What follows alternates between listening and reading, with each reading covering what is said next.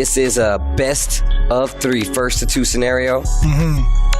It's going to be pretty important for both teams, right? Considering they had already locked in their places into playoffs. If anything, it's going to be a big morale booster for both NL and Christitarian. Actually, it's going to go towards the winner, obviously. But still, information is information, as critical as that is going into the playoffs. And looking into it, right, Versus Vortex, they're going to be the ones thrown into the ringer. They have a lot more games to play in comparison. Also, with the other 4th place person sitting down below for playoffs, they're going to be the first ones up in the playoff spot to duke it out against each other, where Bandits get to wait and see.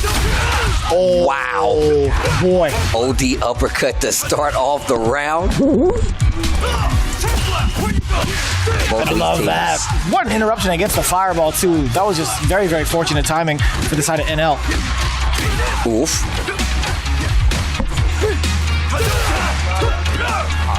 While swinging. Trying to get a hit. Crouch medium punch. Gets the sandblast. Getting closer to that corner. Ooh, a little bit of a hezzy. Like a throw tech. Yeah, that's far enough. And that was an OD fireball, too. Great spacing, good recognition, and great execution from NL. Great job of holding Chris T at bay. Uh-oh, wait a minute. He finds a short. A crouching short kick, by the way. Not able to get the knockdown, but they fight back to the middle of the screen. NL. He's buffering. Yeah, he's already buffering. What is buffering? I can't even tell you. Maybe OD uppercut, getting past the fireball perhaps, but gonna need more than buffering, especially after this scenario. Run stop after the fake out. Oh, didn't have enough life to rebuttal with a drive impact. Good awareness from Christitarian. You saw that's what happened last time. He actually just instantly reacted, didn't have enough for the DI. Oh wow. Punish counter, gets the uppercut, tries to go for the cross up in the corner. NL with the read, goes for the jump fierce.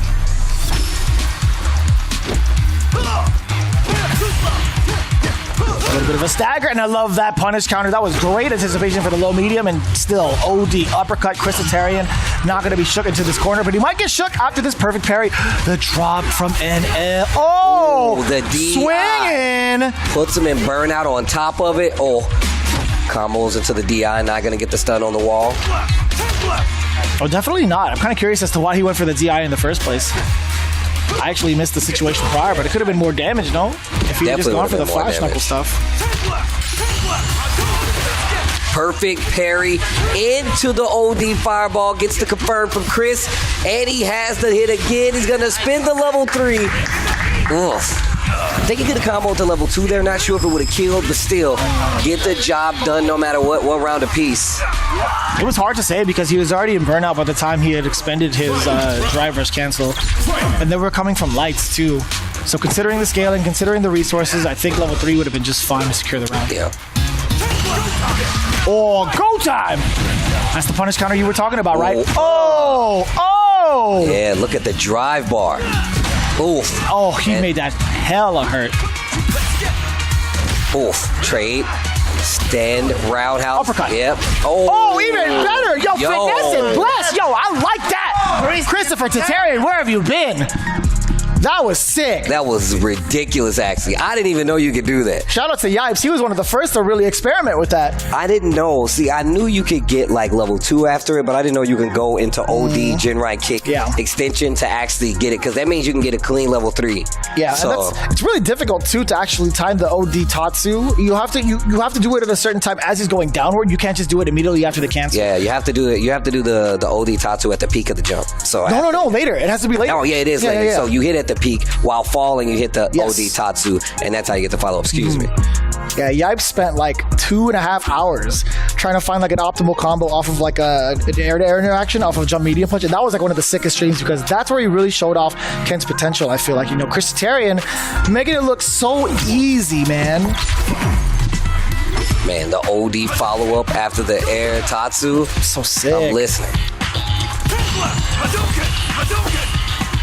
That was so much damage. DI on the Dragon Lash. Oh my god.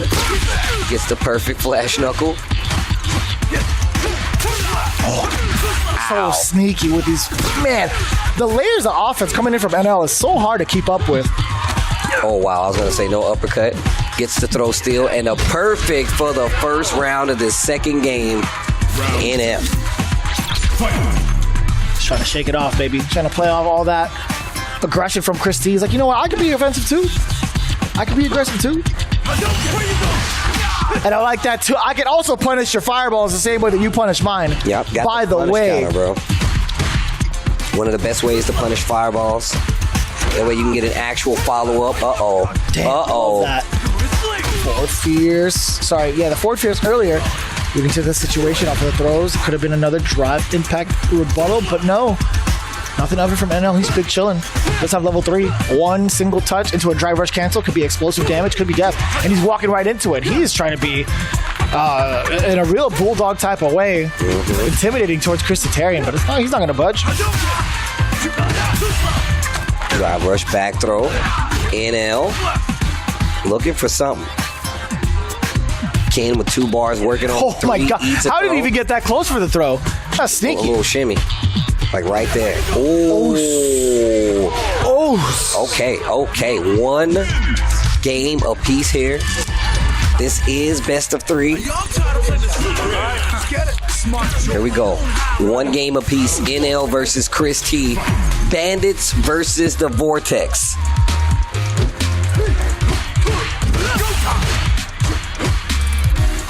Just gonna back there a little bit. A little bit of aggression too coming in from Christitarian.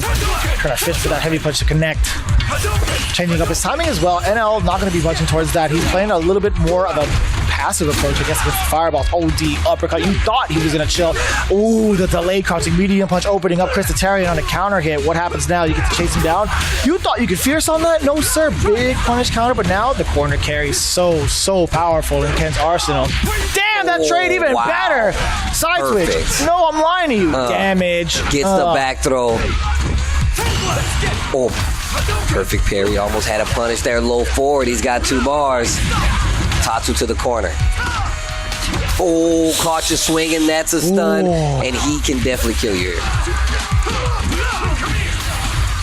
Level 2. Tetsupluginaita. And I think a level 1 would have did it, but you still got 1 for the next round.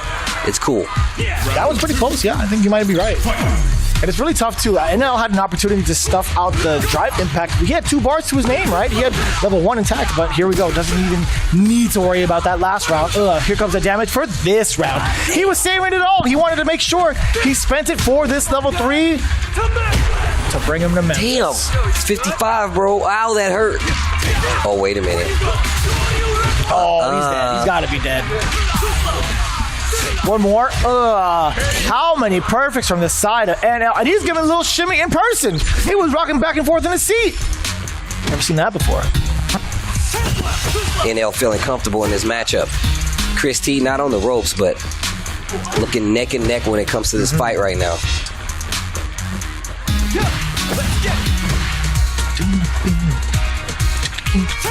Looking for a drive rush. Yep, there it is. Oh, Pagan. Oh, sneaky, trying to steal away some turns. Oh boy. okay. Forward throw.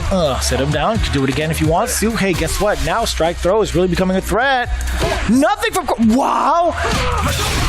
Wow, combo into level 3 from the fireball. Big damage. Chris needs all of this. Chris needs all of this. Doesn't give him the life lead, but a better position to score the hit. Gets the confirmed dash rush. No meter, though. Got to be careful of the fireballs. And DI on the wall, yeah. Put him in the back throw. Christitarian very much so aware of the possibilities. Oh, boy. Beast mode, baby. Hold up. Fireballs are a threat. OD ones at that. Oh, he still got hit. Oh, no, he put himself in overdrive. Or sorry, burnout, excuse me. Oh, get out of here. Out. Luke wins. NL wins versus Vortex.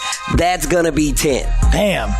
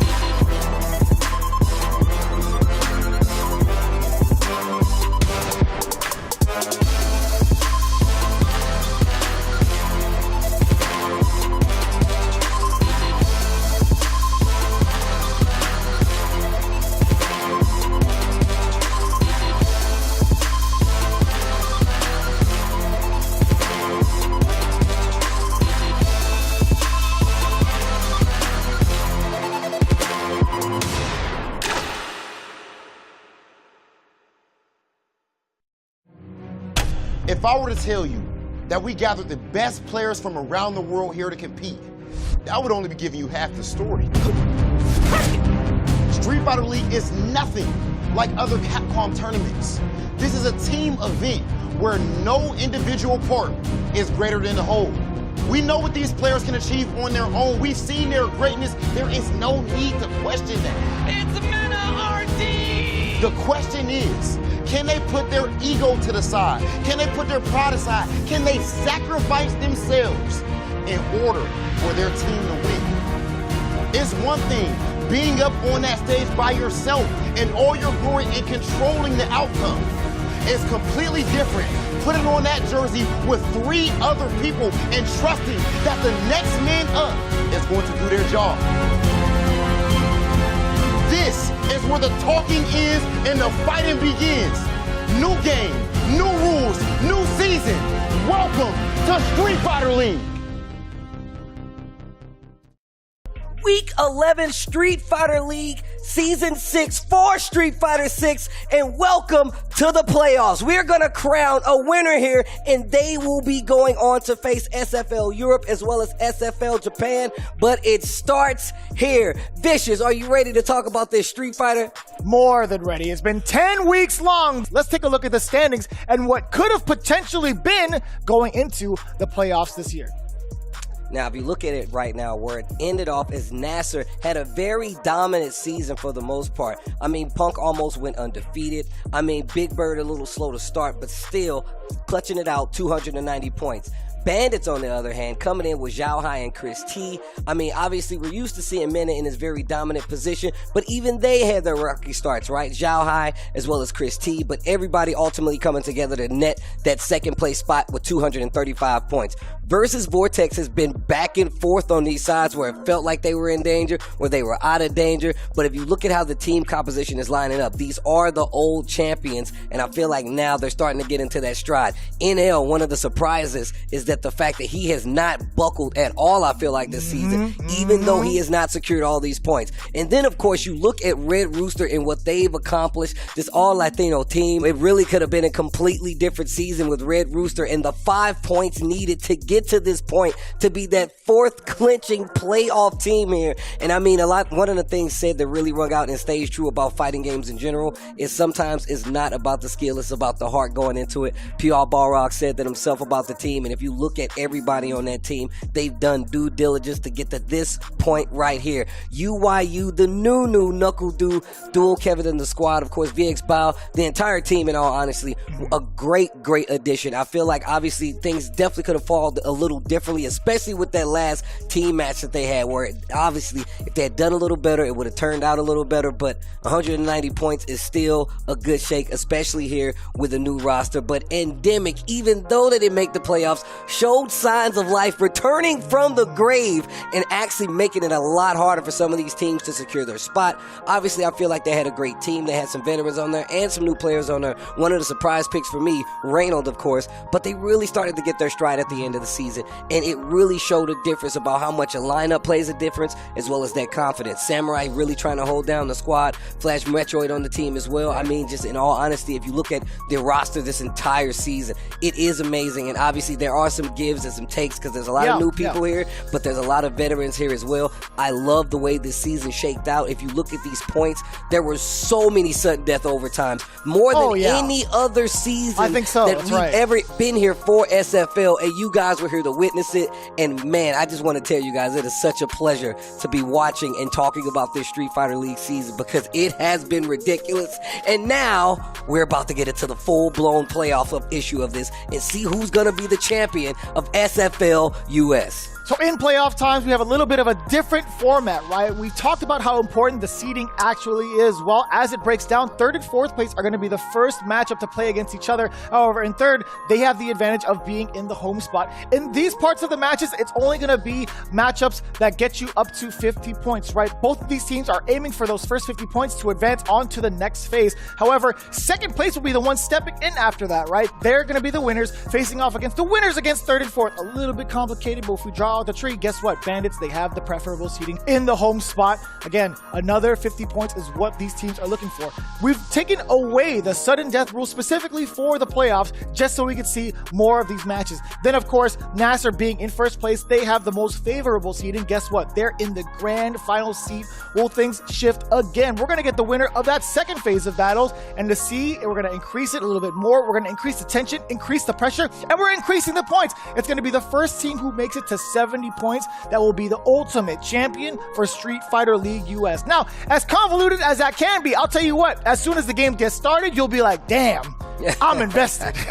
Let's get to the matchups, but before that, let's get to the prizing. $75,000 on the line. For first place is going to be $60,000. That's going to be the lion's share. $15,000 for second place, and of course, the most important part of that is a trip to Capcom Cup to see who faces off against SFL Europe as well as SFL Japan, and that is what is on the line. With everything put into place, let's talk about who's coming up first. Versus Vortex going up against Red Rooster. Then whoever moves on to that, guess what? They got to face off against the Bandits in that second round of playoffs. Then, of course, the winner of that gets to play off against our number one contenders, that is Nasser. That's going to be the flow of the show. You do not want to miss any of it, because next thing you know, we'll already have our champion. Ladies and gentlemen, you stuck with us for this long.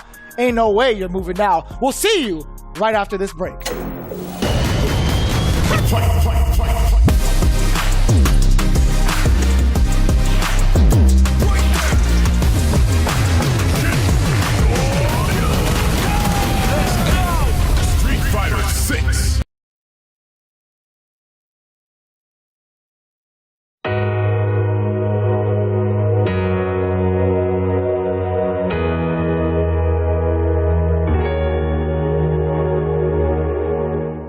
Objection!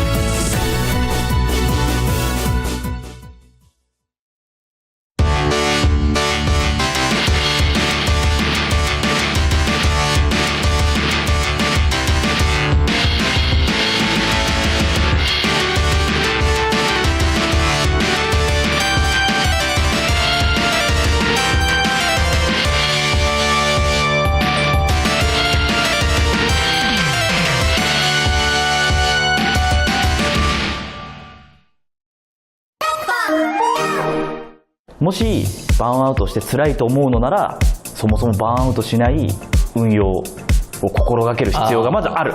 それまず第一。まあそれでもなお人は愚かである。でそっからじゃあどうするんですかをじゃあもう一個考えていきましょうか。ちょっと面白いあれがあるんだけど、通常時ってガードするとマイナスじゃないですか。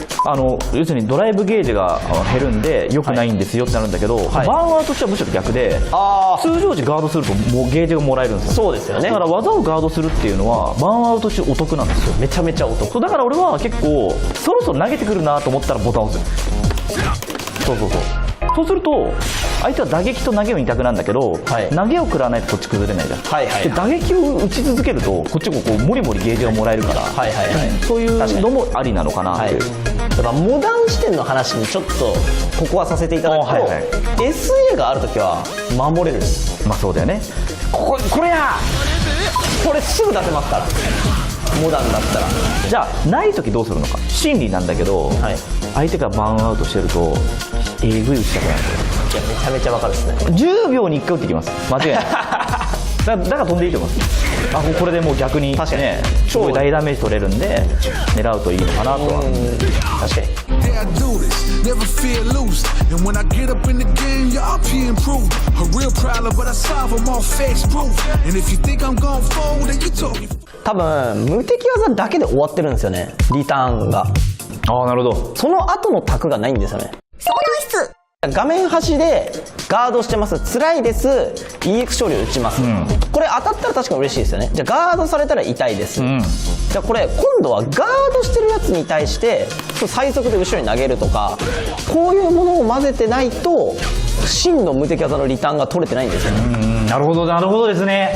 打つ打たないの取捨選択をする前に相手は勝手に無敵技にビビってるんで、持ってるだけで強いんですよ、無敵技を。さらに持ってるだけだと相手もビビってくれないから、打つことで相手をビビらすのが強いですよね。そうですね。だからコマンド投げも結構実は似てるんですよね。コマンド投げが打つことが強いかどうか置いといて、あるのが強いですよね。確かに。固まってると投げられちゃうから、じゃあ動こうってで動くと打撃食らうよねって。でその昇竜拳無敵の技も似たような感じなんですよね。Yeah, I do this, never fear losing. And when I get up in the game, y'all be improved. A real problem, but I solve them all facts proof. And if you think I'm gon' fold, then you talking.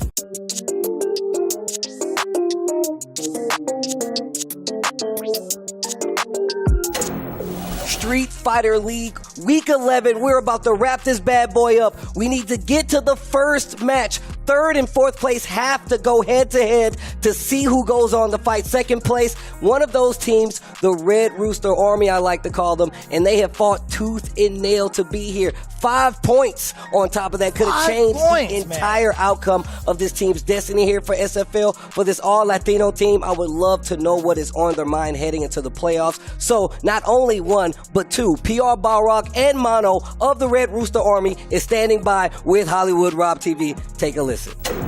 Team Red Rooster by 5 points found their way in the playoffs here in the Street Fighter League. A full Puerto Rican team representing with the greatest of urgency and the highest level of skill.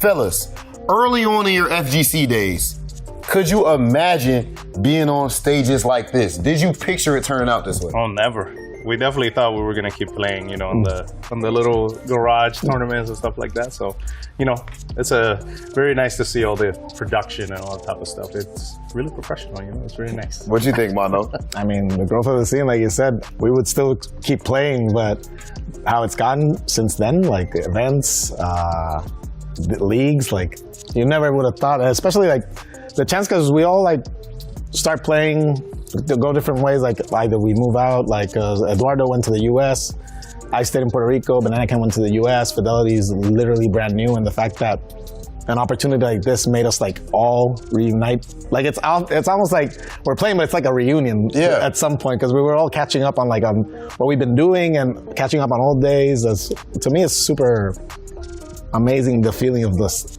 sharing the team with them. So, as far as that support, man, you seeing Mono go up there, I'm not gonna lie, you look extremely confident no matter what his record had been going up to that point. You were talking trash, you hyping him up. What gave you that confidence that he was gonna cook up right there? Or did you have to somewhat put on the face? Well, to be honest, first of all, I love the game. So whenever it turns out to be just a 1-1, I'm just telling him to do absolutely everything. Yeah, it doesn't matter if it's safe or not. So it was pretty fun seeing him do extremely well, because then I can talk. It doesn't matter. They can't say anything. And now we're seeing the other team, they were stressed out. So I was very happy. Yeah, Tim, you was back there going through it. So, sorry for them, but too bad. I think we're gonna get it for sure. So Mono, how do you think that you guys are gonna line up with a Versus Vortex? Specifically, from a player-to-player standpoint, why do you guys win that? I mean, I just, in the earlier weeks that we played against them, like we were away the first game. We were away, and we won the 40 points. And it's like I said, matchup-wise, and even when you asked me when we won, it's really hard to deal with 2 juries and a JP, especially when they have a JP They have a Luke. Jury plays like he has very good experience versus Luke. I play DJ, and Jury's a good matchup for DJ. You have to really think. And the Ken Jury matchup is more or less even. So they have to think really clearly who they want to send to one of the juries. And then you have to think about Bananaken. So I feel that our strategy is very hard to deal with no matter what because of our characters. The fact that we have those characters. And another reason why it's hard to deal with is because y'all got a certain man that goes by the name of Bananaken.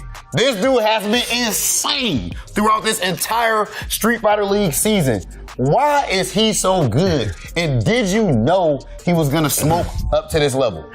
To be honest, I expected 100%. Really? Do you understand That's how crazy. many times me and him were back in Puerto Rico, always talking trash to each other? Bananaken talk a little bit trash. Oh, he does, of course. Just because he's tame now doesn't mean that he does not. Really? Talk. Oh yeah, he used to talk a lot of trash, and you know, I believe that we're ready for all this stuff. He's been in this situation millions of times. Even though it's been in Puerto Rico, it doesn't matter. Once you are in tough situations, he showed it. What's it called? A week ago, right? So. Bananaken has definitely shown clutch, and that is what the Red Rooster as a whole is all about. You've seen these guys with their backs against the wall when they absolutely needed it the most. They couldn't afford the time with UYU. They had to actually beat them out. It comes down to the captain, Mono PR, the fighting pride of Puerto Rico, and he gets it done. We are going to see if that same trend is going to continue into the playoffs. Puerto Rico, I know you're hyped. FGC as a whole, I know you are ready. Team Red Rooster, good luck in the playoffs. Thank you.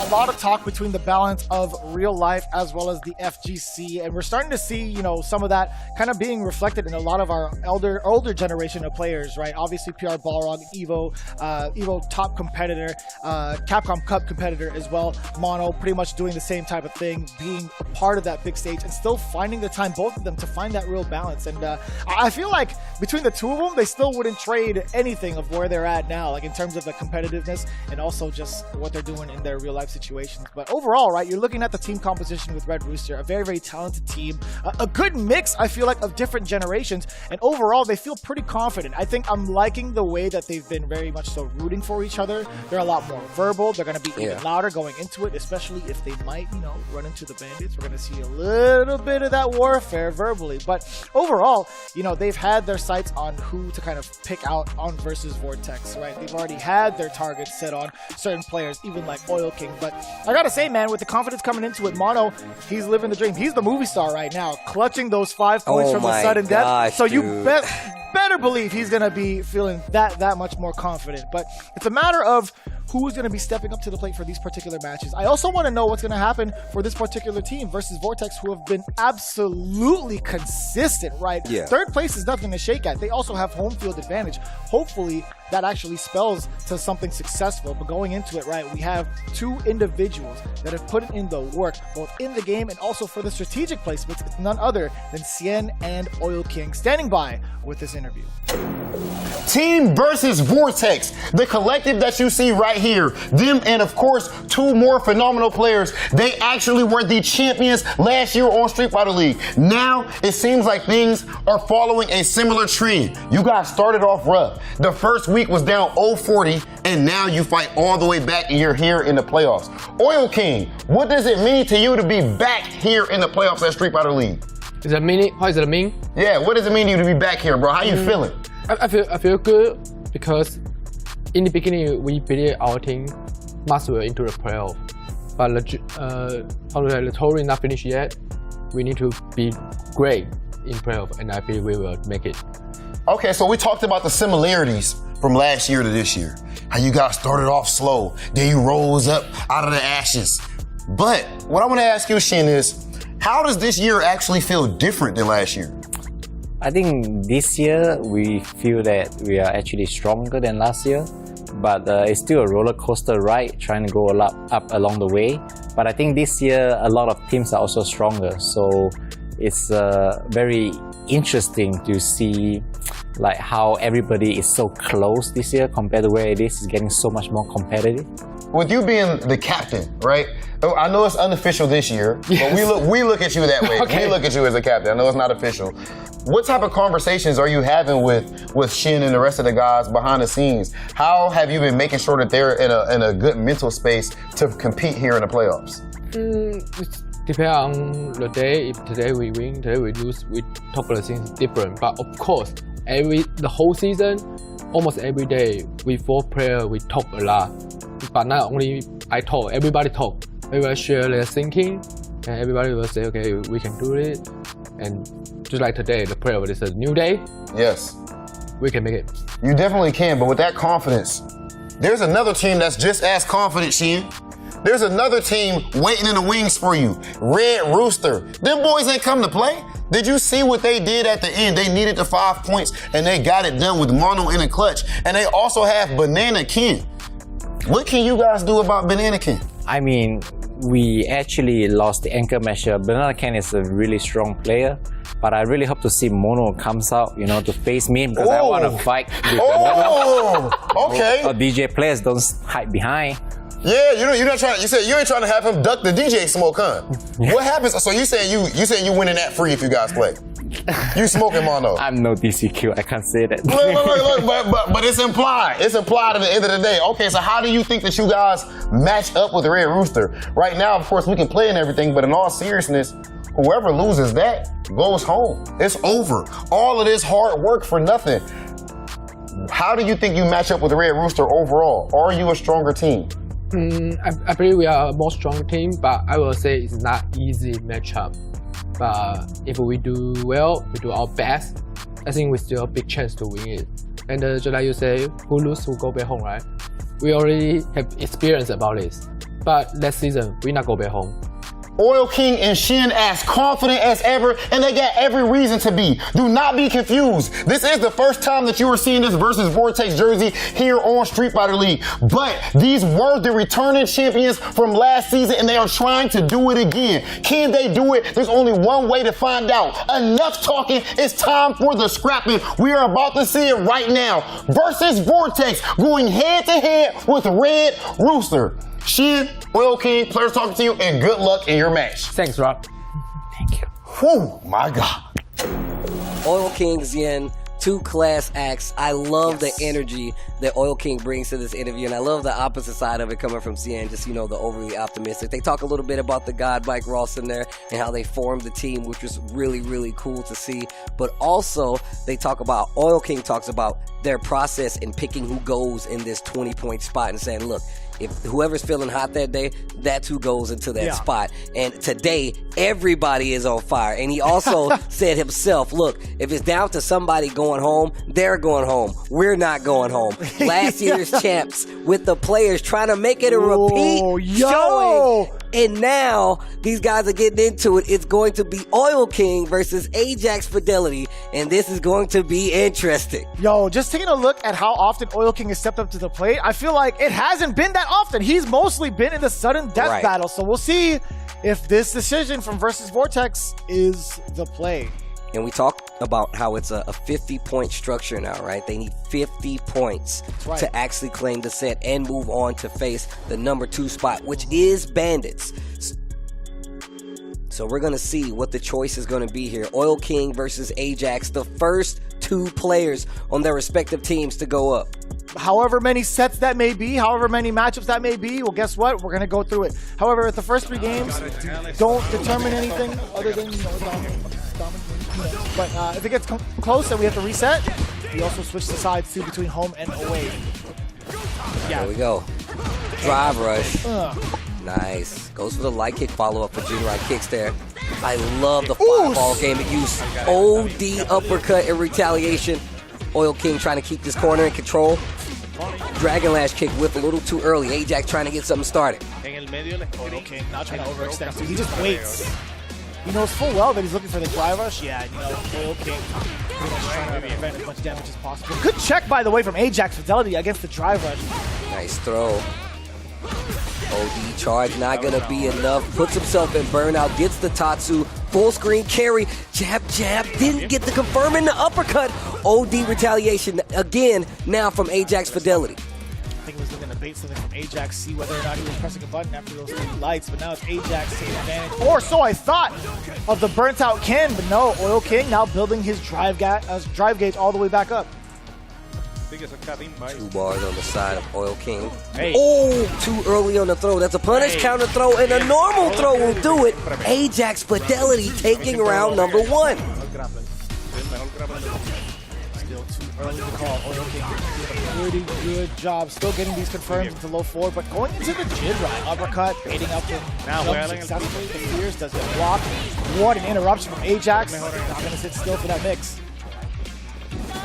Back to the middle of the screen. Tatsu over the fireball. We've seen how readily he's gone to that OD uppercut on Wake Up and how successful it's been. But now back throw, gets corner control. A couple of perfect parries behind it. Run step kick doesn't net anything. Ajax holding his ground.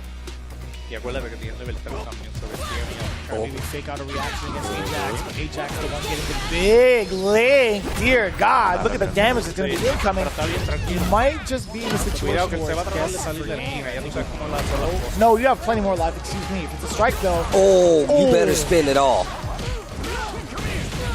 Level 3. Oh, that's going to hurt. That is going to be big damage. Not going to kill, though, but still, the situation looking pretty good for Ajax Fidelity. Just since how he plays this off right here. This is what's going to happen. Oh! Wow, the defense did not pay off.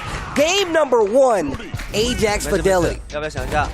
And it's been in these situations where it's down to the wire. Ajax Fidelity showing the clutch factor pretty early, getting that first game. And also in very similar fashion, right? He was down in life significantly.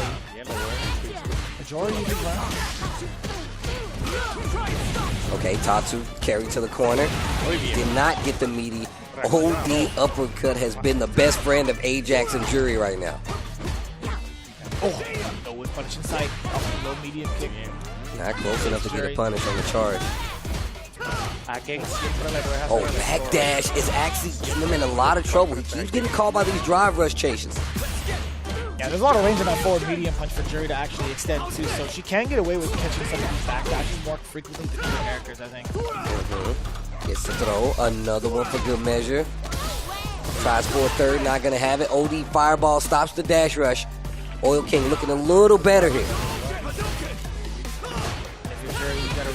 Really be cognizant of the fireball time. Oil King and the spin. The button check against the light. Oh, air to air, nothing. Oh, chip damage is imminent. Standing light kick counter hit. Especially in burnout, you are taking extra disadvantage on those frames. All right, here we go. Round number 2, game 2. Oil King getting one on the board. Ajax still with the lead. Red Rooster still with the lead. Try to get a reaction out with the jab. Ajax not taking the bait. Ooh. Okay, almost still gets picked up here and still in his corner. He had the link. It's way too far out there. Back throw, you already knew it. To the corner you go. Oh. Fierce connects. Okay. Uppercut. No, what's it going to be, level 3? Spins it all. Spins it all. Big damage on top of that and corner position. Not a bad cost. And on top of that, you're on match point. You better make it count, though. Barely just making it to critical art is Ajax Fidelity. Could survive another throw, by the way. Oh, speaking of throws, back throw, this is where it could all be topsy-turvy. Oil King falters on. Oh! The jump fierce coming from Oil King, and he looks back at the bench instantly. NL giving him some words. Heavy kick. You backdash many times now. Hit drive rush into after this. You can punish. Please post it on Twitter. Please let us know at Tasty_Steve, at Vicious FC. Let us know the size of that hitbox. Bro, look, as a Ken player, I'm alright with that. I said boo. Boo this man. Forward throw now. Ooh. Ajax catches the fierce. Big damage. Another uppercut. 50% already gone. Back throw to keep the momentum. This first round in game number 3 not looking good at all for Oil King. A little slow for the punish there. Had the whiff. Didn't get the punish. Successfully jumps out. Another back throw. Ajax Fidelity not letting Oil King breathe at all. Oh. Yo, he's still dead. What was that from Oil King? Did you see? Drive rush forward, right? His body spun around. I genuinely couldn't tell. His body spun around for like a split second. Ajax getting the better of that exchange. It's kind of weird, right? If you're acting second with the drive rush, most of the time you're going to get counter hit. Oh boy. Oh, okay. Tries to force his way in. Not going to work out for Ajax Fidelity. And those two are schmoving back there to the music. That's cool. Oh, that's even cooler. That low forward is just so far. But now, once again, Oil King put himself in burnout. And we know Jury is definitely one of these characters that's great with the offense. So you really got to be careful here. Jump light. Burnout Oil King fighting real well right now, though. Nice. Okay. The air overhead does get blocked. Just in the nick of time, too. Oil King does have full drive range available. He's getting thrown down. Okay. Jumps out successfully. Okay. Oh, just walks into the level 3 activation. That should be. That's going to be a tight one. That felt good, didn't it? Oh my God, he barely. Yes. Overhead Oil King goes down to Ajax Fidelity. 2-0, by the way. I can't believe it, too. He gave him a little fist bump, too. He was like, you know what? I got my utmost faith in this overhead. As soon as it hit, Tiger Woods, baby. Give him the fist bump. NL coming up right now. And PR Balrog standing up to go face NL in the second match here, worth 20 points. NL versus PR Rog. Oil King eating so many throws in that entire fight there. That's hard. It's hard to not eat that many throws. I mean, for both characters, really, because they're still able to get like so much pressure off of a single throw, especially in the corner, right? All they got to do is just kind of dash up and just continuously force your opponent to guess. You can only try to guess right so many times, but you know, you're gonna have to pay for it, for those bits and pieces of information. You could get lucky off of the first mix, but once you get in there again, it's which is going to be a common occurrence. Yeah, it's tough to break, really. And Jury is one of those characters you really got to respect the foot speed on. We were talking about the. No, you don't think so, huh? I think she has average walk speed.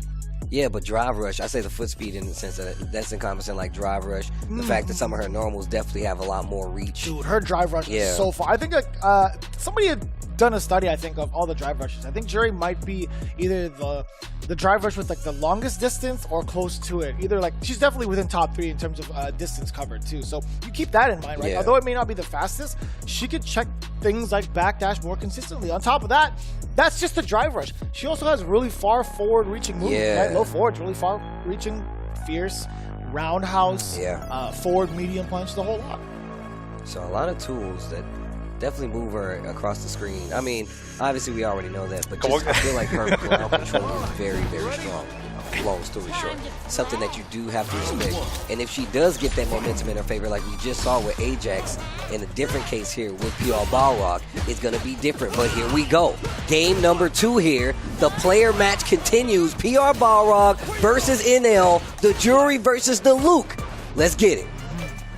We talked about a lot of ground control. Jury can definitely stamp out some normals. Well, guess what? Mr. Sullivan, Luke, actually has those type of normals as well. So you can see the distance that PR Rog is trying to play at, trying to find a way to thread the needle against the fireballs that have been evident. Oh, I love seeing that. Drive rush forward into the flash knuckle.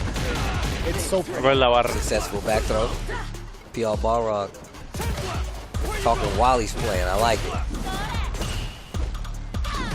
I see NL trying to check the preemptive drive rush right there. That crouch strong. Oh, tries to catch it with a sweep. Low forward from Jury. We talked about this earlier in the season, how PR Balrog really likes to take advantage of like time to get stocks. Yeah. Right now, he hasn't been able to have a chance to do so. Like, he's got one, he's going to follow behind the fireball. Oh, that's actually a great time to get it, yeah. Especially after a knockdown. He could have another one if he wanted to. But no, he wants the offense more than anything. You're just talking about that offense. NL guessing correctly. And just look at that. Already busting out of jail, no corner pressure. He's the one that's going to be in pursuit, but with 18 seconds left. Oh, PR Rog's footsie game is phenomenal. Yo, he checked that. He checks that, and he will continue to do so no matter what game. On top of that, Versus Vortex at home. And they're not getting the 50 in the first run, so they will lose that advantage on the second set. Real solid for PR Rock, right? The pacing of it all is just so difficult, I feel like. But the one normal that rules them all. Crouching medium punch for Luke. From the Coliseum, we're going from Italy to Memphis. That's a big old round trip. PR Balrog doesn't seem too bothered by the level 3 usage. Has one of his own. Tries to get out of there. Nice defense for NL. Proper cash out. That's going to be the round. And, well, I mean, it could have been worse for PR Balrog. He could have used CA, could have wasted a lot of resources. Takes a round instead and still at the deficit when it comes to meter. NL. But spins the drive to get the knockdown and the push towards the corner. PR Rock tried to walk up throw again against NL. He found a lot of success in that in the second round, but NL standing his ground, not trying to overcommit in terms of walking towards Jury. He's going to be within range for a normal. But speaking of normals, now PR Rock being the one to switch it up, all from a low medium kick, checking the normals from NL. The slight switch up from throws. Here we go into the damage now, and also the corner pressure. Medium punch. Oh, no trade combo. Oh, yo, are you hearing PR Balrog got him? Oh no! Right? I'm a genius. Oh no! No!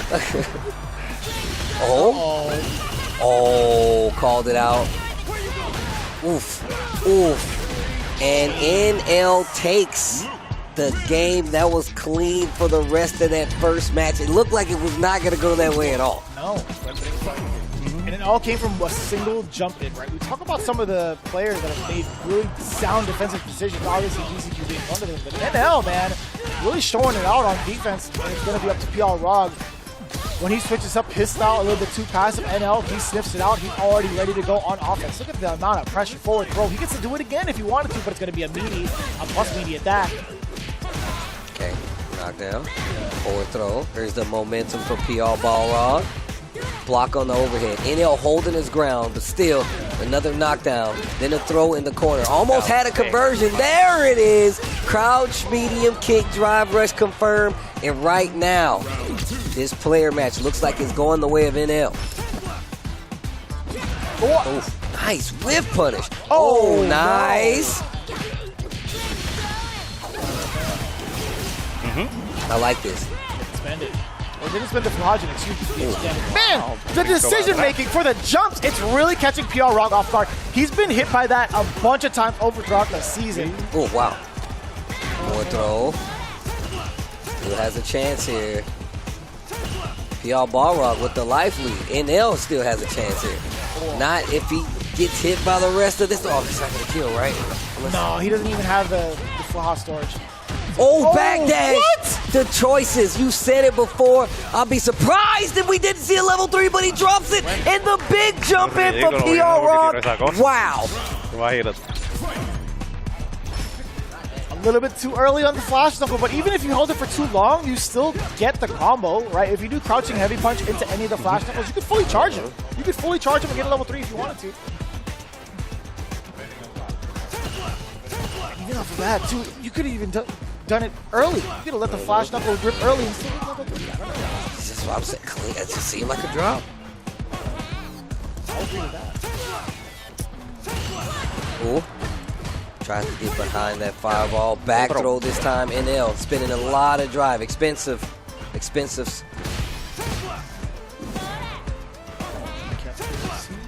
Right.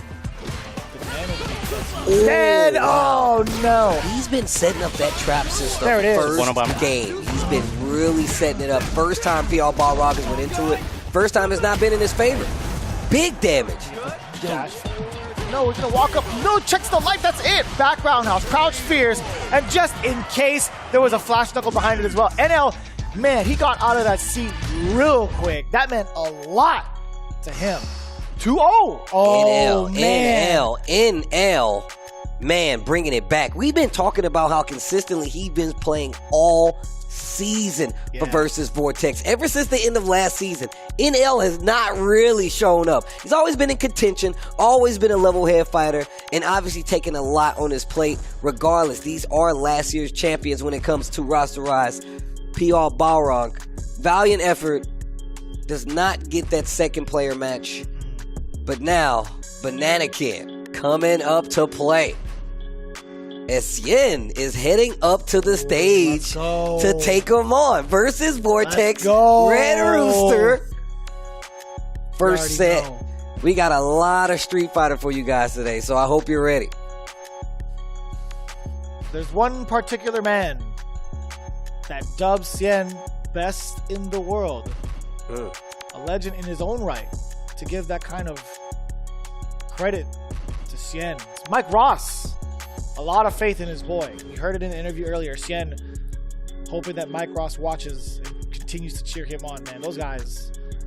Imagine if we got Mike Ross on the set. That'd be crazy. Not even on the set. What if we got Mike Ross on the show? On the team? On one of the teams? No, I mean like anywhere involved in it. If you were a part of the team, sure. All right. This is it right here. Xian versus Bananaken match number 3. However, looking at the points, obviously we still need to find which team will make it to 50 points first. We're going to have that switch up no matter what. However, one of these teams will be walking away with at least the advantage before the switch up. We'll see who nets that first big 30. Xian versus Bananaken. DJ versus JP. Let's get it. Oof. Okay. Oh, nice. Almost had a conversion there. Playing the range game here versus Xian. Wow! Long distance. And still hit it with the Sobot. That's got to be illegal. Illegal in some countries. That drive rush roundhouse was something fierce. Bro. Bars.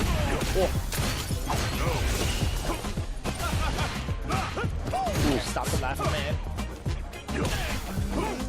Oh. Shot. That wasn't punish counter.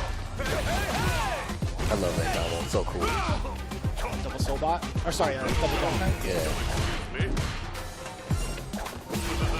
Oh, wow. God, he is whiffing. Man, I was about to say, man, it's great to see Xian holding his ground like that. Lets the parry go a little too early, but now he's in burnout. Oh, he's in hella burnout, too. One more time? No? Oh, no, that's going to work. That's going to work. Medium. Got him. Sir, Xian with the right timing against the Goots. Oh! But drops it. Just cool. Saves his life. Wow. Actually, just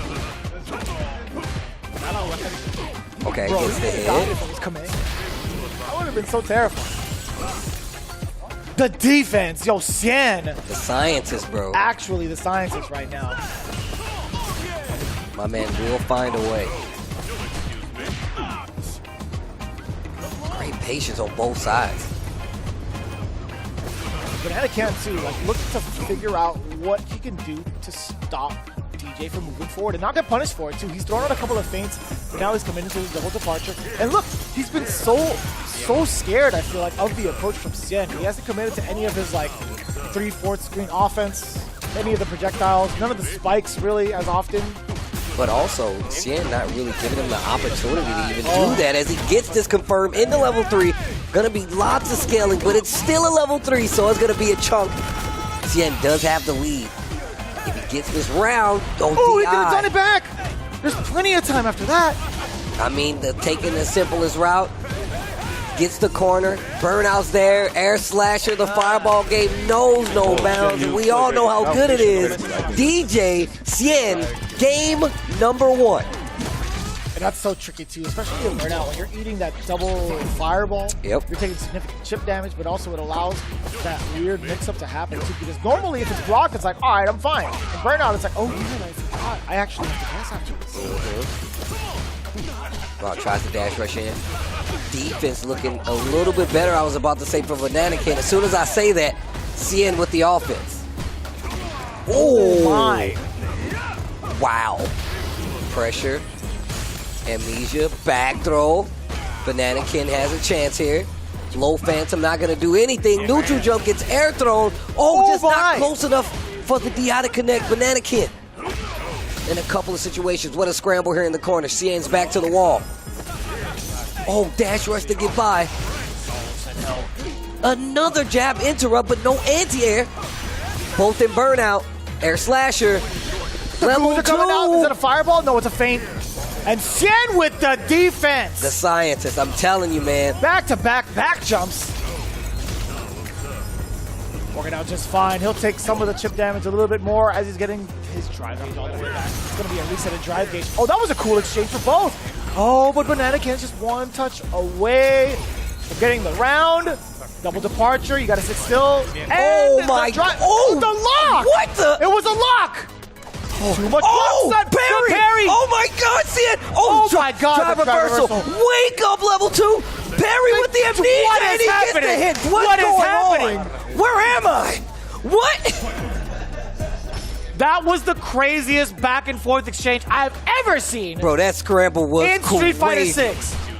The defense from both of these monsters, and I will say these guys are monsters. Jesus, Steve almost ripped my arm off.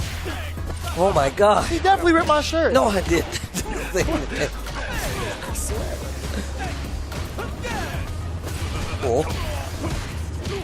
Oh, nice. Gets the drive rush confirmed. Gets the corner on top of it. Oh, tries to move after the OD version. Level 2, not even needed. The level 1. Xian answers back instantly. Woo! Medium kick. Turns out for that roundhouse go.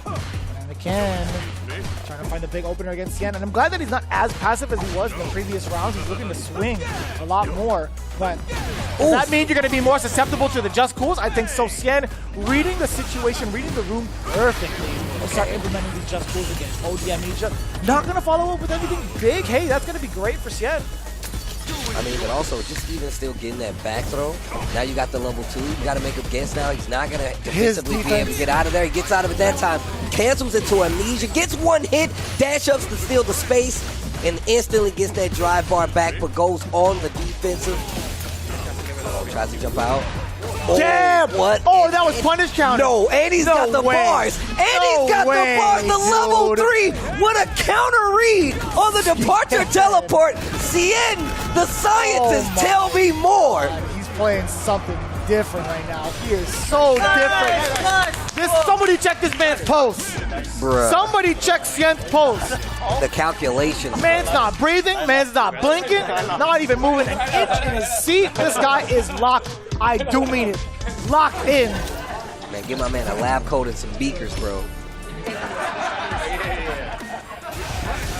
don't need the fire. He don't need the Bunsen burner. He's been lighting up Bananaken thus far.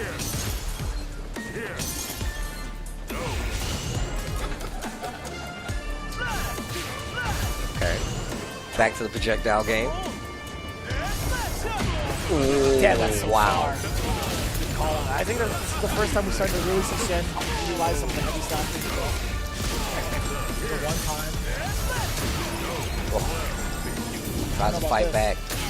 Oh, wow. Just walks up, gets the feint, and still Xian okay with hitting jab in that scenario. Wow. Jesus. Baits out the Amnesia. Reset once again. Smart parry, but still finds an opening. Bananaken. Man, Bananaken looking so strong right now. Oh, and as soon as I say that, jump in. Gets a punish counter throw right after. Xian. Well, the perfect parry against the Sobot. He had to go for a strike. He couldn't get the throw. He was way too far out there as well. But I like that. The side switch and the damage on top of it, building some meter. But man, Xian is still always ready. He's going to cash out this level 3. It's not going to kill, but that's a lot of damage. It sure is. Plus the drive rush on top of it. Dash in there instead. It was wrong. No drive rush needed. Level 3 on the side of Bananaken. That's CA. That's CA if you get hit. But he's not going to get the hit. The perfect jump in. Did you see that, by the way? The neutral jump. As soon as the purple stuff came out, he was expecting a command grab. He's already akin to what Bananaken wants to do. He's looking for the trick stuff. Level 3 confirmed early in that round. Yeah, the neutral jump is definitely a good defense against especially versus certain projectiles, because a lot of times if he uses OD projectile, you got to block one of those hits. But he cleared both of them, and if it was command throw, like you said, it would have actually cleared it as well. So But not that time. Oh, the perfect for Bananaken. Perfectly placed command throw from JP. And now we got another one. And you can tell DCQ talking to Xian, and he is definitely listening. It's the rule of Bananaken. You're going to get hit once minimum by this command grab. It's going to happen. And he's done it in some of the most clutch scenarios. Adding this one to it, staying alive, pretty clutch to me. Let's see it. Game number 4. Can he find a rebuttal against Xian? Oh, nice. Keeps the screen control, so you have to deal with the departure. Sets it up again. Wow. Xian having a hard time navigating to the middle of the screen right now. I like that. Damn! Oh, it could have popped up a little bit too late on the... I think maybe it was too far and too late. That ain't too far. He ain't too late for this one. Set up once again. Oh, I like that. Jackknife, maximum OD.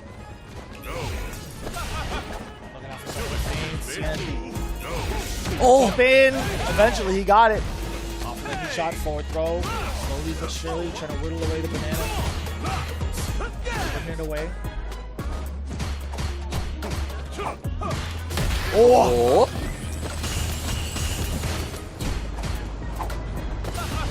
Oh, I love seeing those drive rush checks. Oh, I love seeing speaking those of- drive rush checks. So with this sequence, he's gonna go for the roundhouse one. Yeah, either way. Resetting for mid screen, that's totally fine for Xian. And looking for a bait immediately afterwards. Oh, you can put him in burnout. Oh, Bananaken's the one that does it to himself. You thought you could departure win? You thought you could departure win? Not here. What? Not now. Oh, conversion. Bananaken. Not trying to go quietly. Gets to level 3, cashes out early. This is a round he would need to win. Half-life, that's what he paid. Xian tries to drive rush out. Another conversion by Bananaken. Spins the OD. Doesn't finish the target string. Gets the back throw out of the corner. Oh, wow, gets the sweep, though. Xian trying to fight back. Big life deficit on his side. Oh. Wow, drive rush forward. Catches the neutral jump this time. ODI not going to be quick enough. Bananaken gets another round on the board. Interesting decision. We haven't really seen that. Maybe he's trying to catch the landing frames on it. Using the drive impact from Xian. I'm not sure. I'm really not sure about the decision. I haven't seen it in a while. Oh, caught the landing frames this time. Oh no. Drive rush. Gets the corner. Oh. DI not going to do anything. Xian tightening up the defense. Oh, level 2. Gotta be a fake. Yeah, just a little too late on the jump, but he still got out of there. Departure's there. Yeah, minimal damage. I don't think that's too bad if you stand at the cost of 2 bars from the side of Bananaken. You'll easily take that. But look at that drive bar on the side of Xian. Spending a lot of resources defending here. Good block. Overhead. Not prepared for the hit that came afterwards. That was a manual block too. Okay, drive rush in once again. DJ puts himself in the corner though. DI gets the stun. Oh, the drop! Oh no! Nerves are hitting. Gave up a lot of damage right there. What Not was sure what that that? was, but I know what this is. A level 3. And right now, nerves are high. Oil King freaking out in the back. His jaw is dropping, bro. His jaw is completely dropped right now. +2 scenario. Plus 3 from that is gonna be Xian taking down 30 points for Versus Vortex. We're switching it up. Let's see if Red Rooster could find a way to strategize in rebuttal. They are now in the home position. Versus Vortex, they got to establish their squad, being in the home or being in the away position now. See, now the thing is, we've been kind of talking about this all season. All season, they've been putting Bananaken in this situation where he is the main breadwinner of the team. Banana breadwinner. And when I tell you, it's so much more difficult to make this happen consistently, especially now when you have the rest of these other teams aiming for this by just like, look, we're going to put our toughest gun there to make them fight. Now, the difference is now Red Rooster does have that home field advantage, so they will get the chance to counterpick Versus Vortex. But before we get to the other half of this team match here in the playoffs for SFL, these guys need some time to configure their team, see what the lineup is going to be, get their picks selected. In that time, we will be taking a break, but we will come back with the second set of SFL Season 6 playoffs. Join us right after this.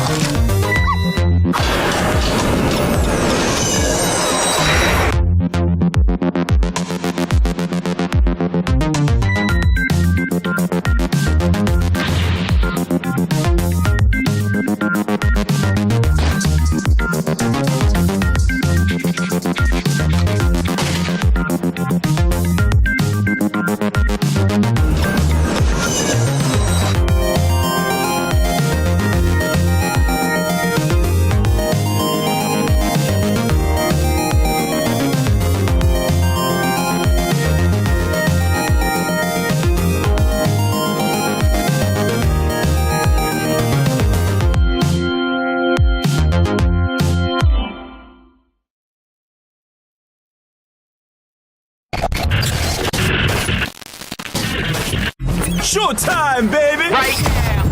Everyone's got a ticket for this Capcom Cup is getting a show. Right final game, final round! You couldn't write a better story! Get into the ring! God, I'm low. Guard my soul. All of my thoughts be dark like coal. Up to the party, y'all don't want smoke. Energize the body, raise up the yard. Right now! I'll take on all of you! Right now! I want it all right now! Bring it on! Show me your strength! Feet on the ground, look around. This corner pressure is where ending will come through. No more games. Time to get serious. Mena Rd taking it down defensively against the biggest red thus far.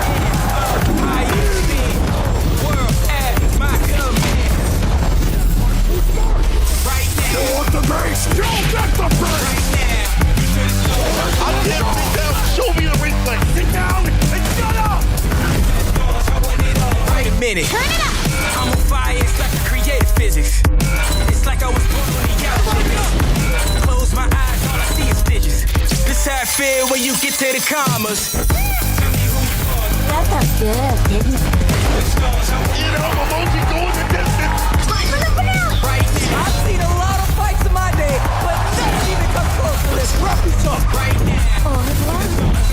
Meaningless effort.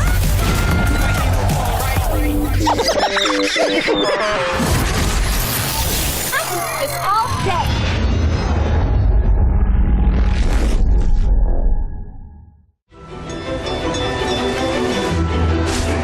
I present the Hunter from Komura.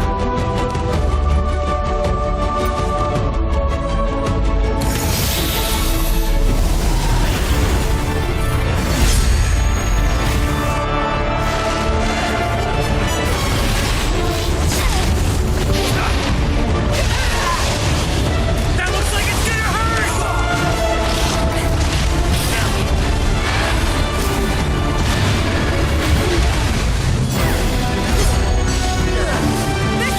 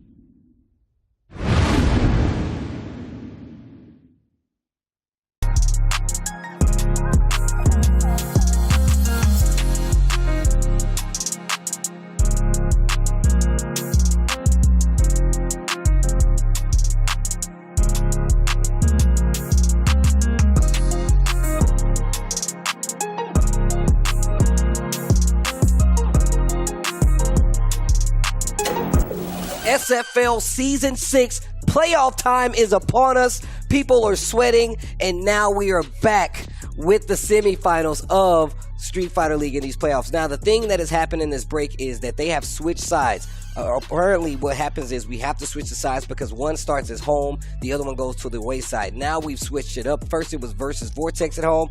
Now it is Red Rooster at home. So Bananaken going up against NL, it just makes perfect sense to do it. Yeah, I'm going to tell you right now. And on top of that, right, like, let's just say Bananaken gets that 10, right? Like, they're going to need to win those next 3. They need to win the next 3. Yeah. Like, so that's what's the problem. The thing is that if NL gets this 10, they only need 50. That means 10 to go, right? So no matter what happens, I feel like you're trying to push them on the ropes if you're NL and Versus Vortex. Hence the reason NL is out here first. Bananaken has been the breadwinner of this team. So, of course, they're going to send them out first, try to score those 10 points, and then put the pressure on the fact that they dealt with one of their biggest guns in NL. I mean, obviously, it's a team full of killers, but NL has definitely been on a hot streak. Very interesting, too. What happens afterwards, though? Let's say Bananaken happens to survive, get another 10 points for their belt. Now you're looking at 30-20. You're looking to face up against DCQ, who's been pretty dominant. Yeah. And then you have who? I mean, I'd imagine Xian is going to be on the away side as the anchor. That's going to be tough. That's going to be extremely tough. Yeah, that's going to be tough. I mean, if you look at, the fact that, Bananaken, their heaviest weapon, I would say, just based off of results, going first, that means the rest of the team is going to have to put up now. That means whatever happens after this is going to be on either Mono, PR Balrog, or Ajax Fidelity. We've seen Ajax play very well. I mean, we've seen PR Balrog very much hold his own this entire SFL. And Mono stepped up when it was time and the team needed him the most. And now they have to put one of their biggest weapons in this situation because they need these guaranteed points, or what they feel like is guaranteed points heading into this other half of the first player match. Now, here we go. Talking about what happened in the previous set, we saw a little bit of nerves coming from the side of Bananaken. I think it's the biggest problem that we were kind of highlighting earlier before we got into playoffs. What happens when you send up a guy who's had all the pressure on him week in, week out in the anchor spot to play off in this exact scenario? Will he manage to clutch it out, or will he crumble? I'm kind of curious, man. Bananaken, see if he can get a rebuttal from the previous set in that anchor spot right now. NL already doing massive damage into the corner now. Strange after that. OD Amnesia, the throw tech, dissipating at least both. The defense is there. Excellent parry decision. Oh, big jump in roundhouse. NL push it to the corner. Amnesia is out in play. Gets the throw in between the projectiles. Bananaken still fighting here. Clips him with the OD pierce. The spikes out of the ground. Successful jump. Gets him with one projectile. Perfect parry. And NL you need to spin the bar, but out to make sure he's going to spin the bar anyway. I love NL trying to get the 10 points. Spend that meter. Spend that one bar. You still got one in your name? Oh, you're just fine. Bananaken also. Yo creo que nunca la ataque. Él tiene mejor botón.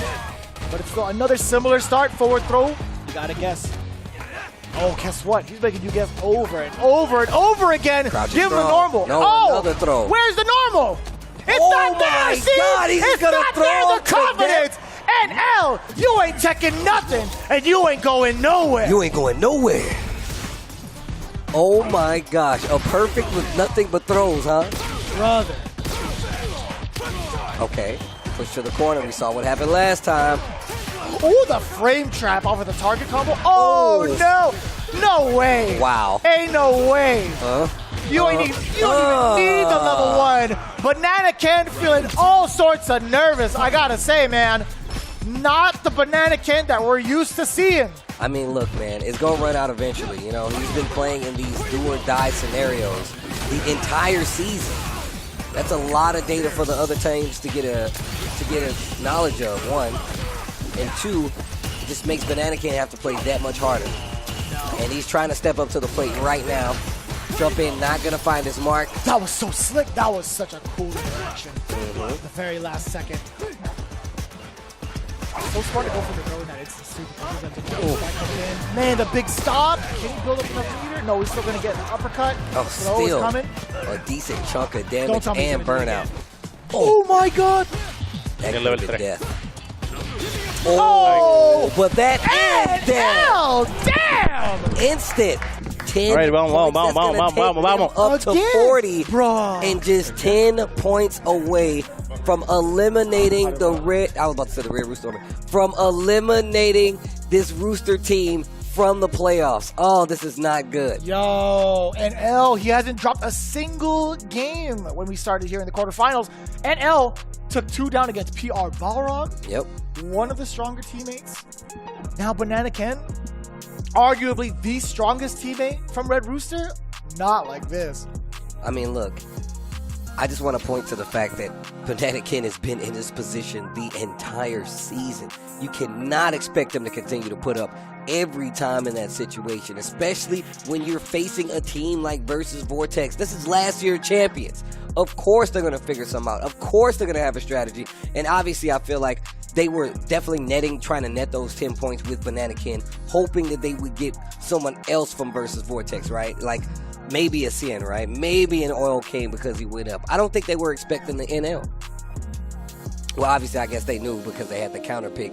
That's why they sent up. That's why they sent up Bananaken. Which is interesting because it kind of lets me know that maybe they're nervous about setting somebody up for NL for those 10 points. Like I would have imagined maybe Bananaken going up second, potentially third, but you can't risk it, right? It doesn't guarantee you will even get to that third place spot.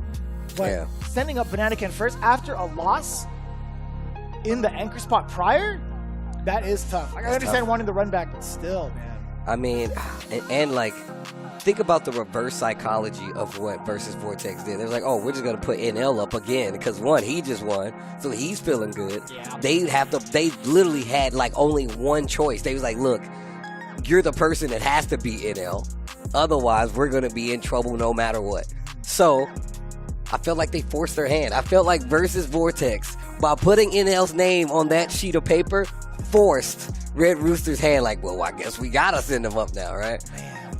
Oh, man. So now, Ajax. Ajax coming up to face off against DCQ. If you're talking about head-to-head, I haven't really seen them play against each other. In terms of the points, however, DCQ has had a much more stable run in comparison to Ajax, but it's not to take away from Ajax, right? We've had him shine like no other, taking out the only man that was undefeated up until like what, week number 8, number 9? It could be 7, but again, Ajax Fidelity taking down Punk the God a little bit earlier, so we know what that potential looks like. We know that Ajax Fidelity has it in him to take down some of the top dogs. But this is a different breed, man. This is former champion DCQ. Look, I'm going to tell you that I think that Ajax can definitely do this.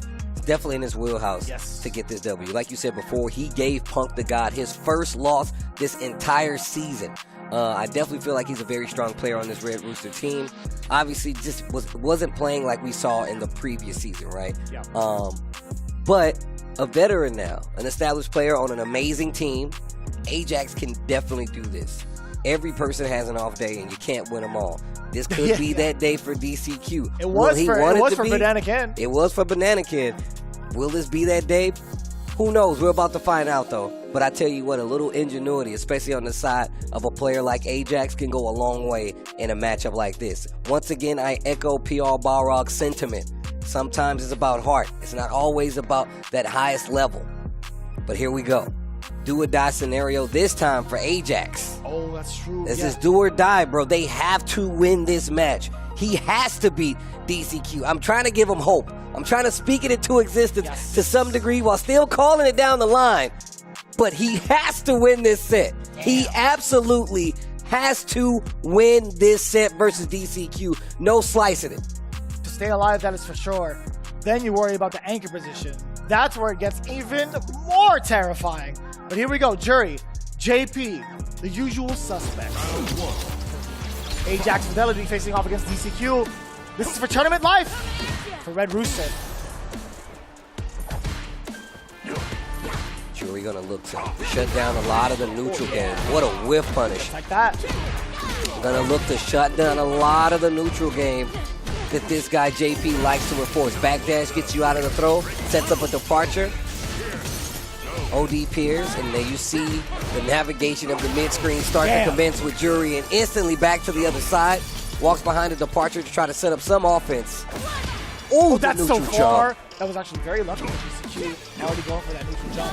And to be fair, that's something you would expect to do against a Jury, right? Most of them want to drive rush forward. Neutral jump is not a bad way to counter against it if you're not ready for the grounded approach. Back throw, tries to dash rush up for another one. Not going to work out, just backs away. The false ones. I like that, wasting a little bit of that drive bar, holding that parry. Really does put you in a little guess situation. Finds a hit. DCQ, departure. Staying there. Got a lot of Psycho Ghosts coming out. A lot of the Phantoms faking out. He's waiting. DCQ, the defense, we know him as having one of the best defensive plays throughout the league. Oh, look at the burnout right now, and look at this pressure coming from Jury. And look, this is so smart in burnout. You got to hold all this. Goes for the overhead in the string. What an interrupt. This dude DCQ. And now we're setting up the, no way. That was going to be tough. Even if Ajax, let's say he blocked the entire sequence, right? I'm pretty sure DCQ would put himself in a position where he's still allowed to act. And with 4 seconds left, there's no doubt that Ajax would have been suffering from that time over the lead. Still, a knockdown even better for DCQ. I'm not going to worry about that. DI. Nice catch. Ajax, once again, a must-win scenario right now. Gets the whip punish and punish counter on top of that. Keeps the corner pressure. Another throw, Ajax Fidelity. Another throw, Ajax Fidelity with an opportunity. Bam, bam. Parry up close. But he still has to block because of amnesia. This guy has the layers. What an awareness, though. I can tell you that right now. So far away. Oh, that trade didn't kill. Immediate enough damage. Get started. Departure. Don't be overzealous. Don't overextend. Any hit will do it. Forward throw, still a better position that you would have been in. Drive rush in, looking for something. Wow, he set off the departure as soon as there was a gap. Level 2 for the pressure, holding the parry. Jump out of there. Oh, I like the defensive options. Another block of the overhead. And now in burnout, there's an opportunity. Oh my God, he walked up the throw to dissipate the fireball. That was so smart. Not going to take chip damage for free off of the fireballs, except for that moment. He thought the drive rush was coming. I totally understand the neutral jump lands on the fireball. Chip damage victory going towards Ajax Fidelity. And he still has 3 bars. So if he gets a hit, he's probably going to cash out. But that's going to be a long ways off if he continues this neutral game as strong as he does. Back throw puts the screen between them once again, but back a lot closer to the wall on JP's side. He does have that opportunity to set up the teleport. Gets the hit with the level 3, like I said, early cash out. Y es un capero así de que te queda. Yo no sé por qué te queda. Ajax in this first game versus DCQ versus Vortex. Oh my gosh, stand roundhouse. Oh, Jesus. He hit the stand roundhouse, got the full target combo, and now once again, full screen distance away from JP, and now Ajax has to find a way in. Dash rush almost did it. Another level 2. What's the guess? Oh, the low. Oh, and the defense was so good for so long for Ajax. Sí, eso fue una capa. That was the first game? Yeah. That's crazy. That's actually crazy. The pace of both of them felt like it was a full-on set. You can see it too. I mean, it's gone down to the wire, to be fair. There were multiple instances where the timer went down to 20 to 30 seconds. Even one at 4 seconds left. This is a nail-biter for sure. Ajax Fidelity trying to keep the team alive. Currently down 1 game. Taking the time to reassess. Yeah, the team pretty vocal about what to do next. Pretty vocal about what it is that DCQ is doing. I'm going to tell you right now, Red Rooster, definitely thinking about this. They cannot. Ajax cannot lose this match. Cannot lose this match. Or that is the end of the Red Rooster team here for SFL this season. Very strong showing no matter what. It's still a fighting chance, so let's not talk like it's over just yet. Ajax trying to find a way in. He's so strong on the defensive side. I respect it though. Offense ain't too shabby either. Oh man, this is so tough too. Like, 3/4 of the screen to full screen. JP could be full control, but one Bien. fly run open could be it, but the roundhouse from Ajax Fidelity. It was a counter hit. As much as he wants to. Look at the assault. DCQ, when he plays offense, ooh, so much damage to the drive gauge. So what he's doing is he's switching between the feints for the phantoms and switching between the low and the overhead. And really making Ajax second guess some of his opportunities, but doing a great job now. He's fighting back into it, gets JP to the corner. No anti-air, even though he tried to jump out. Gets the knockdown and the charge now. Oh, what an interruption! How does he find the time to press these buttons, man? It's like you can't stagger against him at all. Jump back. Looking for something. Drive looking almost empty. On both sides. Back there. The one time Ajax went for the throw instead of the normal. Just enough damage on the level 1. Yo, DCQ. They're one round away from moving on into the semifinals to face off against Bandits. Unless Gallo Rojo, with the hopes of Ajax Fidelity, let's see if we can bring it to the next round at least. Oh, what an air throw call out. Ajax. Life lead this time. Hold on. Hold on. Oh, punish counter. Tick throw. Ajax with a confident lead right now. I like that. I like that. Even PR Balrog, ridiculous. A perfect lead. A perfect round. Ajax. Oh. You know, DCQ's been poking a lot with video. I wonder, oh, wait, hold up. Let's talk about that later. Feng Shui coming in hot. The damage is there, set up for the serve. Corner carry, safe jump. Oh, yeah, Aegis, the plus for Ajax. Being able to dissipate one of the orbs off of that throw. He's not going to look for those anymore. He is busting down the normal. Nice parry, just holding it, doing the entire super bar still being activated. Mira, no se queda quieto siempre en la defensa. Open up JP, DCQ, back throw, sets out the departure. You can see him backing up quite a bit. Got to be careful of the feints. And the way he's been using that drive rush, really got to be careful of the spacing. Especially right there. Especially right there. Small stagger on the jab, gets the level 3 confirmed. And now, this situation not looking too good. But Red Rooster, He still has time to recover. Oh, that's going to be more than enough damage. Is this it? DCQ not going to drop it. Versus Vortex moves on to the next stage to face off against the Bandits in the semifinals. Oh, man. A nail-biting situation. A nail-biting season for Red Rooster, who only made it to the situation with a 5-point success. And that was shout-outs to Mono, man. Shout-outs to the entire team. That Red Rooster team is definitely something special, man. Valiant effort. Did make it over 2 other teams here, and that did come down to the wire like we said before. Man, shout-outs to the entire team. Ajax Fidelity. Of course, PR Balrog, it's been such an honor. Mono, PR, oh my gosh, Bananaken. The entire team has just done such an amazing job. Great representation this time around. Always, especially when you have a player like Mono, but just a lot of history between those players. And it's been an honor to hear how they feel about being on the team throughout the SFL season, and I really hope we get to see them back next season.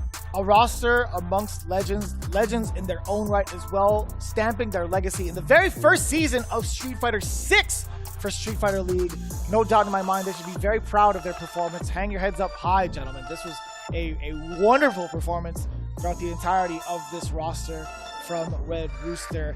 Not going to be the last you hear from them, that is for sure. Whether it's in Street Fighter League, whether it's in their own individual accomplishments, best believe these guys are something ridiculous to be aware of going into the future throughout the entirety of the Capcom Pro Tour.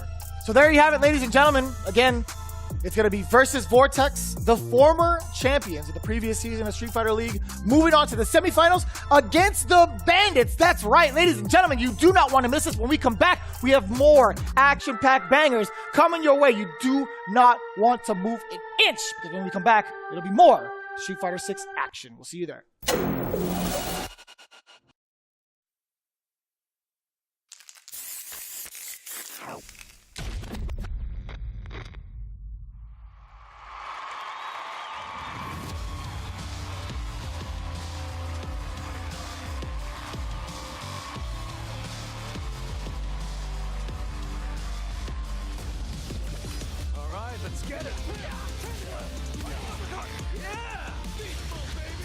thing. Let's dance. Hey, where's my bed? Washino, as I command the stage. 1, 2, 3. Make way for the ninja star. From the Bushindu. I live for battle. Second helping of you. Time for battle is here. Wants to duke it out with me? Shall we begin then? Do you need to take a rest? I'm game if you are. You'll see. Yeah, we gonna crank it up. Let's get it on. Another mission awaits. Do you plan to fight at all? Quiet. All right, I'm ready. Your footwork's sloppy. This of mine? Behold this body of work. You are lacking. I'll show you strong. Allow yoga to guide you. What is it? The power of yoga. I'll show you the power of my kung fu. I'm ready for you. Just bring it! Think you could break my defense? Got you in my sights. Smart choice. Bring it.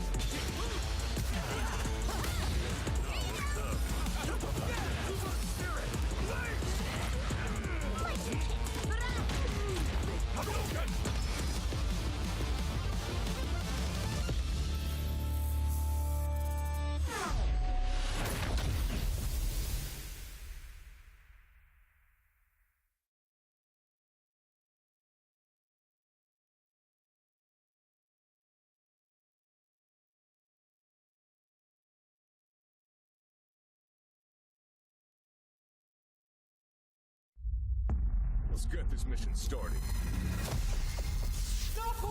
Is your Capcom Fighters. He is your 2018 champion. We got more Street Fighter League. I know you can smell the tension in the air. We back in the field, back. We ready, it's time. Ooh, punish counter. Out of the huddle, you know that I climb.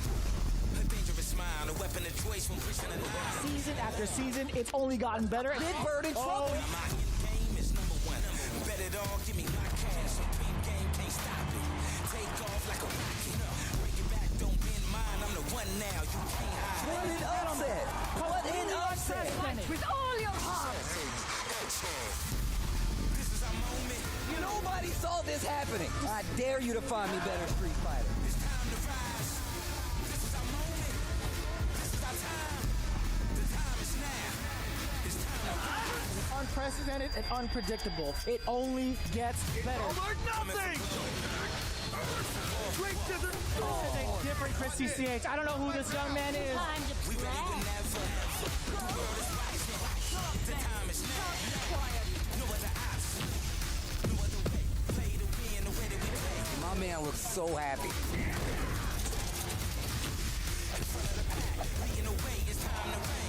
Word momentum, his speed in general, so hard. Into the bottom, ain't nothing to fear. We running the game. Mena Rd taking it down convincingly against the biggest sprint that we've seen thus far. This is the hardest season of Street Fighter League ever. Doing it for the time. History in the making. This is our moment. Yeah, this is our time. This kid is ridiculous. This kid is ridiculous. This is our moment. This is our time. He gives a kiss to the audience. I love that. Who is this thing? Full fight. execute. Audience, have your day now. This is our time. You are your Street Fighter League US champion.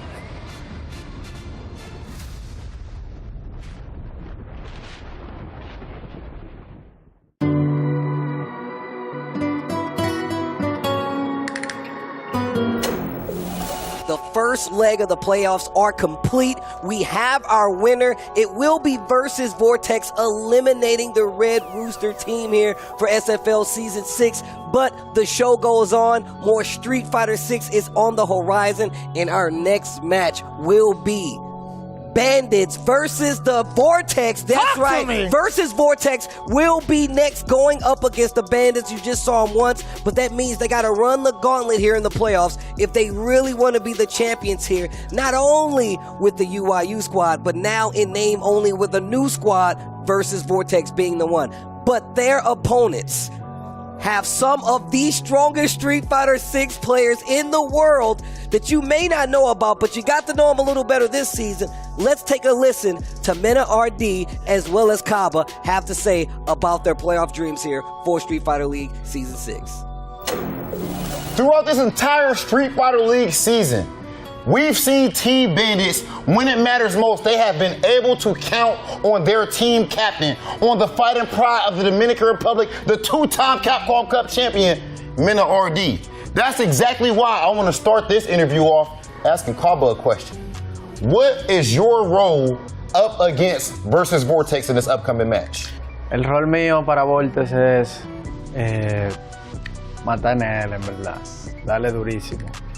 Siempre compañerismo en todo lo macho. Esto es un día normal. Esto es otro día normal de cómo han sido todos los otros días anteriores.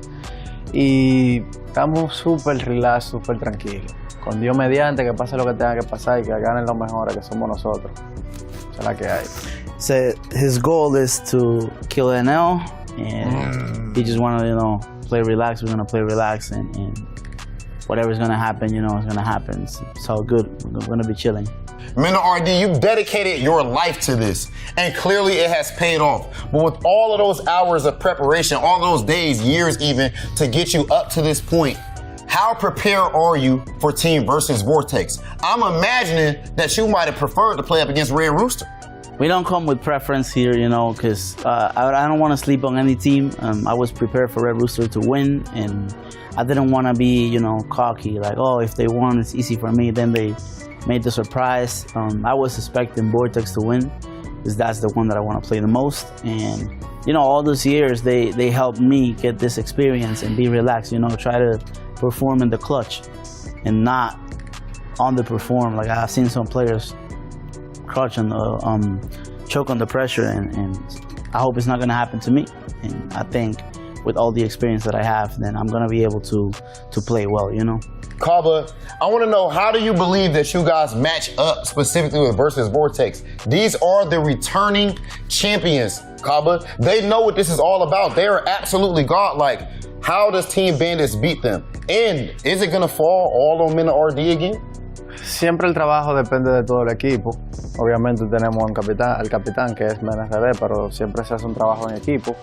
Y claro que sí, nosotros estamos preparados para ganarle a todo el mundo, a todo el equipo del mundo, incluyendo todo el Street Fighter League de todos los lados. Nos sentimos bien, estamos preparados, así que tira la siguiente pregunta, que ya se está resuelta. He says the duty, the responsibility relies on the whole team. They have, their captain, me, but that all of them have to perform, and that we're ready to beat any team in any Street Fighter League, in the world, not only US, but Japan and in Europe too. And to get the next question ready, because that one is sorted out.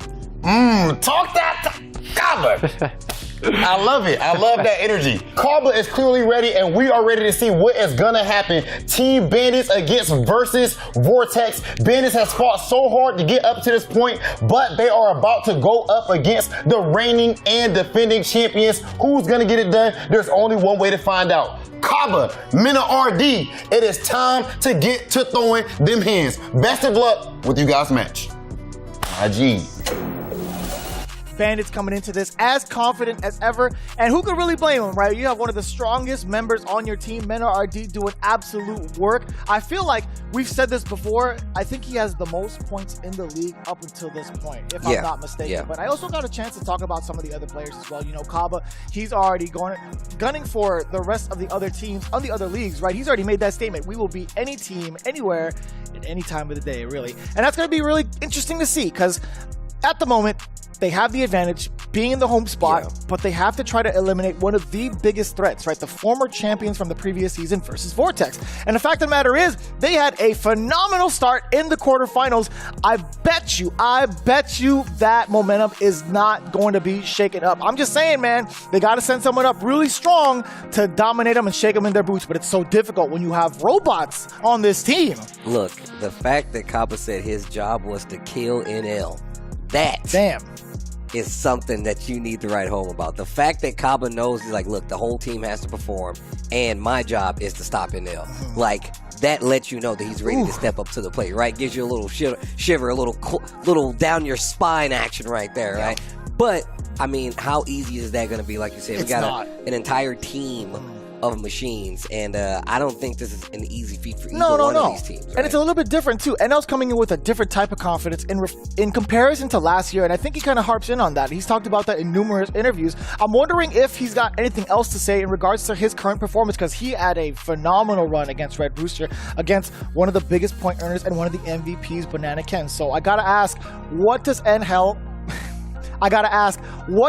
have going into this matchup for the Bandits, who have been absolutely dominant, alongside Xian, who's been pretty much the scientist of the team? You had mentioned this numerous times over. I do believe RobTV has both of those individuals standing by with Versus Vortex.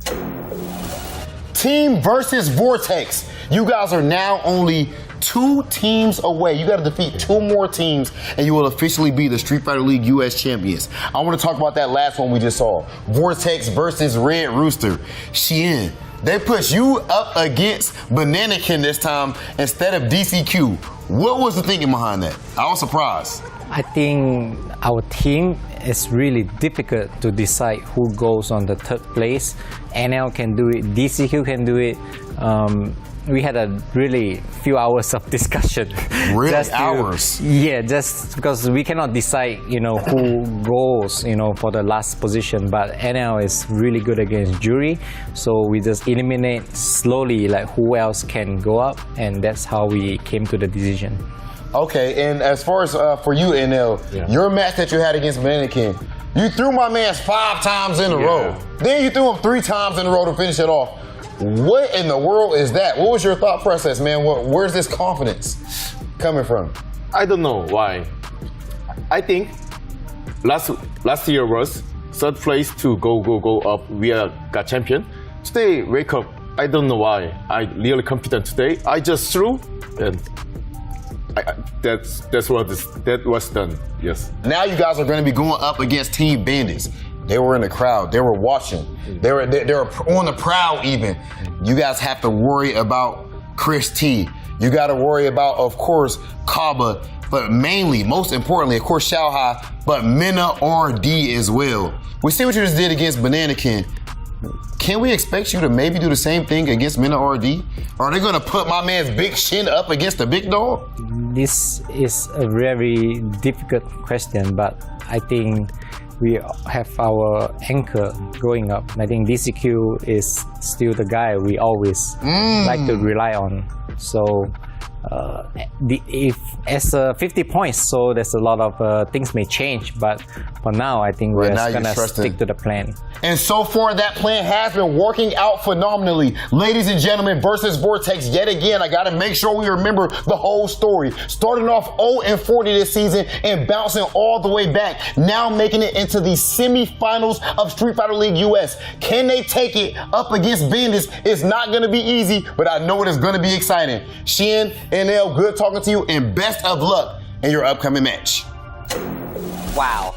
NL Xian actually saying, like, look, in the match when I got all the throws, I just kept going in. It was a brave throw, because it was a couple times he literally just inched up a little bit further, throw to get that. But that makes a lot of sense, though, especially considering how strong they were playing the neutral in some of those situations. I think he instilled the fear of God in him, to be honest with you. When he had him in the corner, like, that's the most dangerous time to actually guess as to what Luke's going to be doing, because if he gets the counter hit, it could lead to so much damage. We still hear that quote of taking the throw. Well, guess what? NL stuck to his guns. He threw him, I think, 5 times straight. Yeah. That was like a bunch of people were talking about it. It's like, yo, man, I've never seen Bananaken like sit still that much, like ever.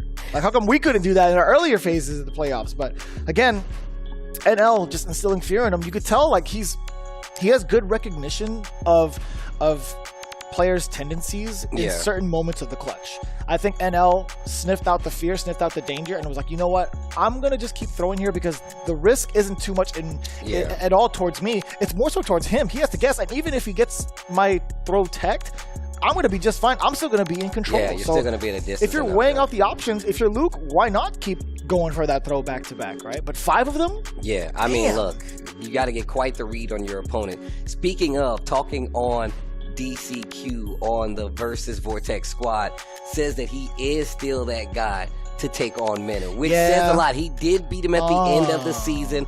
A lot of contention around that match. We actually discussed it in our own later on to see how that was possible. We were arguing in like the studio. It was like, yeah, but what happens here in the semifinals? Well, if DCQ does this, but what about Mena? I feel like that's the underline right there. But what about Mena? This is, look, first off, this is going to be a big match, What's he going to do? This is the 3rd place spot here for SFL Season 6 for the playoffs. It is going to be Versus Vortex taking on the Bandits. But first, Xian versus Shia High to start it off. Wow, remember, this is for 50 points, so there will at least be one reset here. There will be no sudden death overtimes. We're getting it done in sets. And Xiao High, Xian, DJ, Luke, it looks like, is going to be the first match. Ooh, I mean, I don't think so, right? He's just chilling. He's waiting for his notes. He's looking to see what he needs to do to take down Xian. I mean, overall, his character selection has been what? Ken and Jury. JP, sometimes JP, but if he does pull out the Luke, color me surprised, genuinely. Look, I wouldn't be surprised. He plays Ain't no way. many characters, bro. Ain't no way. I mean, he's not locked in on Luke, but... All right, here we go. Game number 1. Xiao High, Xian, Bandits versus Vortex. Pressure looking real strong already. Surprised to go for the JP pick, right? He highlighted Jury a little bit ago. Immediately switched over to the JP, the perfect parry. Not a tool, man. We get the forward throw. I like that reset. Gets the forward throw. Ooh, even better. Perfect parry. Gets the carry. Back to the end of the screen. And that corner was looking like it was in favor of JP. Oh, Xian drops the combo. Gets the knee shot, though. Now, that target combo, he's looking for a situation to force the guess against Xiao High mostly. And he's used that a couple of times over to get the strike throw game going. It's very interesting, too. That standing medium punch, he can connect it to crouching medium punch for the damage route. But again, I love the mind games that Xian's starting to implement here. Man, you see Xiao High really trying to get something started right now. Life pretty identical on both bars. They both have 2 bars, and the first cash out is going to come on the side of Xian. The DJ going to keep the positioning as with the roundhouse. The jab interruption coming in from Xiao High. The spike is there, and so is the confirm into the Goon Squad. Juggle him up, yes sir. Let's go. An expensive start from both ends. Yeah. Xiao High willing to spend those resources to get the first round locked in. Bars, life, and drive were all identical in the last seconds of that round. Big pickup here for Xian. Amnesia still gets the knockdown, still gets the conversion, even though took a combo because of it. This guy Xiao High is on another one right now. And we've seen him suffer a tremendous loss to Reynolds before this even started, before the playoffs even started, right? He was shook from the get-go. He's looking to find ways to redeem himself in this gameplay, and he's doing a great job of it right now. Oh, wow. I like the range on that drive rush. Gets the forward throw steal. Xiao High beautiful. Left himself open, sends out the Phantom. Xian finds an opening, trying to bait out a reaction. Neutral jump just to see. No anti-air afterwards, but an interrupt on the drive rush. Full screen, stay back there in level 3. Coming up on both ends here. A lot closer for Xiao High, though. Oh, that's not good. Put yourself in burnout, and now you got to put yourself in this guest situation with the level 2. Defense is going to be the game. Defense. Almost got the jump in. It Not was bad at all. an interrupt into the level 2. It's so impressive seeing the light confirms into the super so consistently. Xian is actually one of those guys that gets such big damage off of some of these lights, and it's so impressive. Even back in 5, right, we've seen the counter hit crouch jabs into like full-on sequences. The first things we say is like, man, his confirms are insane. I'm glad that he's kept it up, obviously. I feel like those things never leave him. Yeah, he's been consistent with that throughout the season as well, right? Oof. Okay. Carry to the corner, dash up. Oh. Same side neutral jump, finds the heavy punch. Or better yet, that Fierce gets the sweep. Xian trying to run away with it. Archer departed, trying to walk forward. Almost gets that departure off screen, but still has to hold it in the defensive series. Jumps out there. Xian drive rushes back in and once again puts himself in the corner. Interrupt. Word? Xiao High has level 3. That is a scary place to press a button, my man. Burnout once again for Xiao High. No, not for Xiao High, but for Xian. Xian whiff, goes straight into the level 2. He is still in burnout though, and level 3 is there. Dash up, looking for something big. Oh no, burnout is there. Jumps forward this time, and then goes for the anti-air. What a beast! He sniped him. Shit! With the lab coat on. Fixes his glasses, writes something on the clipboard, dash up anti-air while the level 2 from JP is still going on. He has hypothesized correctly on what to do in this matchup, this test, coming up positive in terms of what he needs to get done and looking to replicate the results. We'll see what happens though. All the lab work being put in. Tried to get a reaction out of him. He actually works out. Xiao High drive rushes in. Although Xian still looking the worst when it comes to these drive bars. No, punish counter that could have been huge. I think he wanted OD just cool and he missed the input. I genuinely think so because you can prop him up a little bit more on the juggle at that angle, especially off of a punish counter. Oh, do it again. Oh, you can juggle it. Level 1. Wow, this dude Xian. Dash up, they trade, almost got a trade combo in favor of Xian. Nice. Xiao High takes the option of jumping out, confirms and gets the knockdown and the round. Round 3, game 2. Remember, first to 50 is what's on the board right now. No matter how many sets it takes. Nice conversion. Dash rush up this time. Either man's game. In this positioning, yeah, JP, I feel like does have the upper hand just because of the range alone on some of these projectiles. He's gonna dash up, the anti-air is there, the knee shot is gonna be checked. The crouching medium punch again, he's getting so much mileage out of this. Xian. Again, the lights. Ooh. Has only level 2. I don't know if he wants to spend it though. Life lead is in his favor, yeah. Exactly that. And you know he's gonna spend it. And you know he's gonna spend it. And now, in burnout, Xian, put him in a tree. That psycho power tree. Hit him with the handkerchief as well, and he's in burnout. Chip is definitely a factor. He's got to traverse the entire screen. All these obstacles. Like a Mega Man stage out here. I don't know. I feel like he could have taken the blocks a couple more. He could have taken a couple of more to force the burnout against Xiao High, actually. Getting a little too anxious. Gives up a game to Xiao High. Remember, the first game's best of 3, first to 2. Yeah, taking a look at the amount of life that Xian had under his belt, I think he could have taken at least a sequence and a half. And then Xiao High, he would have been forced to pump the brakes. Like, he wouldn't be able to throw out some of these OD spikes as much just because of the fear of burnout. And then I think by then, Xian would have been able to rebuild his drive gauge. No, I think you're exactly right. That series just goes down to like who's got the most nerves, right? Like, are you gonna wait it out? Oof. Speaking of waiting it out, that's not Xian. Xian finds a way in, carries to the corner, gets the jab and the throw on the follow-up. Tries to go for an interrupt, not working out. Xian in control. Last match here in this player match here. Stutter from the jabs, trying to sneak in a jump. Anti-air definitely effective for Xiao High. Keeps Xian at bay. Drive rush forward again. Not in time for the anti-air after the just cool. The overhead is there.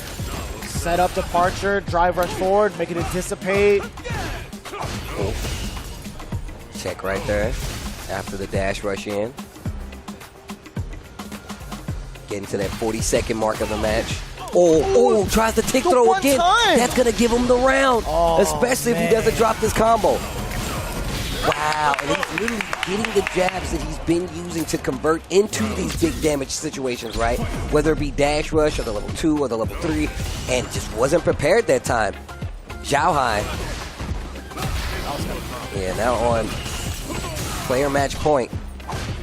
Using the lows. Yeah, double time over. You can see Xian probably trying to move out of the way. That perhaps. Oh, that's actually kind of rough. The punish counter. One too many low forwards from the side of Shia High. The Just Cool does snipe him out. Big damage. Punish counter into the big damage indeed. Full body massage. Damn. And the damage to the drive counter as well. Sorry, the drive gauge.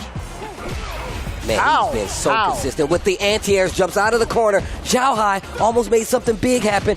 Gets clipped by the sweep though. Oh, the knee shot actually works out this time. And I don't think he has enough empty meter to do it. So he's in burnout. Here comes the pressure.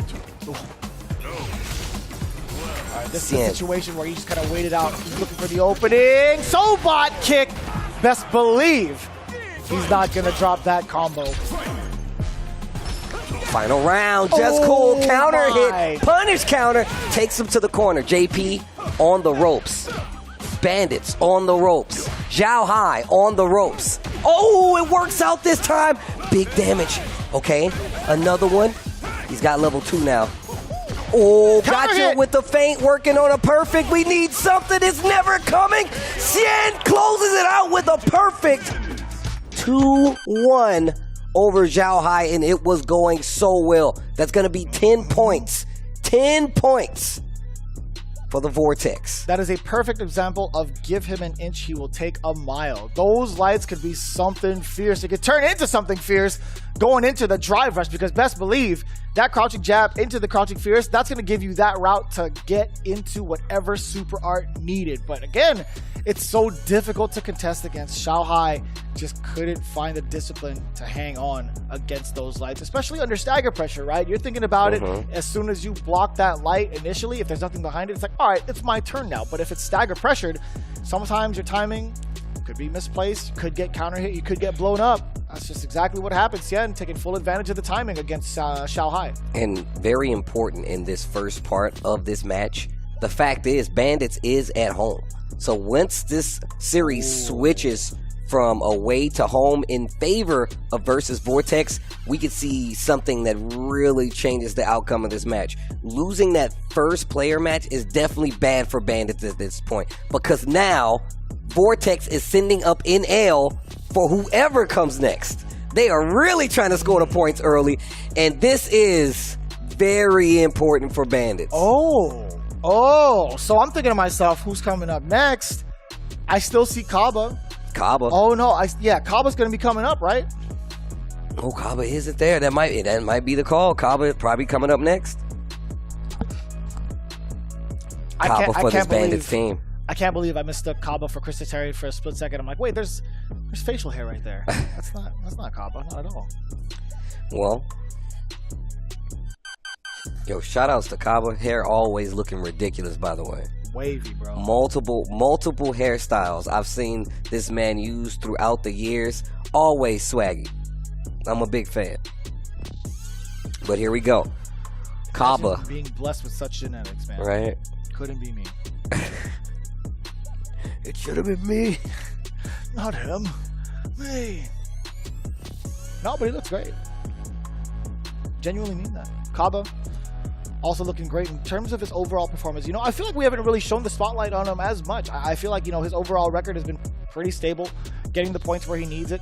But overall, as a contender, as an individual, in terms of the damage he does on a weekly basis in all of these weekly events, he's doing phenomenally. Again, he's one of the winners, or he was the Defend the North champ a while ago. Also taking down some of the big-time East Coast tournaments. Can't disregard him. Again, one of the strongest guys we could ask for outside of Knuckle Dew as well. I think, you know, they go toe-to-toe. Well, just for the record, guys, this is important. Once again, the home scenario means you get an opportunity to know the player order ahead of time of the opposing team, so you can set up your roster around whoever is coming up. But remember, this is first to 50. They will be switching sides, so that means the home advantage will go to Versus Vortex in the second half. Ooh, yeah. The only way it switches back is if we get to a third set between these two teams, in which case it would be do or die for both of them. But right now, the lead is in favor of Versus Vortex. All right. See it. NL coming out of a hot streak. Again, I feel like he hasn't really dropped any games thus far, right? NL has won 4 games straight since the quarterfinals. See if he can continue that streak. Ooh. Damn, that's a punish counter and a half, if you ask me. Punish countering with the sweep, brother. OD right there. Ooh. Just small pokes. I like Caba playing this pace, though, especially against NL. Oh, not even a flash kick. There's the OD flash kick in preparation for an exact moment, the drive rush and the standing medium kick, too. Stuffing out the approach. And you notice his boom placements are a lot different than Knuckle Dude's. Yeah, they really are. But he also uses let's go. normals in some of these situations to keep you at bay and control the neutral. Kick the hell out of him, see?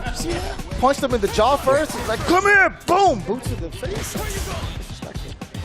NL trying to find a way to open up Caba, but it is not working. Caba holding his ground. Sobot.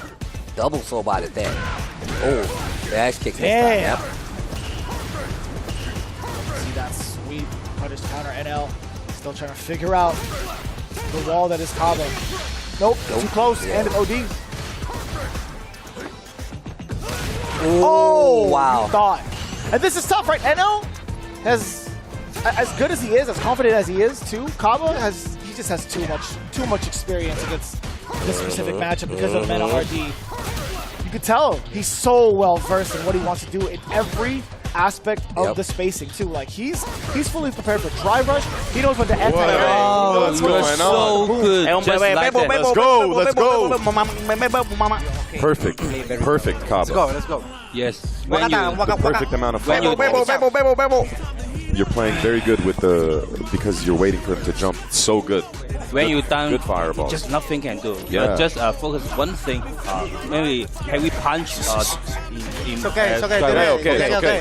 Thank you. Not so much from Caba's side. He's more about stationary normals, keeps you at bay. But the minute he finds an opening, the knockdown is there. Then he'll make his way in and make you hold that pressure. But he has no problem being pushed back out to that range where he can start placing those normals again. And right now, NL is trying so hard to close that distance, and Caba is not giving it to him. He's not giving it to him. At this point, we did see the big opener from NL, but the big get off of me. In rebuttal from Caba, OD flash kick, excuse me. OD flash kick again! You're not allowed to get these free flash stuff. Not at all. And look, just down backing right now. You overextend at any point in time, or he finds a gap, flash kick. Big damage here. Nice damage, I should say. Damn, I love that punish counter off of the low medium punch, allowing you to link into the flash kick, creating a little bit of space for yourself. Caba, well-placed Sobot, just tip of it, shoot. Perfect spacing right there.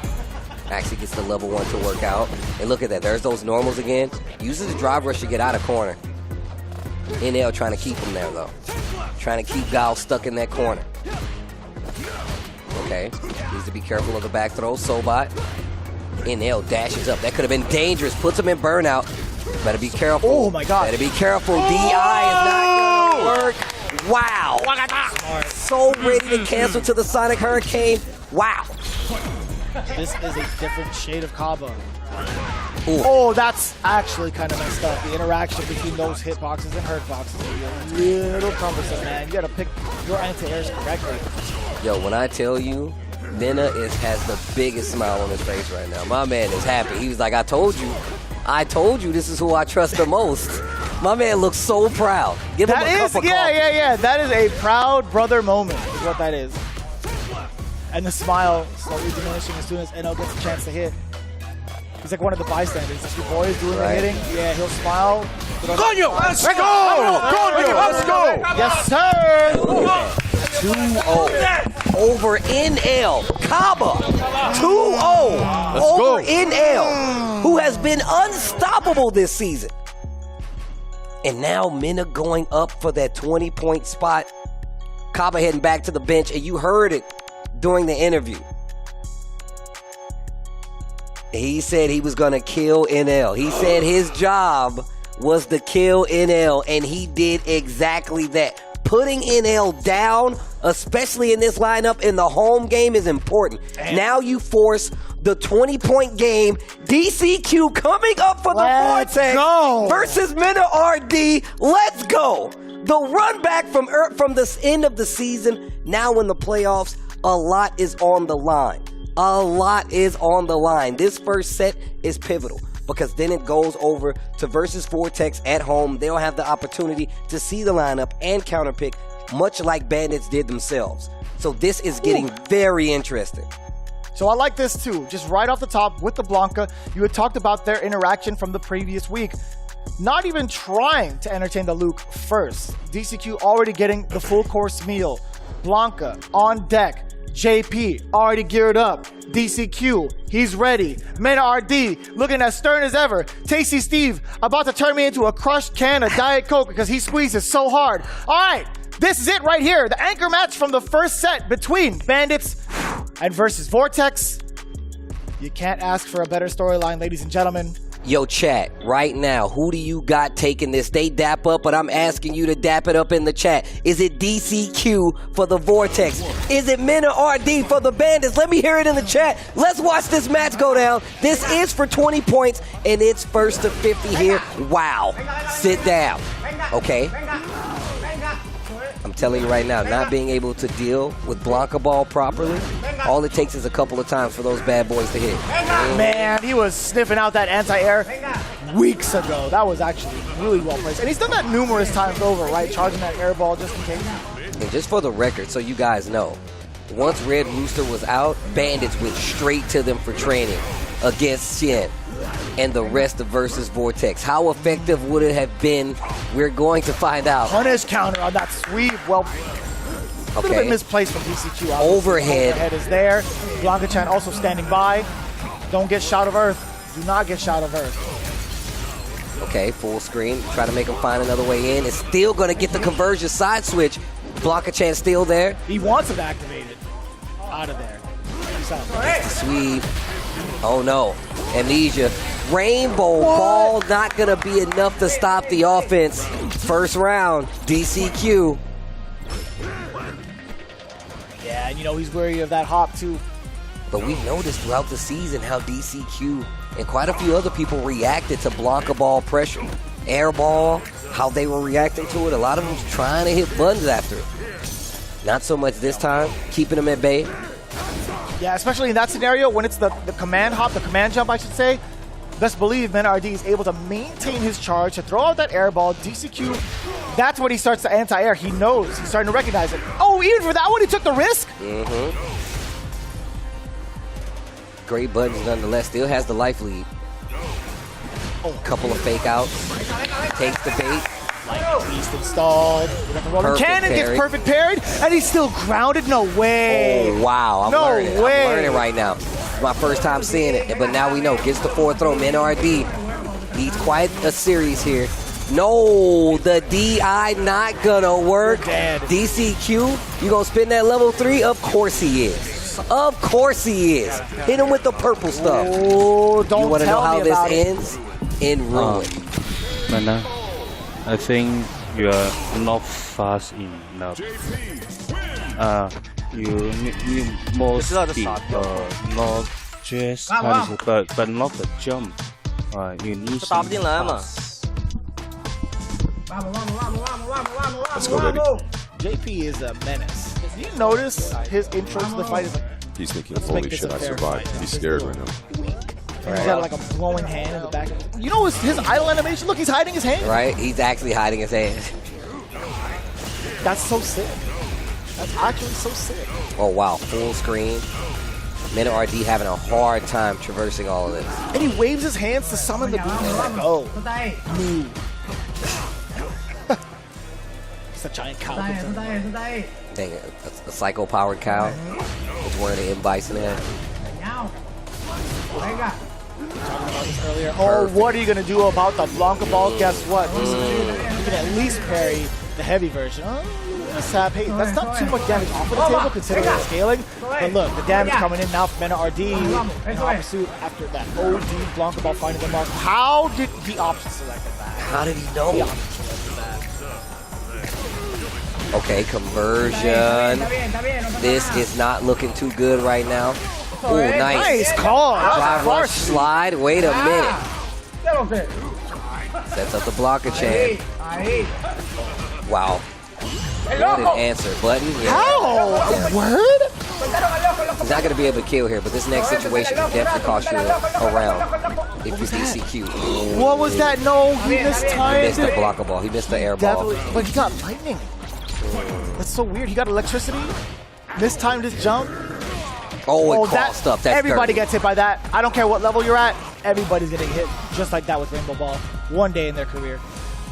That's DCQ's first time. What? Wow, DI. He's in the air, though. That's fine. No, that's exactly what JP wants. Now he gets to juggle up. Level 3. You thought that was going to be a problem? It is for you. Purple stuff. It ruined. Damn, it's really flying by his nose. Yeah, it literally just barely misses him. He looks at it like, nope. He's biting me. I just see awesome powers. He's biting me. Oh, that Blanca ball's going to be heavily punished. Decently punished. Oh, knocked down in the corner. Mena needs something. A command throw out of nowhere. Oh, boy. He got the throw! That's so better. Oh, man, that's such a great situation for Mena Rd. My gosh. That was the best case scenario. I couldn't say it. There was too much on the screen. That was best case scenario for Mena Rd. Oh, wow. Catches the collar. Anti-air. DCQ ready. Not ready for the blocker ball, though. Definitely going to be a story here. Tick throw works out. Sets up the departure. 2 bars on deck for DCQ. Oh, you thought you could get the counter? That rainbow ball has been the bane of a lot of people's existence. Trying to anti-air, never going to work out if you're not catching the proper one. Not dead yet, but you are in trouble. Oh, he's going to set up. Oh, we got to hit it. Let's go! What was that? That wasn't a counter hit. I think he tried to jump out of there. DCQ got clipped. Can't move. Hold up. No, actually, don't hold up. That's why you lost. But I meant like, chill out. Hello. Yes. You want something? I think maybe sometimes close up. You just forget. He never. He never touched, especially in the mid screen. Not the last time he maybe no full close up. I think. You're playing really good. I think you got in his head with that round for sure. And not just focus for full. Sometimes he not just use the OD and payload. He will backdash in the corner. Okay. Let's go, baby. Great adjustments. If DCQ decides to jump, where's the backdash come from, right? Oh, actually, no, it's fine. I think even with JP, I don't think he gets to really punish a throw with a backdash. I'm going to tell you right now, completely different interactions between the two benches here. Bandits goes up in celebration. A collective silence from Versus Vortex. No one put their mic down. DCQ just sat there in silence with his eyes closed, like rewinding the match in his head. Game 3. Game 3 between these two. Knockdown. Set the departure. OD up ball. Completely ready for the approach to slide as well. Still managed to get Lil Jimmy out there. Gets the throw. Caba activated. Oh, jeez. Oh, the feint. Almost got him in trouble. Neutral jump. Caba's freaking me out, man. The air ball is there, too. That was a punish counter against DCQ. Oh, not ready for the DI. Shout of Earth. And he's burned out. Tries to jump out. Mena Rd at the ready. Gets past the OD ball. DCQ and burnout, though. Yo! Damn. Okay. Complete stoppage against the drive rush with standing medium kick. I love the activity behind it. Yo. Punish. Oh, no punish. No punish on the slide whatsoever. I think he was wary about the activation of departure. Maybe he was waiting on it to activate. He was, yeah. Oh, the jump back actually didn't clip the Blanca ball, so now Mena in the corner. They get the exchange. Oh, the OD up ball on wake up. Tries to get through. Slide. Oh, he's so slick. Hey, little buddy. Hey, little buddy. Okay. Life lead in favor of DCQ right Damn! now. That was a punish counter? Mad damage. Jesus! What's your problem, guy? Oh, that's yo, my the problem. OD airball. The only time an airball is celebrated. Genuinely. Oh, big jump in. Huge. Mena RD. When the Lightning Beast installed, rolling cannons coming on in. Lil Jimmy. Oh, you're sick. Oh, he's coming in on the other side. Here he comes. And he gets the throw. Oh, command grab. It's going to get punished. Hey, a light punish at that. Spin it. You have to, spin right? it. Hey, that's going to cause a burnout. Oh, put him in the psycho power tree. Hit him with the handkerchief. Oh, 'tis the season. To be bleeding. What? Tries to go for the overhead. Oh, the juggle. Do it again. Oh, my God. That's not going to kill. Oh, we jump back. Oh, the You come, Mena! You go! Oh my God! Oh my 2-1. Jesus! Somebody call an ambulance. 2-1. Mena RD over DCQ, and now DCQ's talking to the bench. I can't feel any blood flowing through my hand right now. KCC. Popping off in the stands. That sucked. That. God. Ooh, Red Rooster popping off real strong for a very good reason as I recovered. Damn. Listen, man, the story behind it, Red Rooster obviously immediately went to coach the fellow brethren and Bandits immediately after their L against Versus Vortex. And they're well invested. They're definitely well invested. Oh, my hand. Oh, uh-oh. Big combo pickup. Aim for the shoulder next time. I got you. God. Shoulders it is. Choose your adventure. Shoulders. Oh, man, and you gotta think what happened when he didn't punish that slide. Obviously, like you said, he's probably thinking about like trying to incorporate that departure, but like, wow, the up ball, the air ball hit success rate is ridiculous. Okay. Oh, he wasn't ready for it. To be fair, that's quite tough to catch on landing. On this counter, we get the short ball throw. Oh, another one. And right now, DCQ is in trouble. Wait a minute. Okay, finally gets a hit. Oh, and he's in burnout too. Sets up the departure. Oh, level 2. This is actually a situation where he can get the closeout if he's. Oh no, he just takes the chip instead. That's a lot of chip. But you got to be careful. That up ball has been quite the threat. There it is. Oh my God! That up with that air ball. It's so ridiculous too because even if it gets blocked, he's still in plus. He still has the advantage to press buttons afterwards. We have the Lightning Beast forward throw. You thought there was going to be some rolling cannons. Guess what? It's here now. Oh, perfect parry. Too far. Yeah, he's got a button. Too far for the throw. Still able to get a button. That air ball from Blanca. The OD air ball has been such a hard guess for DCQ to deal with. Oh, counter hit. Uh-oh. DCQ in trouble. DCQ in a lot of trouble. You can throw him again. It's exactly what Shia High was mentioning, right? Don't be afraid to throw out some of these throws. Is it going to be enough? Blanca power activate. Nothing to it but to do it. That is a confident win. Hey, that looks like Mena of old. He took the L in the first game. 3 games straight afterwards.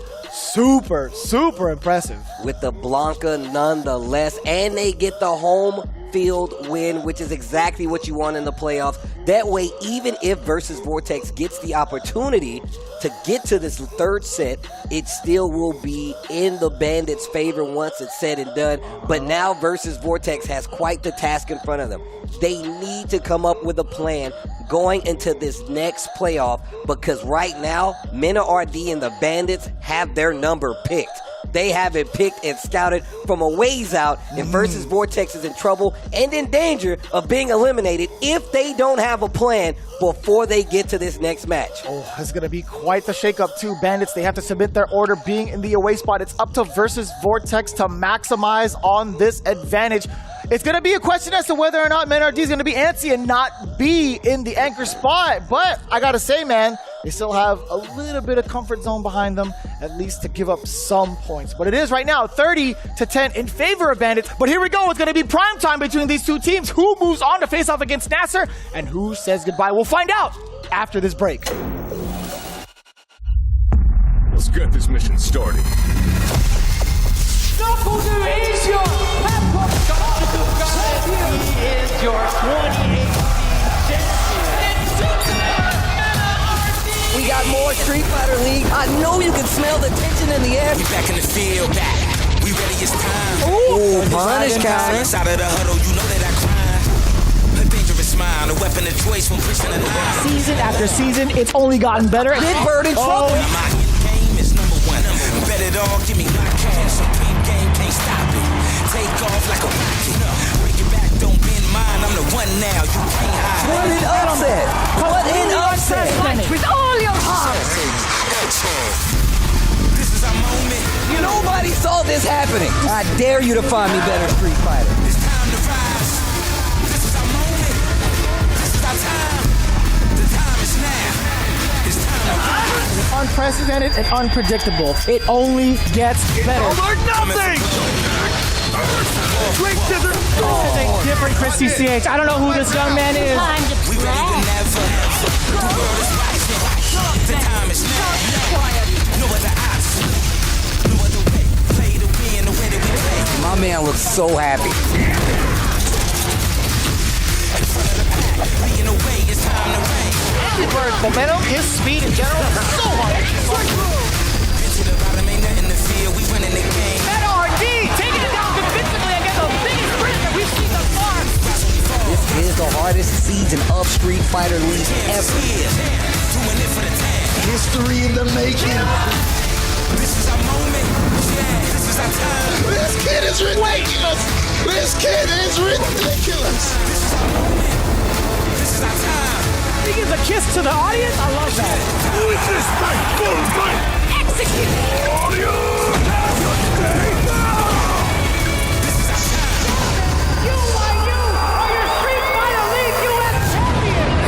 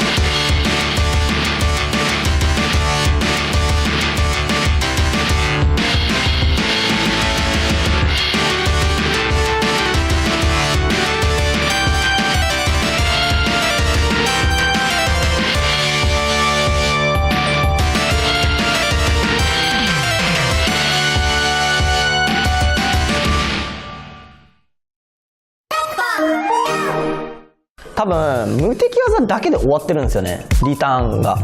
ああ、なるほど。その後のタクがないんですよね。そうです。画面端でガードしてます、辛いです、 EX 勝利打ちます、これ当たったら確かに嬉しいですよね。じゃあガードされたら痛いです、じゃあこれ今度はガードしてるやつに対して最速で後ろに投げるとか、こういうものを混ぜてないと真の無敵技のリターンが取れてないんですよね。なるほど、なるほどですね。打つ打たないの取捨選択をする前に相手は勝手に無敵技にビビってるんで、持ってるだけで強いんですよ、無敵技を。さらに持ってるだけだと相手もビビってくれないから、打つことで相手をビビらすのが強いですよね。そうですね。だからコマンド投げも結構実は似てるんですよね。コマンド投げが打つことが強いかどうか置いといて、あるのが強いですよね。確かに固まってると投げられちゃうから、じゃあ動こうってで、動くと打撃食らうよねって。でその昇竜拳無敵の技も似たような感じなんですよね。never fear lose. And when I get up in the game, y'all be improved. A real problem, but I solve them all facts proof. And if you think I'm gon' fold, then you talking.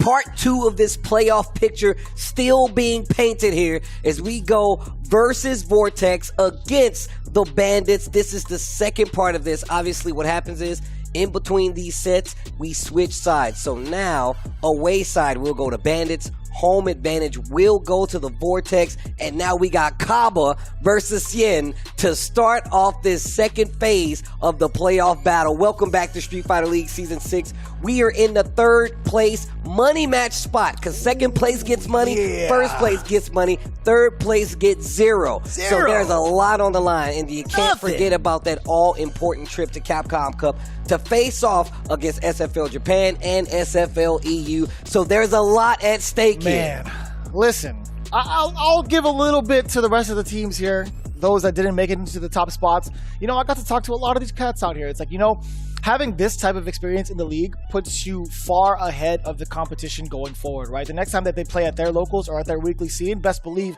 they're going to have so much of an advantage because you're playing cats that you would meet up or even see in a grand finals position in any given major. I have talked about that numerous times over, and it's true, right? I've had full heart-to-heart conversations like, you know what, even if we don't win, I've had practice of a lifetime right here in this season of Street Fighter League. So with that in mind, hey, even though there's no tangible monetary value, you can still take this and, you know, do the most with it over at Capcom Cup potentially, right? But here we go.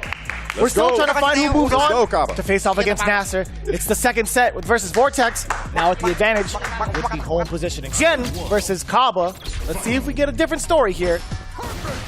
And already, we've seen how the aggressive route comes into play versus Caba. He will wait. This is a very defensive hairy Caba here. And look at the projectile game, still alive and well. Damn, that's fast. Why was that so fast? So fast. I just zoomed on in there. Oh, yeah. Damn, the tail end? Gets sniped. He walks up to him, too. The Sobot responds to Caba. Oh, you know what we talked about? Yep. Nobody's ever really done that except Caba. Now that I think about it, predicting the Sobot against Xian. Really well played. Okay, looking for something here. Defense so solid. Walk up throw from Caba. Nice check. I haven't seen many people do that the entire season.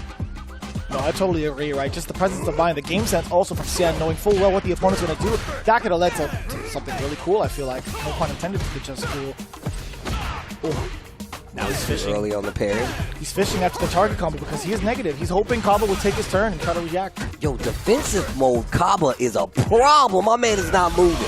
He's not budging. Solid puncher for the chip out. And look at this. Now you got to jump. Now you gotta jump or you're gonna get chipped out, bro. Are you gonna get chipped out? Shit. Yo, even Mena Rd, he closed his eyes a little bit. He's like, damn, that's a body. I don't even want to see it. I don't want to be an accessory to murder.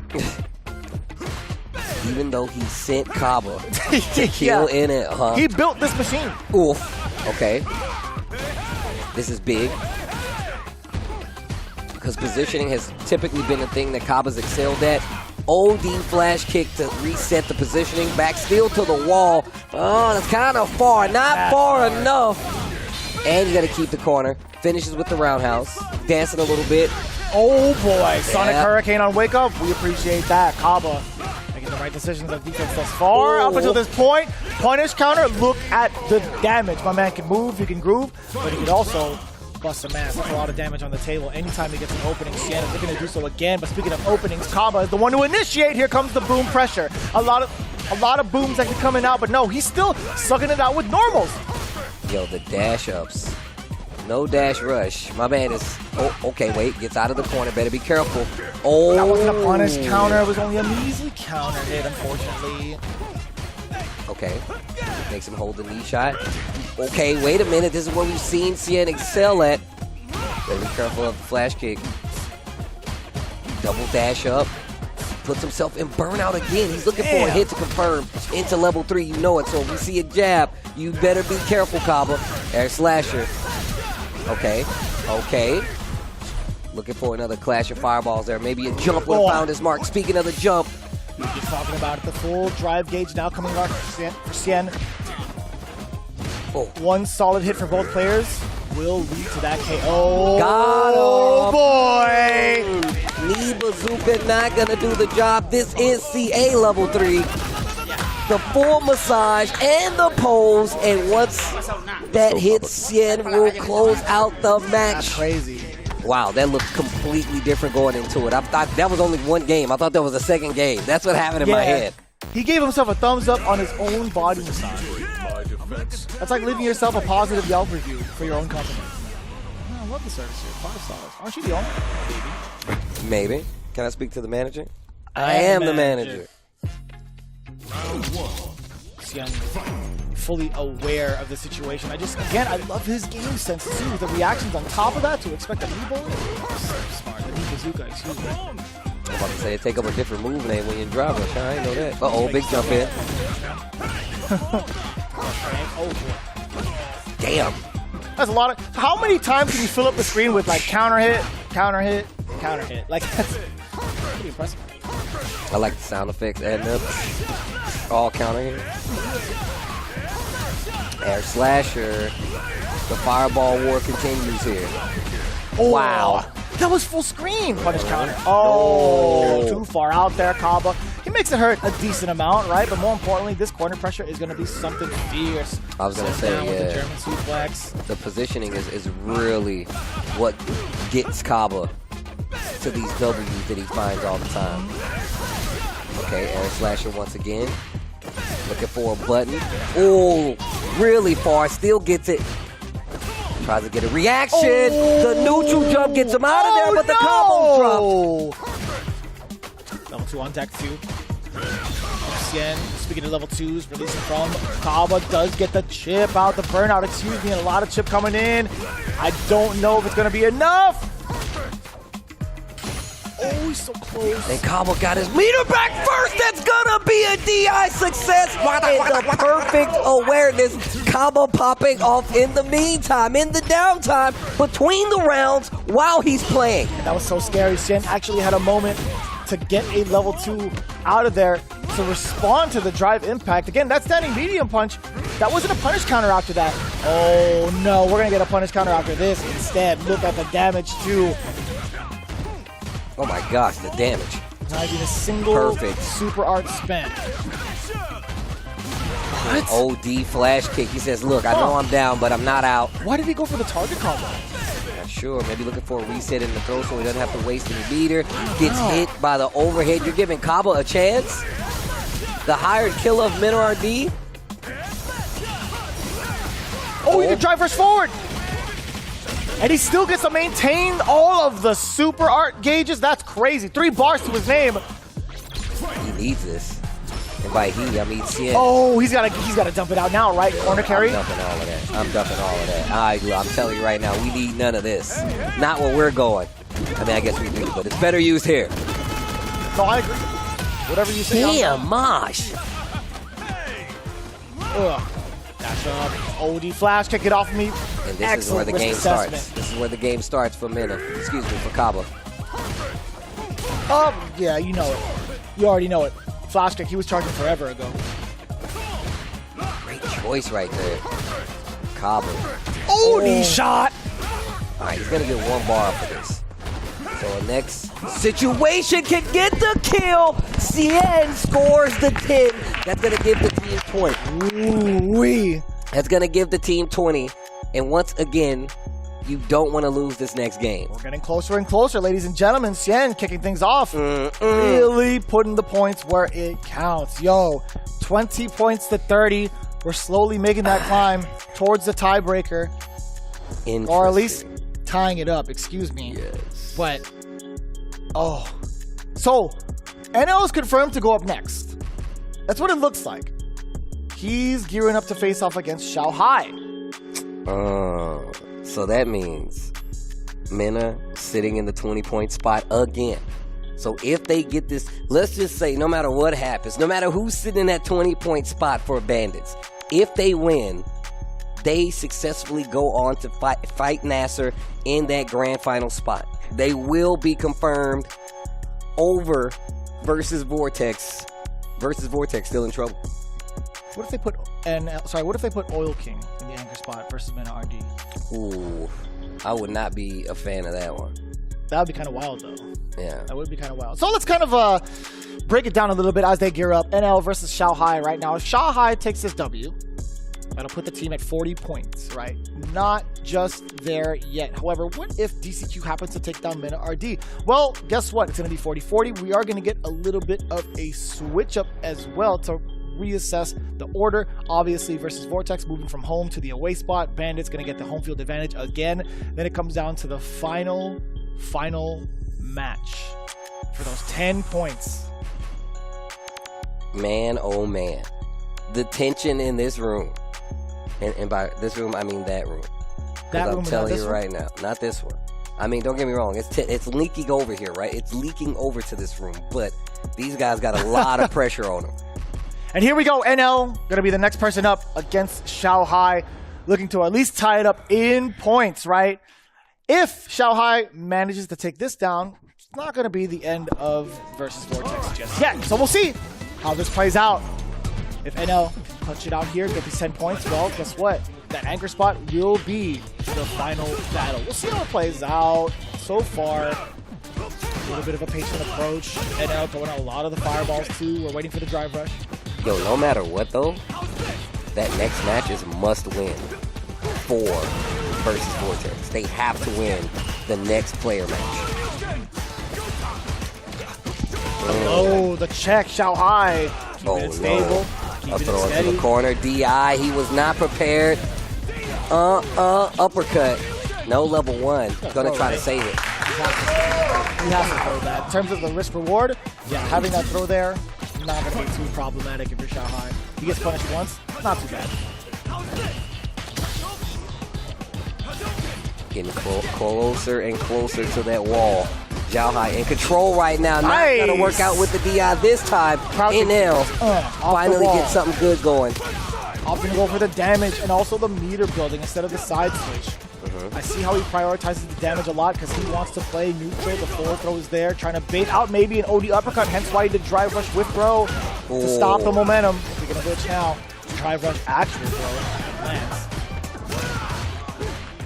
Oh, he's aiming for this burnout. Shia High. Just walking into these fireballs. Knows he has quite a bit of life left.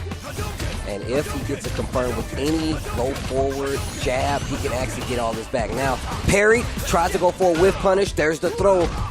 Waiting for it just in time. Shia High not going to spend the meter in hot pursuit. Side switch now. Not going to drive rush forward. I really do appreciate that. You can see them starving for meter from both ends. However, NL just one touch away. Technically, both players one low forward away. Oh, there's the OD uppercut. Oh, that could have been it. Oh, tries to go for an overhead. What a gamble. You got one more guess with the drive rush. And he didn't want to do it. I totally get it. He didn't want to put himself into burnout off of a bad guess. 16 seconds left. We're going to throw a bunch of fireballs to each other. He got it! No way! And he's not even going to use all of his meter. Conserves it on top of that. Great patience from NL. We saw him being really active versus Caba, and now this offense finally starting to pay off. Granted, versus Shia High, but got a reaction out of him. One round apiece. Such a scary part of the game. It's down to the final hit. Both players. The match of Shia High. Right now to at least get some of this pressure on NL. All tight on the piece too. Oh man, the stop sign medium kick. Yo, you better be careful. Those perfect parries. Oh, what a whiff punish. You spend it? Do you spend the level 3? You need the drive bar back. Saves it. This is the time he has spent that bar. He makes Luke look really expensive because a lot of time he operates with like 3, maybe 2 drive bars, and then he goes right back in. And look at that, 1 bar. And now you really got to be careful. Gets a little bit back. I would say I agree with you. It's not wrong. Oh, okay. So that route does obviously a decent amount of damage too. But what happens afterwards? This one's going to be drivers to move on in. Not going to kill yet. And also Luke in critical art range with this much life if I can. And a problematic and a guess correctly. Let's go. Xiao High really abusing these throws. I'm loving this. I'm loving this analysis. So smart. So smart. No worry, no worry. Xian, reassuring NL. You parry a little too much. He's saying you're parrying too much. There has been a lot of critical throws. And he tried to parry it. That was a punish counter. Man, he let it go too soon. And the drive impact. Now he's not parrying enough. Trying to go for the throw, and it is really getting to him right now. Xiao High working on a perfect right now. Okay, wait a minute. Side switch. Back fierce. Didn't get the charge up on the knuckle. This one, he's not going to miss. Close to burnout as well. I get him opting to go for the level 1 already. Spend the rest of it. He didn't build up a level 1 yet. He does have a moment to checkmate scenario. Yes, sir. Yeah. He built it perfectly. Crouching medium punch canceled right into level 1. I couldn't even talk. I'm glad you could talk. That was crazy. I didn't think he was going to get it. I didn't think he was going to get the checkmate chip. Okay, there's the throw again, and it's a counter hit throw. Okay, OD this time. Switching up the offense, going for more throws. OD. Oh, look at that. Once again, he's in burnout. Spins the level 1. Oh, he's almost putting Xiao High in a burnout. He does successfully. Hey, that's a great trade-off. Gotta be careful. You really gotta be careful. He's got the level 3. Lots of block damage. Xiao High. Oh, get out of here! The minute he just built it. That he built it. That camera, this camera, here it is. Yeah. No need to EXDP, you know, not that early when you have good, when you have massive life lead, you know. 1 game apiece. This is a pivotal game for Versus Vortex. Once again, no matter what happens here, they cannot lose any more matches. I think they can see, obviously, NL nets this 10 points. It really does come down to just the anchors. Yeah, it does. You don't want to risk it on another set where it's just up to 1 last game. So again, we'll see if NL has the juice. No, the interruption is there in between the string, right? That is it's not a true block string. Gotta be careful. Level 1 on deck for NL, so that means 5 balls are a little risky. Trying to fish with that crouching strong. And you can see Xiao High just closing that distance and making something like that happen. Gets clipped. Full conversion here with the drive bar on top of it, the frame kill. Oh, he stuffed up the OD. Level 1 to make sure. And this is player match point right now. My man said in between games, don't worry. Don't worry. Confident NL is a dangerous NL. However, Xiao High looking to shred that confidence away. Catches him walking forward.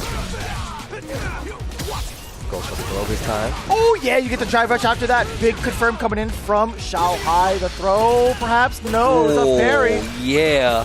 And he's got 3 God. balls. You can level 2 if you want to. You can level 1 if you want to. Takes blue to nature. Yo, final. Yes. Final round here in this player match. Once again, NL and the Vortex really want this win. But if they lose or win, they cannot lose this next player match. Oh, a giant whip punish, but we'll easily take that low medium kick counter hit.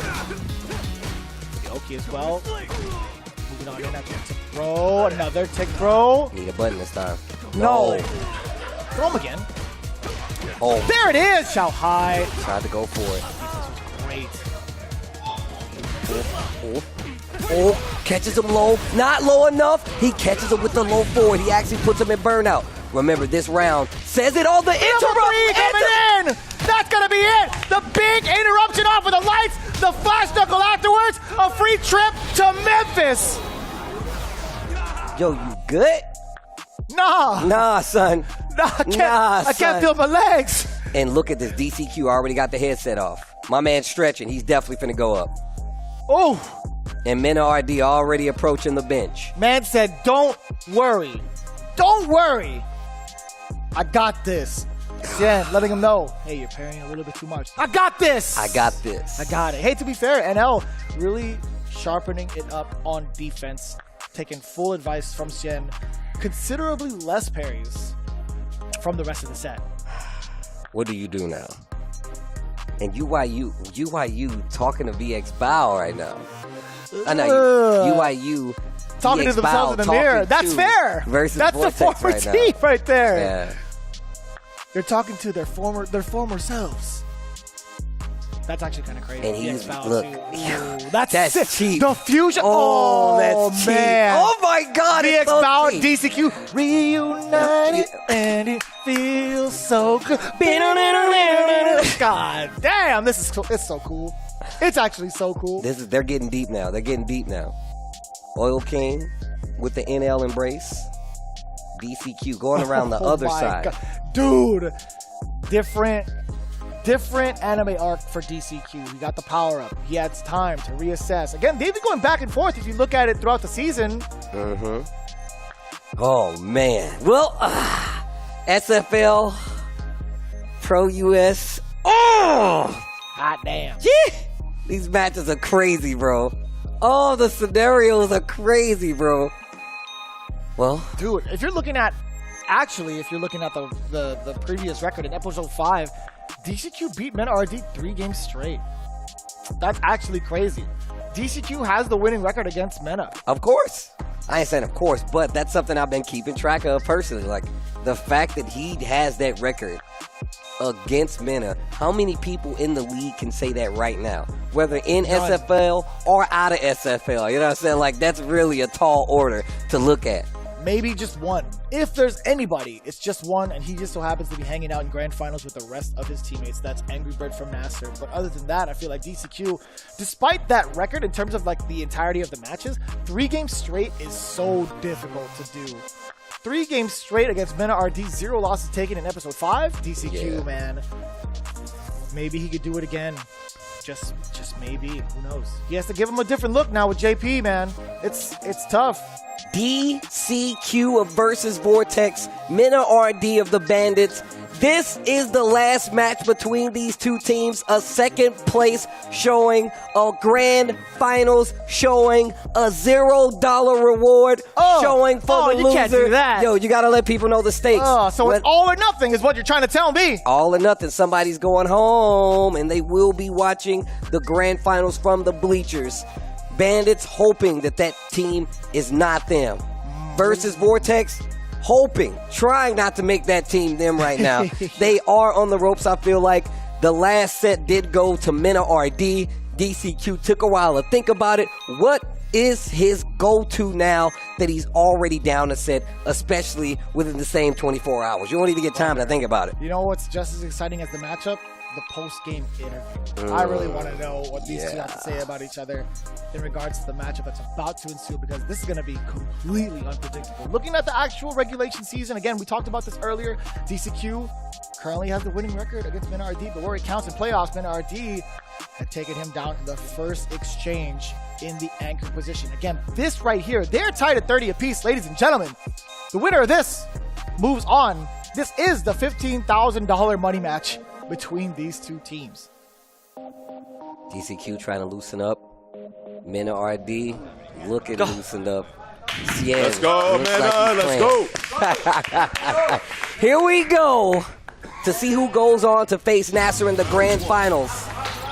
This is the last one between these two for SFL Season 6. Crouching medium kicks right out of the gate. Go. For the feints, yeah. Yep, there's the slide. Gets a medium punch, real lengthy normal. However, the recovery on that, not the best. Perfect parry. Drive rush forward. Wants to punish counter damage. Full screen carry. Oh, what a call out. So brave with the jumps, yo. Mena Rd taking advantage.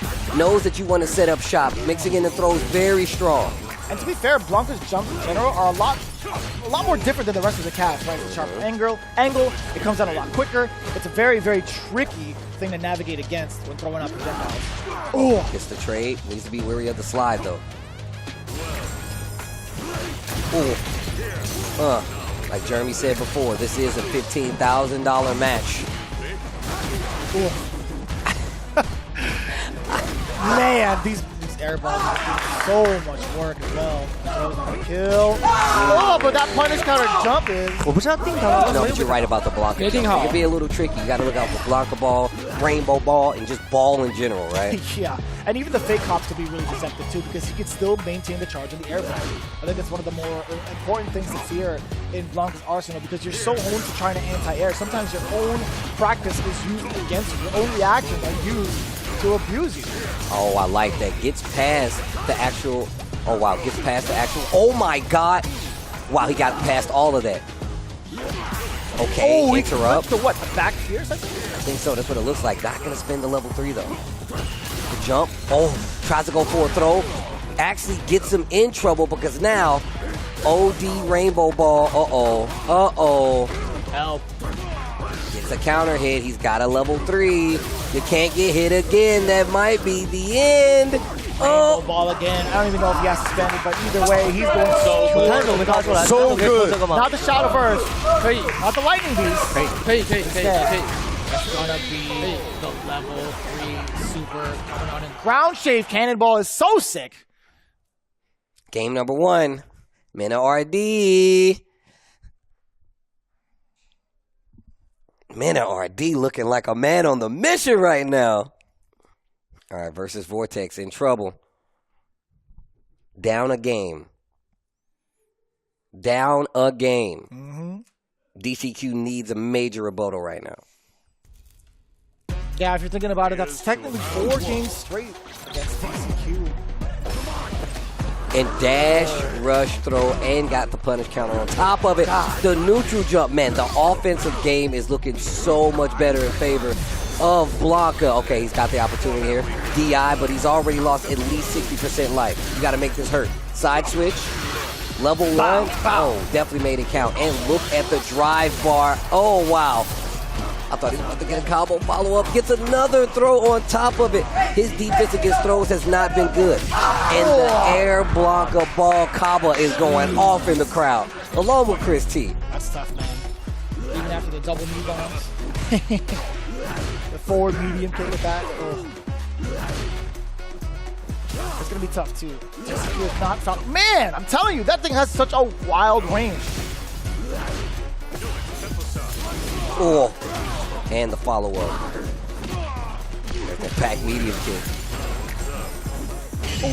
Okay. Barry doesn't get a punish because you can't, right? If that angle is too low to the ground, oof. It's not going to be your target. Tail end. And he is literally flipping DCQ at the turn of every one of these sort of situations. That is 2 games to none. Mena Rd on the verge of eliminating Versus Vortex. I can't tell you whether or not we're getting any sort of advice from the Versus Vortex team. Oh, there we go. Xian is now dialing. He's tapping in. Right, you're down 0-2 against Blanca. And think about it. He can still switch to Luke. He probably won't, right? No. But even still, the fact that the Blanca is doing so well. Last year's champs in player roster only. On the verge of elimination now. Versus Mena Rd and the Bandits. Trying to steal this one away. It's still 30-30 in terms of the points right now, but in terms of this anchor match, Mena Rd is looking absolutely dominant, 2-0. Really trying to make this lead hurt. DCQ, he's trying to find the opening. And he's really having a hard time scouting these jumps, as well as Blanca ball properly. No. No, that was crouching medium punch. I don't know about that one. Yeah, thought he was going to see a drive rush in. And Mena just seems to be in his head completely. Damn, that was very expensive. Hopefully he doesn't pay for it. Hopefully he doesn't regret that decision. DCQ can burn out first. The big punish, but nothing behind it, really. Okay, I lied to you. He's still able to get the cane swing. Oh, the jump out. That's fine. Lightning Beast, you get the chip out a lot. He has to block all of this. All of it. He might not live through this. No, he does. But he won't live through the neutral jump. Set point to send the Bandits to Grand Finals versus Nasser. Raw interrupt. No. Crouching medium punch, the crouching strong actually does his job this time. Almost had the full corner conversion, but it didn't work out. Mena still on the attack. Oh! Interesting. Tries to go for the sweeps. Answers with a sweep of his own. Gets the throw. Mena Rd in full control. Parry, throw again. This is not looking good for DCQs in Versus Vortex. That's plus! Actually, he's a plus. My mistake. He just caught the low. My mistake. I misspoke. There is the anti-air. We've seen him be so consistent with these throughout the season, but right now versus Blanca, he's having the hardest time scouting some of these jumps. And he's still stuck in the corner too. He's slowly trying to move his way out. Lightning Beast just raw. Drive rush forward. No, that wasn't going to hit or connect into the link. Level 3. Ooh, no CA, but the thing is, Burnout is definitely on the table, and he has the Lightning Beast is definitely. Oh my God! There wasn't a lot of hits behind it. There weren't a lot of hits behind it. We weren't sure about the scaling involved. We were too concerned about whether or not TCQ was going to survive. Right, that's exactly what was happening. Okay, hesitates, but still, this is set point. This is set point. Gets to throw Mena Rd in control again. Damn, that was far. Air again, a lot of airborne mobility coming in from the side of Mena Rd. Oh, the jumping medium punch connects at least. Hey, that back throw. I thought it was going to be enough to move out of the way. Oh man said, "Come on!" As he drive rushes in, crouch medium. Punish! That wasn't even a fierce blockable. That's the second time Mena has gotten away with that, by the way. Mena Rd. A little bit antsy, a little bit overzealous. Be careful of the slide.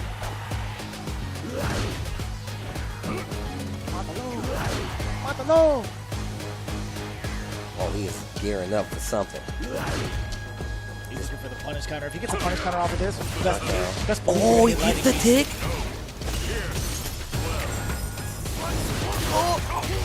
Oh, no way. Oh, no way. Are we going to see another game? There's no way. Here comes Lightning Beast. There's two sequences that Mena Rd could potentially kill off of. Chip damage once in the corner. Not a lot of rolling cannons left. You could drive rush forward if you wanted to. No one's going to be hot by line. Ooh-wee. Oh! What a block. Drive rush is there, but he doesn't break the throw. Mena Rd. He can close this out. Another throw. One more. Another one does it! Mena Rd takes out DCQ with nothing but throws. They go to grand finals, and what an immaculate series of throws from Bandits, Mena Rd to take this set, and our grand finals pictures is here. There will not be a repeat champions in team name or in player. It's gonna be either Bandits or Nasser. Versus Vortex goes home. And there you have it. Bandits securing their spot to face off against the #1 contender, and you do not want to miss it. It's been hotly contested before we even started. We will see who's going to be the best of the best here in Street Fighter League right after this. Let's get this mission started. is your Capcom Fighters. He is your 2018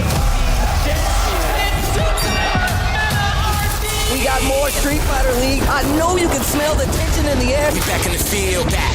We ready, it's time. Ooh, punish counter. Inside of the huddle, you know that I grind. A dangerous mind, a weapon of choice from pushing the line. Season after season, it's only gotten better. Big Bird in trouble. My game is #1. Bet it all, give me my cash. Supreme game, can't stop it. Take off like a rocket. Break it back, don't bend mine. I'm the one now, you can't hide. What an upset. What an upset. Fight with all your heart. This is our moment.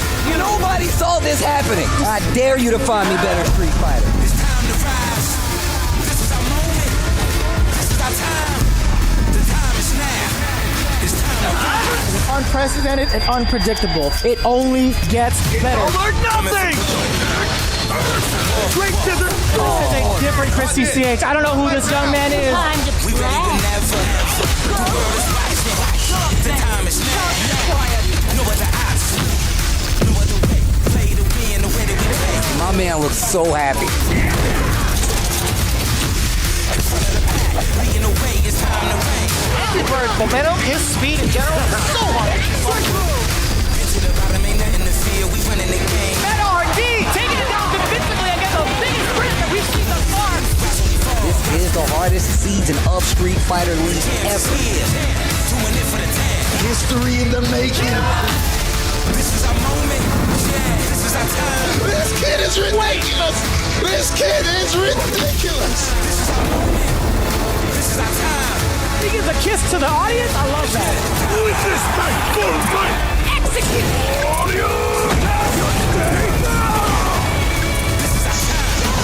You are your Street Fighter League US champion!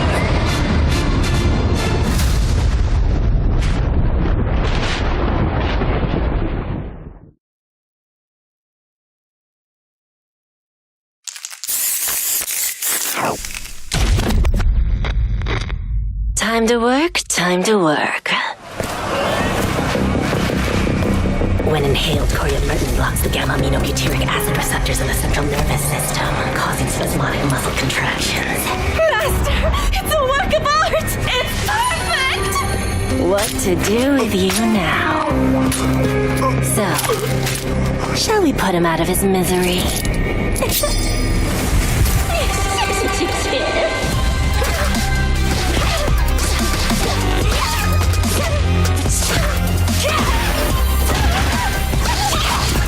Time for some experimentation. I bet poison would work wonders on you.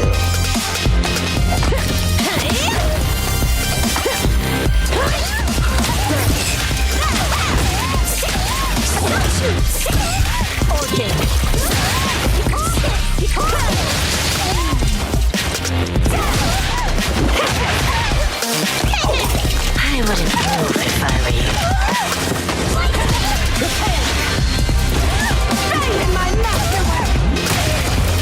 Poison's on the menu.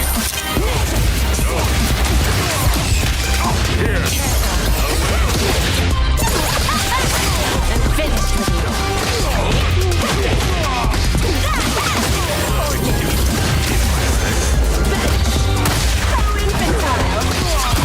I have you.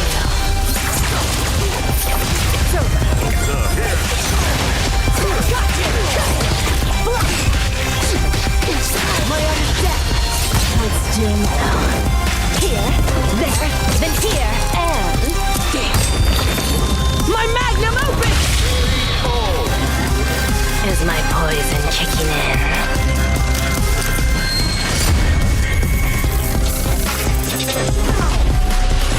Street Fighter 6.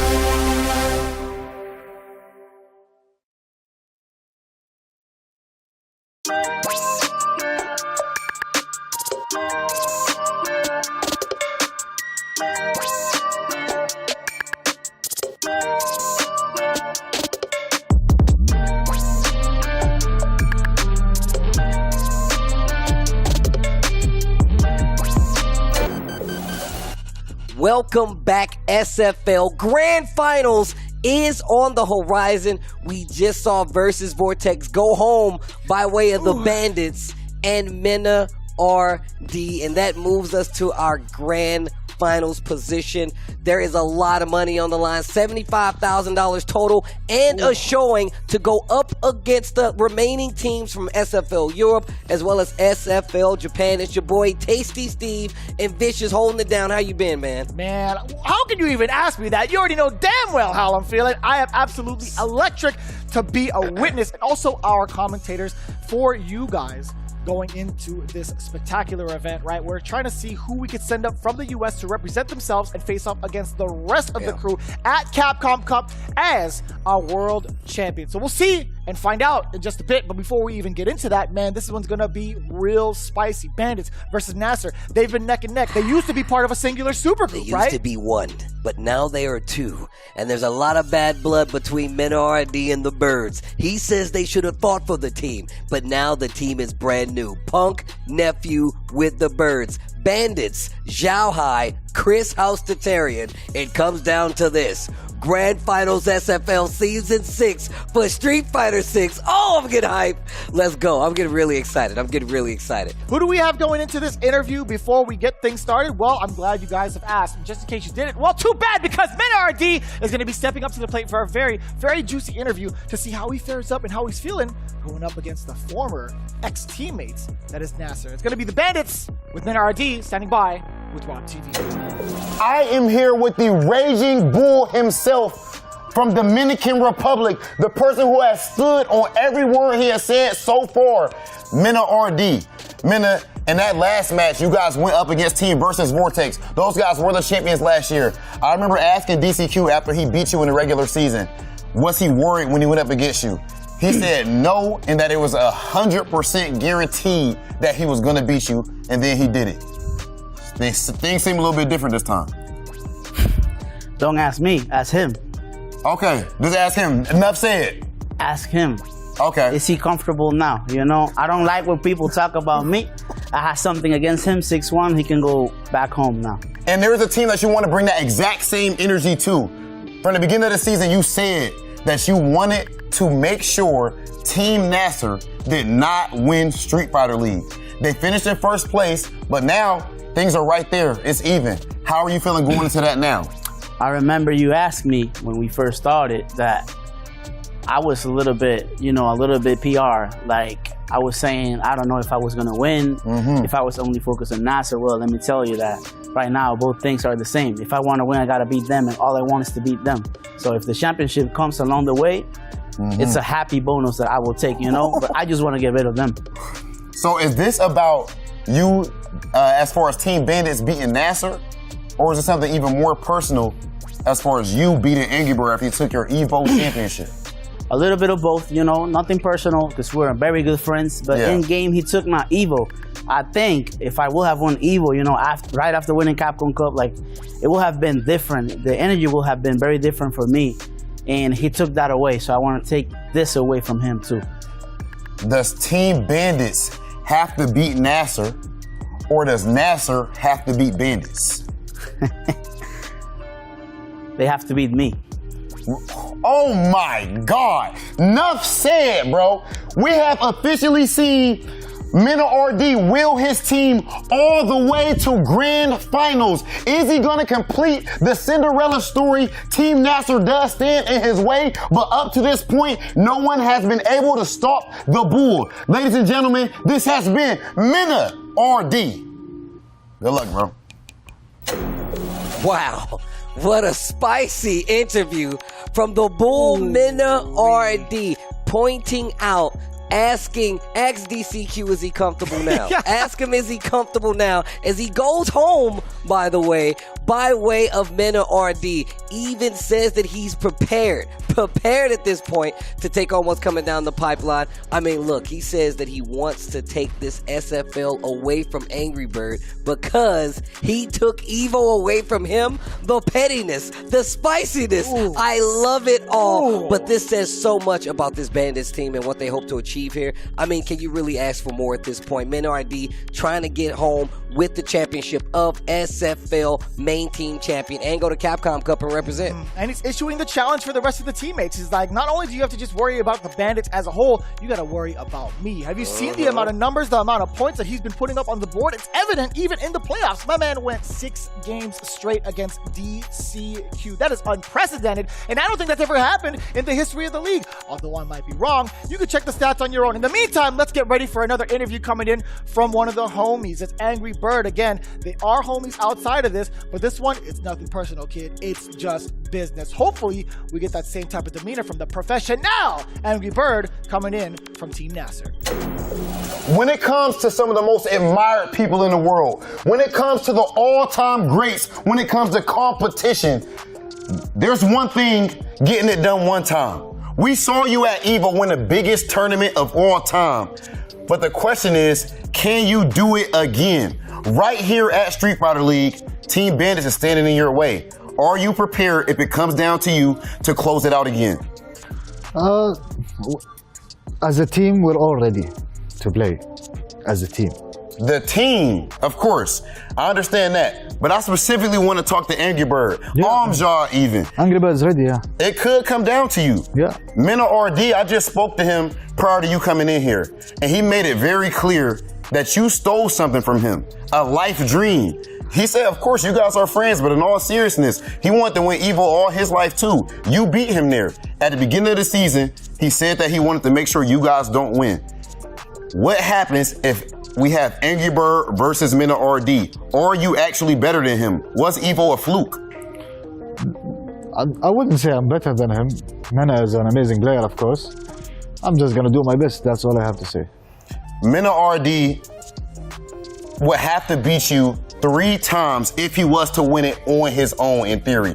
Going to the 20-point spot. If he beats you the first time, assuming none of his other teammates won, beat you the second time.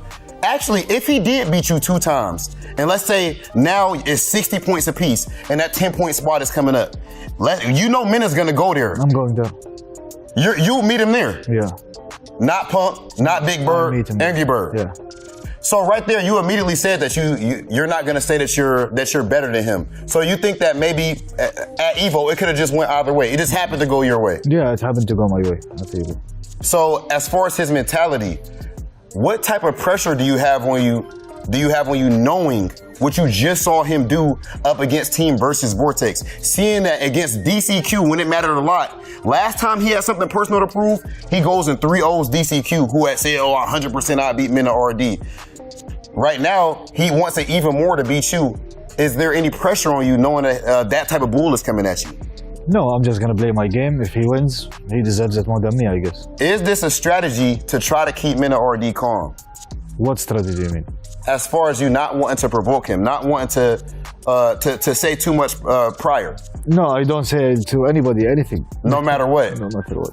Amjad, I appreciate that mentality that you have. It is very consistent. So I gotta ask you, with you not being the most raw, the most trash-talking guy in the world, you still have decided to dedicate your entire life to this game, to the logo on your chest, and of course representing your region. We've seen that amount of emotion that you displayed after you won Evo. So clearly, deep down inside, there is a whole lot going on, even if you don't vocalize it. What does this next match mean to you? It means a lot, to be honest. We have won this tournament before, so we've won it twice actually. So we want to would be amazing to win it for the 3rd time. Ladies and gentlemen, a man of not many words, but far more on the side of action. This is, of course, the Evo champion. The question I'm asking, was Evo a fluke? That's me provoking him. We know damn well that this is probably the best player on earth right now, and we are about to see a clash of titans. This is what the fighting game community is all about. Team Nasser versus Team Bandits. Angry Bird versus Mena Rd. Will we get the Evo Grand Finals run back? There's only one way to find out. We are about to get to the actual throwing of hands. Amjad, good luck in your next match. Thank you so much. Angry Bird asking about the Evo event where he actually beat Mena. They ask him, was it a fluke? He says, no, it was not a fluke. He says him and his team are ready to win today. That says so much about what Angry Bird brings to the table. But then on top of that, what else did he say, Mr. Vicious? So there were so many different types of speculations as to what would happen in between every single set. If it comes to max capacity, 60 on 60 points, who comes in for the tiebreaker? If it's Mena Rd, Angry Bird with the utmost confidence, it'll be me. It will be me. It will be me. I love to see it, man. And honestly, like, the fact that these two teams were now part of one team at one point in time, and now they're on opposite sides of the arcade stick, or the hitbox, or the controller, whatever you want to play with. The fact is that this is an unprecedented battle. We will see the run back at Evo. Will we? Who knows? But still, like Mena Rd said, he took Evo, Angry Bird took Evo away from him. He wants to take the SFL championship away from Angry Bird and the rest of Nasser. And on top of that, I still feel like he's got that little team chip rivalry on his shoulder now that he is not part of that Nasser team. So what happens now is completely up to fate. The Bandits and Nasser. This is going to be a good one. You guys don't want to miss this. This is the grand finals for SFL Season 6. And man, all that... Bro, I'm about to say that bad word talk. All that talk is now up to the front, and it's only going to be one winner and only one team representing the USA. I can't wait till we figure out who it is. There's no doubt. A little bit of difference in terms of the demeanor and the energy coming in from the Nasser bench. They're looking strictly to play. They're not even going to try to antagonize Mena Rd. They're not even going to say a word to him. Obviously, they're all great friends with each other. At the same time, they do not want to provoke the bull. That's not going to be in their strategic wheelhouse. Instead, they're sending in their strongest guns as soon as possible. One of them being Punk, going up against Shia High to kick things off. Here we go, ladies and gentlemen. Grand Finals, Game 1. I like how you added that in there. They definitely, Angry Bird said he's not talking to Mena Rd. I like that. I love that approach, actually. Oh, damn. Nice. Big counter hit there. Speaking of, Xiao High gets one of his own with the jury. Very active play between these two, yeah. Knockdown in the corner, Xiao High with the lead.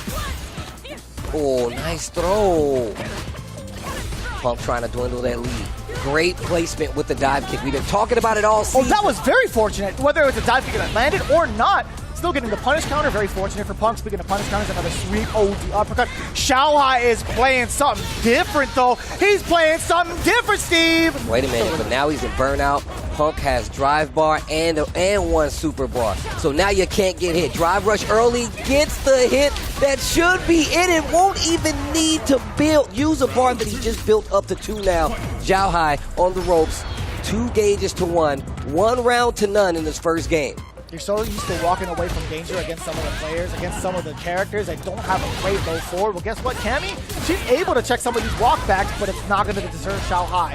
Completely in control on offense. This is a different Xiao High. I don't know where you've been hiding, big fella, but I'm glad you are now here to play against Punk. Looking to run. Ooh, that was kind of tricky, but hey, that's going to be just fine for Xiao High. Actually, got the back throw out of it. Yeah, now he's out of the corner. Life lead still in his favor. A throw once again.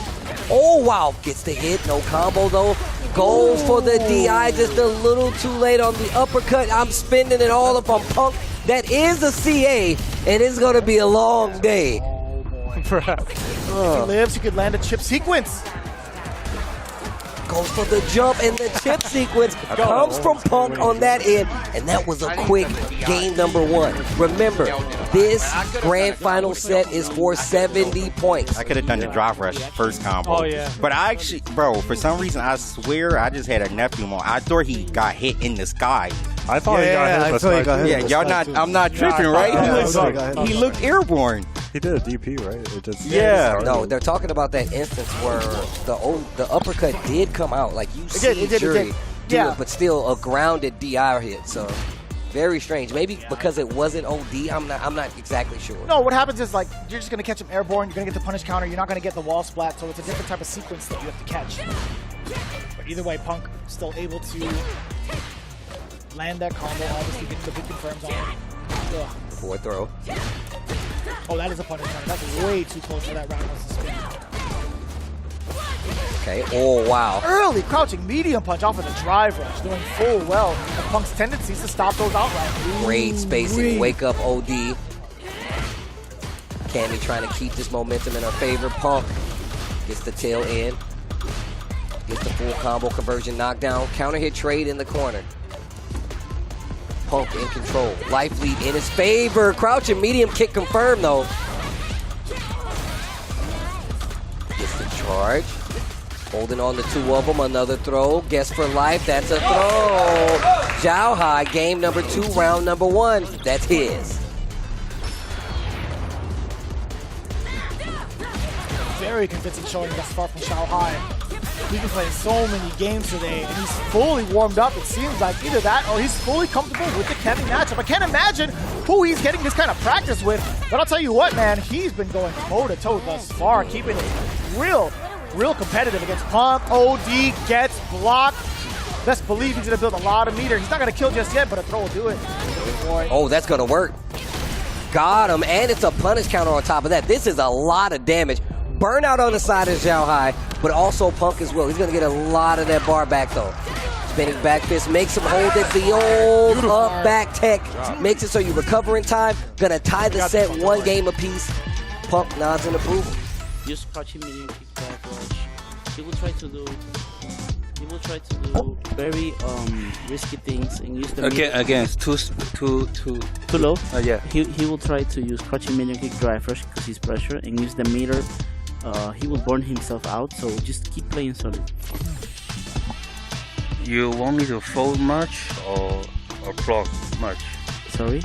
You want me, when I attack him, you want me too much fold or too much bad shimmy? Play slow. Okay. Obviously, not an only Street Fighter player, but now that he's kind of acclimated, played lots of games in this league, you can tell he looks a lot more comfortable in this matchup, especially against one of the best players in the world, Punk. I like the patience to start off. Remember, 70 points to be champion. And I forgot, we totally forgot to mention, the last time they engaged, it was a really, really heated engagement. Yeah. Xiao High was asking if Punk was nervous. I don't know what he meant by it. I don't think it was anything, you know, anything mean or negative. But Punk, he popped off on him immediately. So getting this run back in and of itself will be perhaps something pretty big emotionally. We'll see if it ever scales out to that. But right now, Xiao High, he's got something to prove against Punk after that initial engagement. Remember what Xiao High said? He said he was going to double down. He's like, yo, I'll ask him again. I wonder if he did ask him. Right? We just didn't get it. Neutral jump, looking for something. Okay, low forward, confirm with the drive rush. Punk working on not much drive bar. Xiao High had a good 70% with that drive bar. Oh, and I love the movement choices for the anti-air. Oh. Too easy, Parry. she explained. Back throw, side switch. Feng Shui in. Blocks down. Drive reversal. Puts him in burnout. Goes for the jump. Xiao High ready. And turns right back on the pressure. Is that going to hit? Yes, what? it is. That was sick. The correction, automated. Oh, he just ran out of Feng Shui. Still got Hajin. What a choice to anti-air with that. 10 seconds on the clock. The burnout. They're going to be a factor for Pump. Oh my gosh, the OD. Yo, he said, get out of here. Get out of here. Match point. Player match point with punish with the crouching medium. Pushes to the corner. No scout on the jump, but a scout on the dive kick from Xiao High.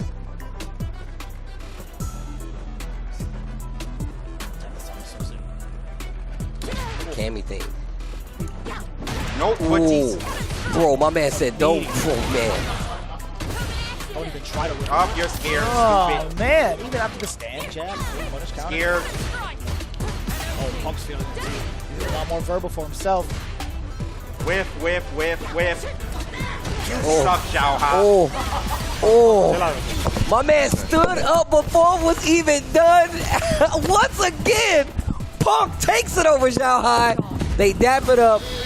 10 points to Nasser. Sheesh. Big Bird already standing up, making his way to the podium, and Caba looking like he's the one to come down there. He was trying to will it into existence, Steve. He was yelling out whiff.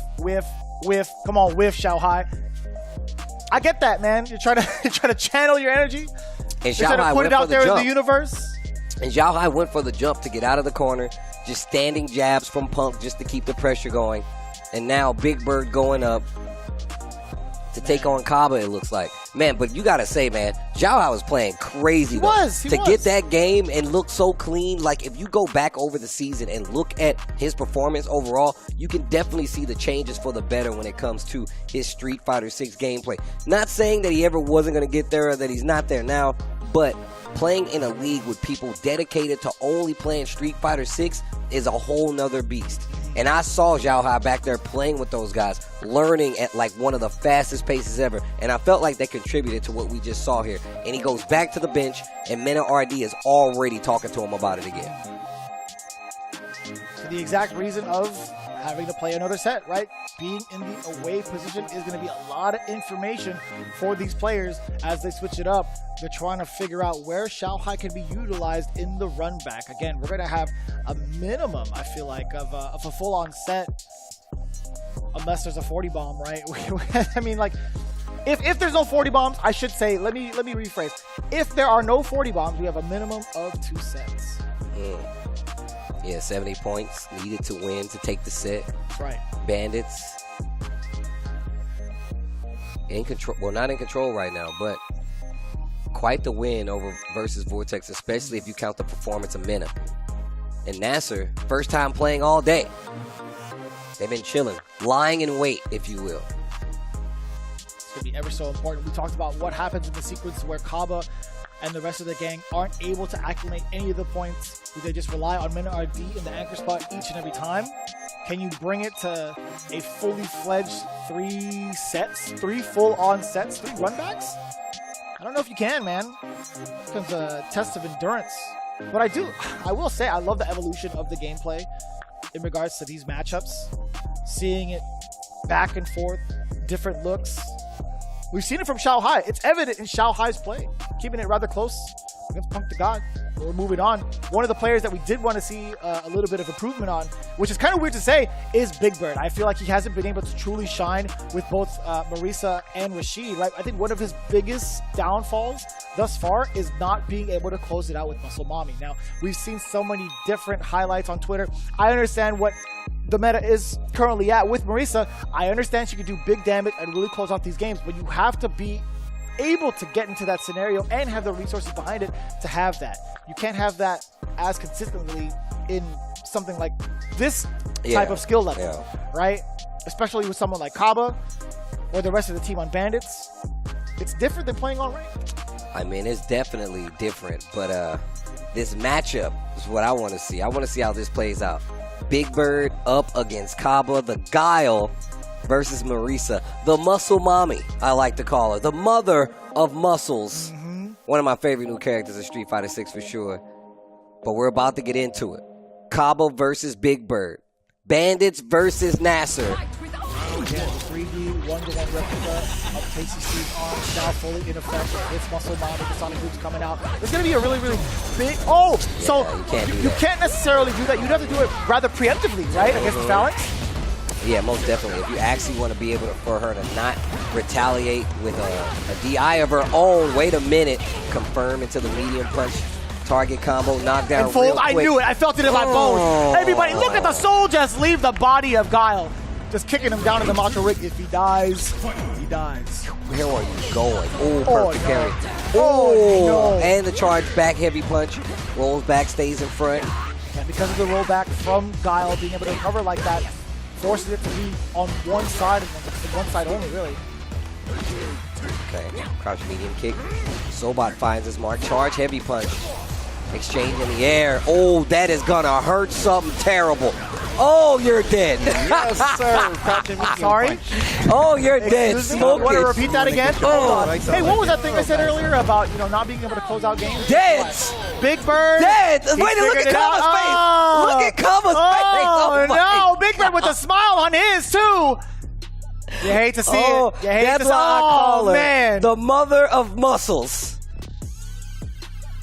The birthplace of muscles right in front of your screen right there, bro. Now you know history. Marisa. Now you know where it came from. That's why it says Marisa. it. Inner level 3. Now you know history. Now you know history. The shoulder muscles look crazy. Now this is the clipping Big Bird I've watched on all the Bird streams. Oh, man. That was one hell of a quick turnaround for damage. Listen, man, she got to keep the helmet on. I'm just saying, we there's need- got to be a costume code we to need keep the the helmet secret on. costume It's such a code. cool helmet. It's such a cool helmet. Come on now. All right, here we go. Game 2 in the exchange between these very, very talented individuals. Big Bird making quick work of that previous game. Ending out with an enfold and also had a big level 3, explosive level 3.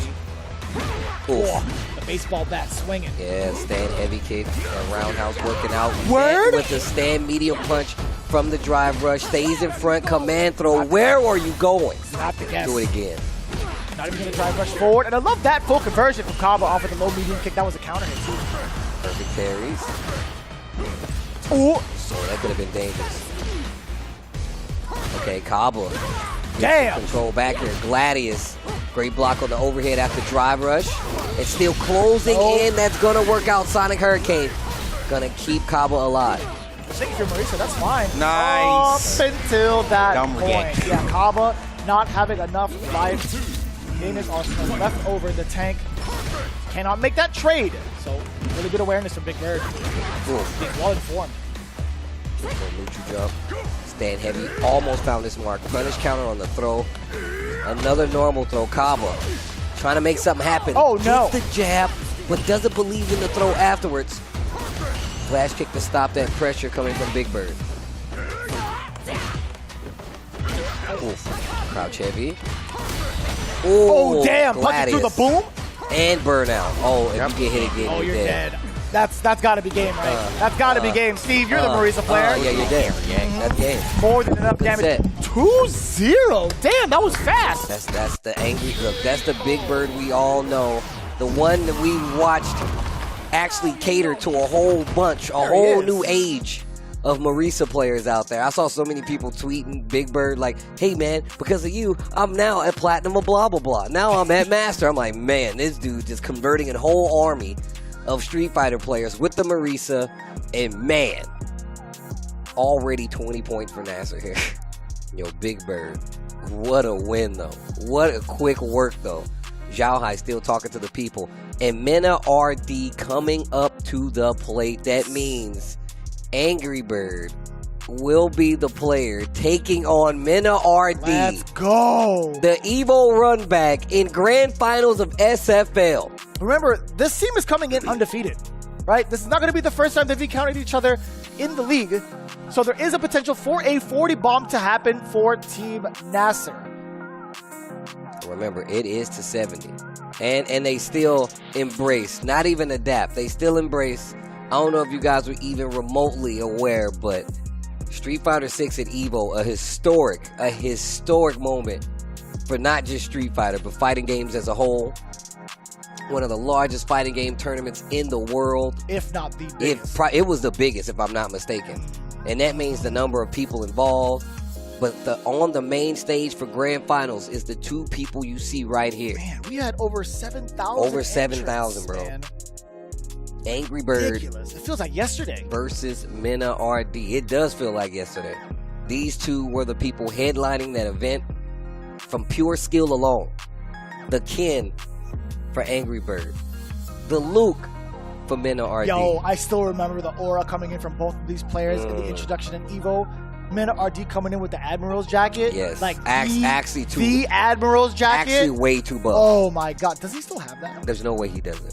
And if he doesn't, he should definitely own it. Can I buy that off him? I would. All right, here we go. Here we go. Here we go. The run back from Evo. This time for SFL. Only one team's going to win. 70 points is the goal. 40 points might be on the table if Angry Bird can get this W. Let's see what happens, though. Already testing the water initially off of a fireball. They're giving him the green light to drive right forward after that low forward. But now, Mena Rd rebuttaling with his own. That's going to be a heavy punch. And also, carrying it to the corner. He's opting for the damage. Low medium punch is too far to convert. So he's going to back off. I do like the decision here. Back throw. He's forcing the errors against Angry Bird. Oh boy. And I love sneaking in those lights. The perfect time to interrupt a sequence. Back throw. Wake up, crouch jab. Gets to confirm out of the corner. Now a back throw to get the momentum in his favor. Angry Bird trying to close this life deficit. And just a raw jump out by Mena Rd. Not going to get the kill.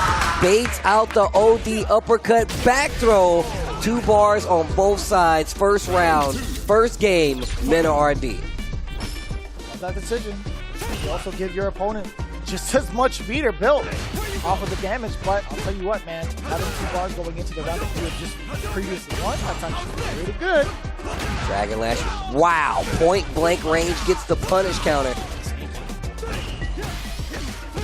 Oh, wow. Staggered offense. Level 3 is there, and level 3 is right there. God. Time to go to work. Mena Rd clinical with the level 3.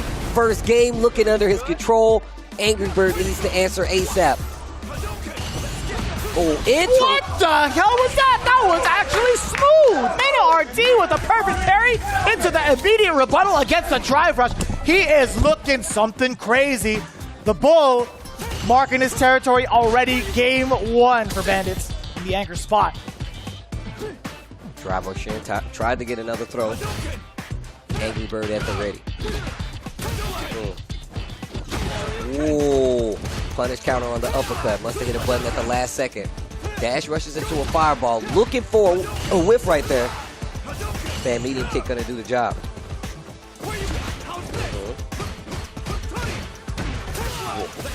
Oh. Yo, what a combo. Jab gets the counter hit. Low forward confirmed. They can pay for it, right? He has to pay that fee if he wants to jump out of the corner. That was a counter hit. He delayed it. What was that? Even after the crouch jab, I love that slight delay. I can't tell if it was an error or not, but either way, the confirm would have been there. Angry Bird getting the target combo regardless. Yeah, if I'm not mistaken, he definitely got the counter hit, so the target is free after that. Jump. No, just take the uppercut. Ooh. Speaking of taking the uppercut, OD uppercut on wake up.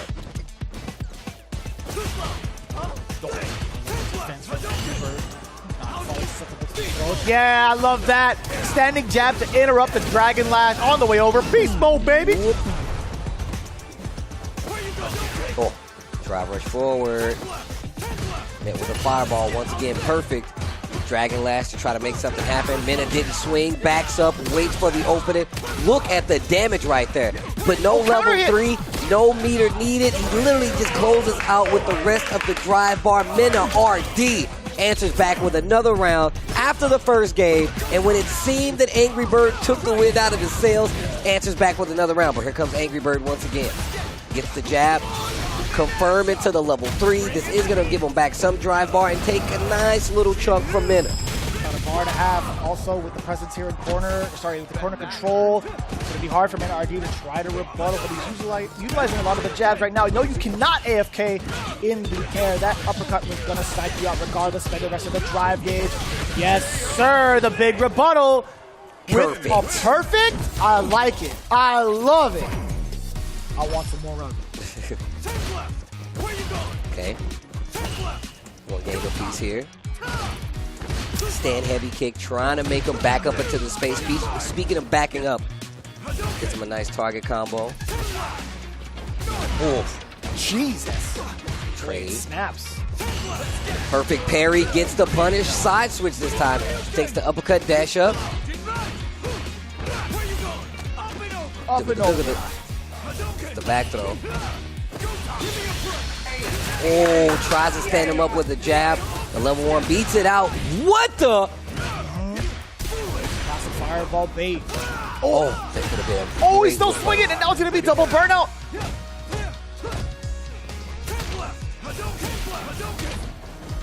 Oh.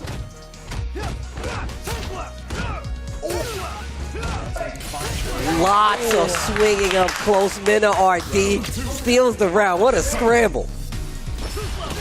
Oh, wow. Damn. Drive rush. Low Demo forward. Luke, is that you? Level 8 CPU? Back Perfect. throw, you Parry. know it already. Back throw to follow up. Mena looking in full control right now. Caba in shock on the bench. You heard the flash. You heard the flash of the parry. Just walking up here. No Gets the way. level 3 cross up. No Not way. gonna work. Big punish counter off of the medium flash knuckle 2. Beast mode. Oh, what is happening? Both players dropping some real critical situations. Oh, OD. Drive still on the side. Oh my Not God. gonna How be did enough. he get Walk it? up, crouching medium punch, and then the confirmed Mena Rd.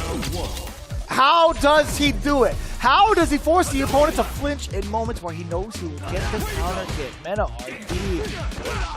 I like how even when people stop dancing and then now the dog is even watching. He's like, hold on, man. I need to peep this out. Wait a minute. It's forcing people into song now. They're playing the instruments of the people. Oh my gosh. What a jump timing by Mena.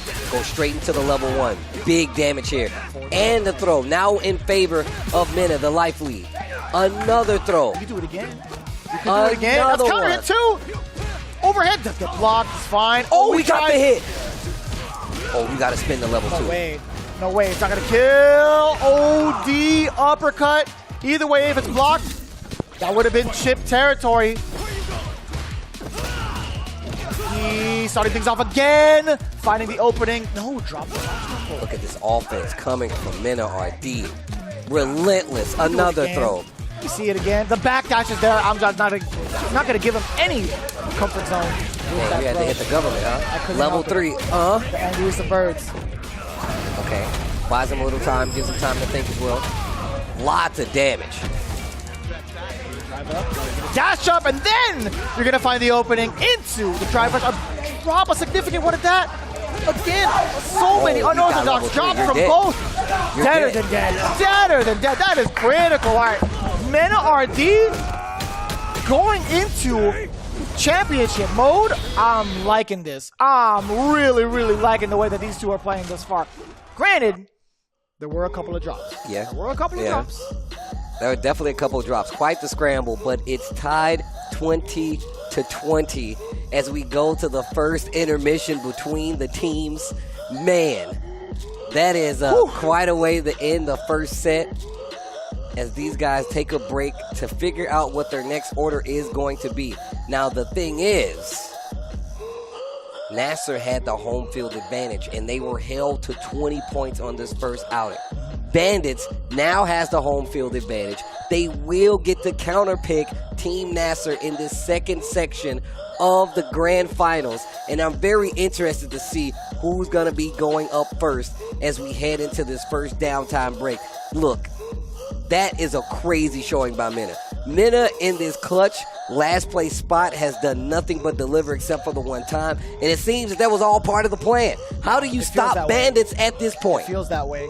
The way that they were moving around too. I feel like both of these teams are playing out of their minds right now. This is the sharpest.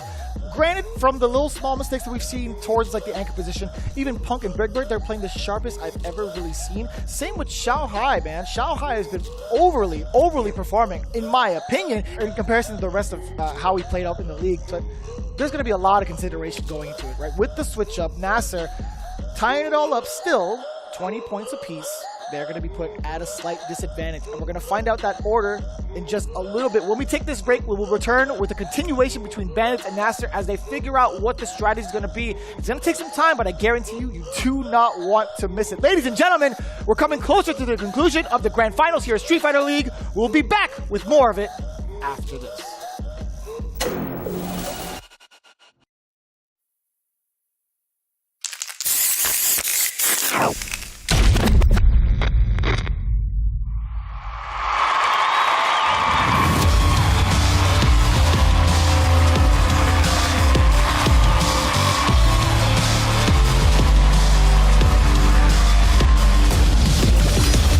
Let's get it!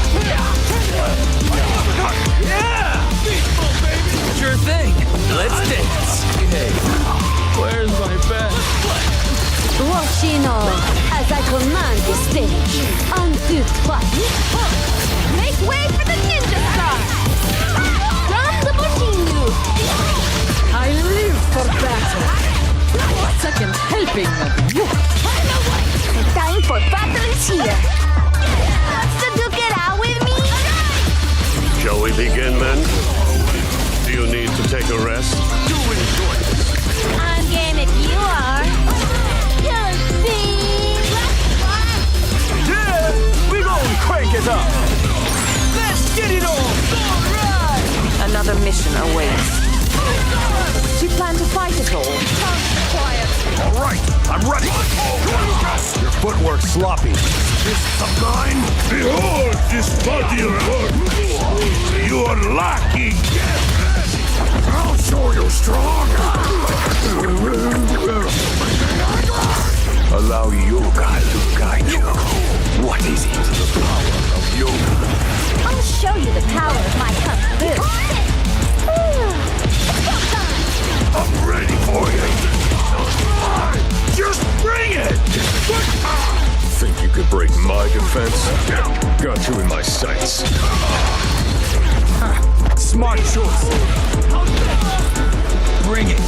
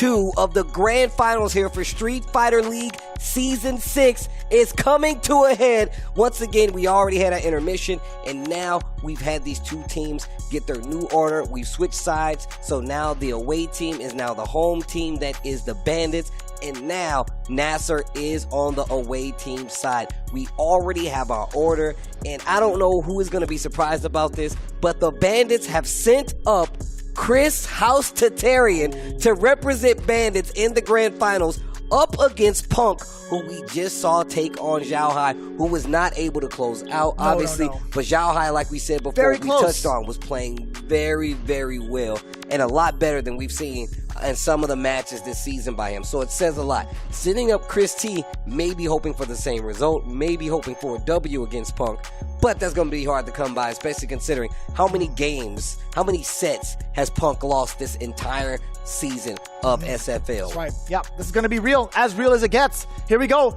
Punk is going to be sitting up first for Nasser. Chris Tatarian still trying to find the confidence within him. We've seen what he's capable of in the States. Let's see how he does in the grand stage. It's going to be Ken versus Cammy. Here we go. Take it. All right. Chris T going up against Punk. I can't remember how many times we've seen this, even in Street Fighter V. I really don't know. I don't think we saw it too often towards the end of it, man.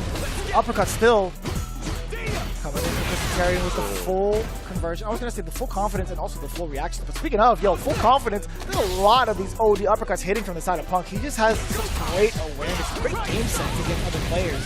Gets the counter hit this time. Looking for a button. Backdash there by Chris T. Nice read on the jump. Gets the confirm, gets the uppercut anti-air, but did not get the setup after he got that overhead kick. Oh, he actually got Punk to flinch, but luckily Punk didn't suffer too much damage, man. The very sneaky Dragon Lash. Oh, that's gonna hit. Smart. So smart for Punk. Didn't want to eat any more chip damage, and actually just threading that opening or finding that opening is so pivotal. Now it's all in control for Punk, building some of that drive gauge back. Look at the life lead dwindle away. Oh, puts himself in the corner. Chris T gets the uppercut. Burnout still on the table. No meter to save you this time. Back throw for the round. Chris T takes the first round for Bandits. Man. There's no way you can't talk about what Mena Rd has accomplished with this team. Ooh, punish! Ooh, nice sweep. Back throw. They switch sides. Look at the way that Chris Tatarian is playing right now. He's looking for the DI. But it's going to be so important for Punk to make the most of this side switch as well. He does so, spending the level 1, excuse me. Pushes back to the corner though. Interrupt by Chris T. He spins the level 3. No CA, so she will live to see the rest of the day. However, Chris T in a very strong situation. Had to confirm, didn't get the full combo though. Wait a minute. Okay. Spins the super. Chris Tatarian actually had it in his hands to get a full confirm. Not like this. You're going to be locked down. Oh, Jesus. It hurts so much. It hurts so much, but it hurts so good. Punk the God staying alive here, and it's only game 1. We hit the top of the beat. That Cammy thing doing extra work right now. Punk trying to get him to the corner. All quiet on the SFL front. Back throw by Ken to get the corner. We see Chris Tatarian kind of play into this range. Oh man, the sweep again.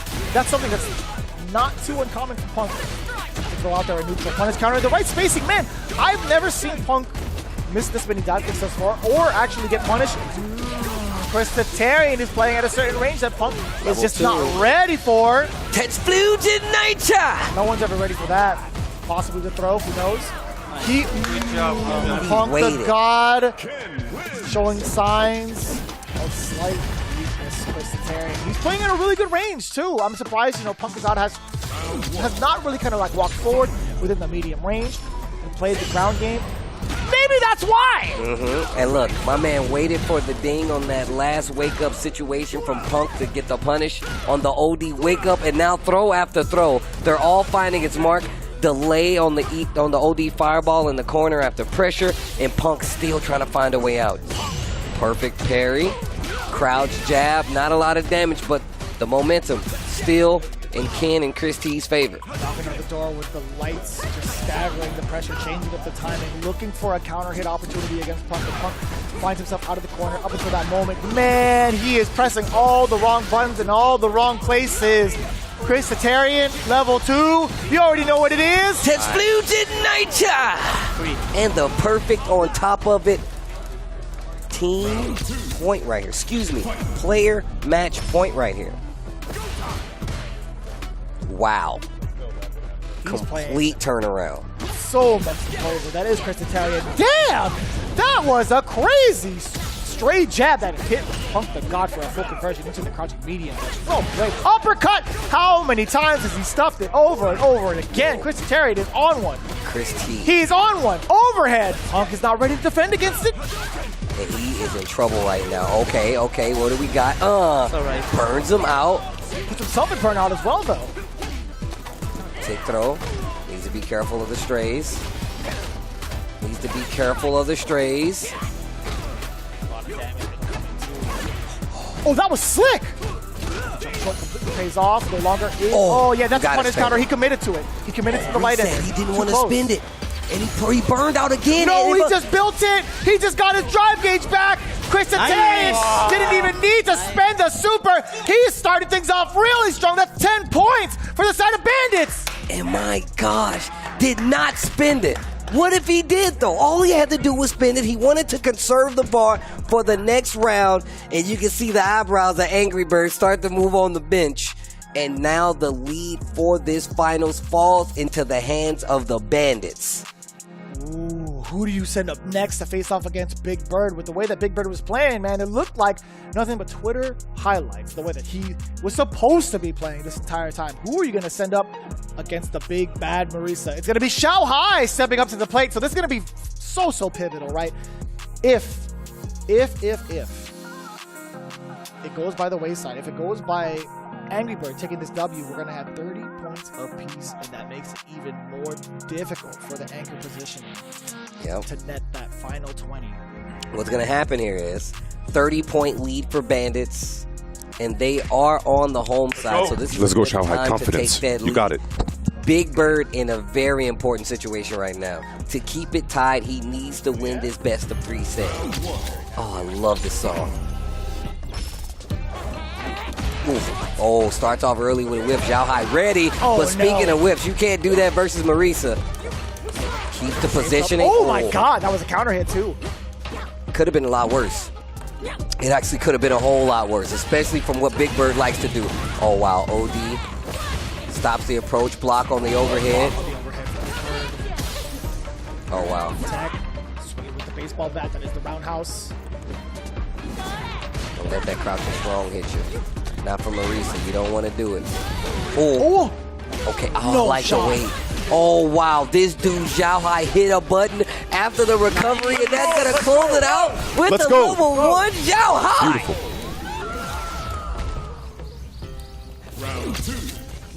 Excellent start off for Xiao High. Both at 1 bar apiece. The phalanx bringing in early in anticipation of the fireball, the big punish counter. You talked about the crouching medium punch. Do not whiff in front of this man. Big Bird has had the utmost confidence with this character. And right here, you definitely don't want to whip. Not at all, right? You see him fishing for a crouching medium punch, but it's also going to be a big whiff punish opportunity for Xiao High. If Big Bird keeps letting these normals rock for free, Xiao High is going to take advantage of that. OD uppercut. Slowly pushing his way out of the corner phalanx again. Instead, the punish counter here. We talked about it earlier. You can't be whiffing buttons. We're bringing Marisa to the corner. She's got some pretty decent vitality to her. So and burnout on the side of Big Bird. Oh no! You're dead. You're dead. We're calling it now. Get the clip. Oh wait, no. I'm so sorry. He was burnt out. He did not have drive gauge behind him. My mistake. And he's gonna get this drive bar back. So that means you have to make a guess. Tried to bait out an uppercut, didn't get it though. Drive reversal, Big Bird trying to close out, opens up. Wow. Yes, let's go. Low though, and that is gonna be the first game for Xiao High You're playing and so the Bandits. good, so good. Good patience in the neutral. Good patience. Just be careful. Don't whiff because he will do things to make you whiff, so he could do stand heavy punch. So just be careful, okay? Someone's shook right now.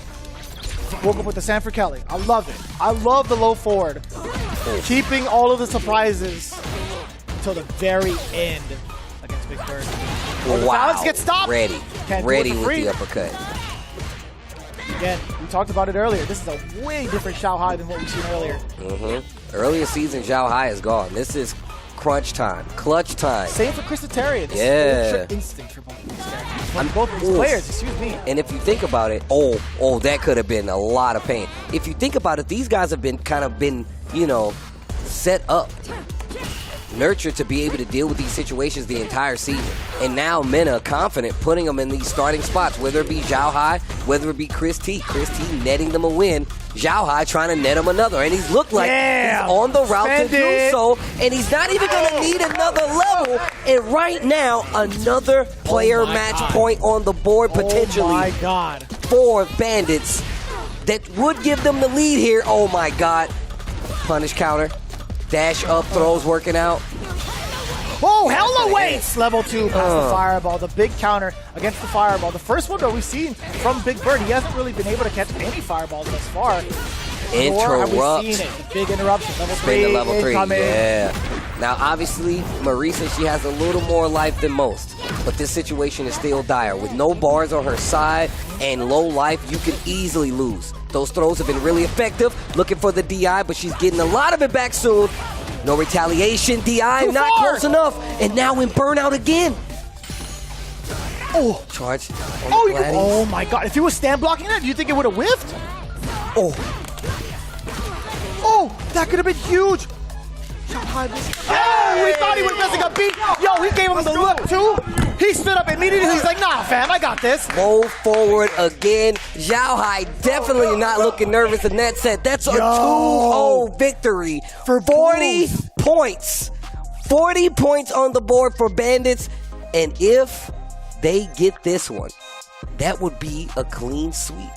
That would be a clean sweep and 40 on the board for Bandits in this grand final scenario. Angry Bird has to win. There is no way to call this. But ladies and gentlemen, Christitarian, Shia High not dropping a single game against the most dominant force that they could ever go up against in the league, Nasser.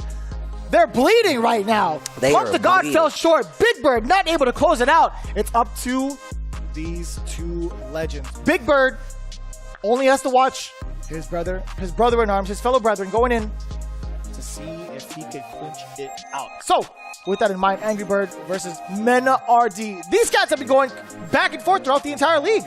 All right, so we're talking about the math behind it. If Bandits manage to take the 40 bomb against Nasser, which we thought might not even be possible, but right now it's in the realm of possibilities. If they score the 40 points, it gives them 60 into the next set, which they have to play no matter what. Do you send Mena Rd up front for that? Free. To close out? Close out. 10? Close it out. First to Close it out. Like, I mean, don't get me wrong. I do like the idea of being like, all right, we're going to put them last just in case things get out of control. But think about it.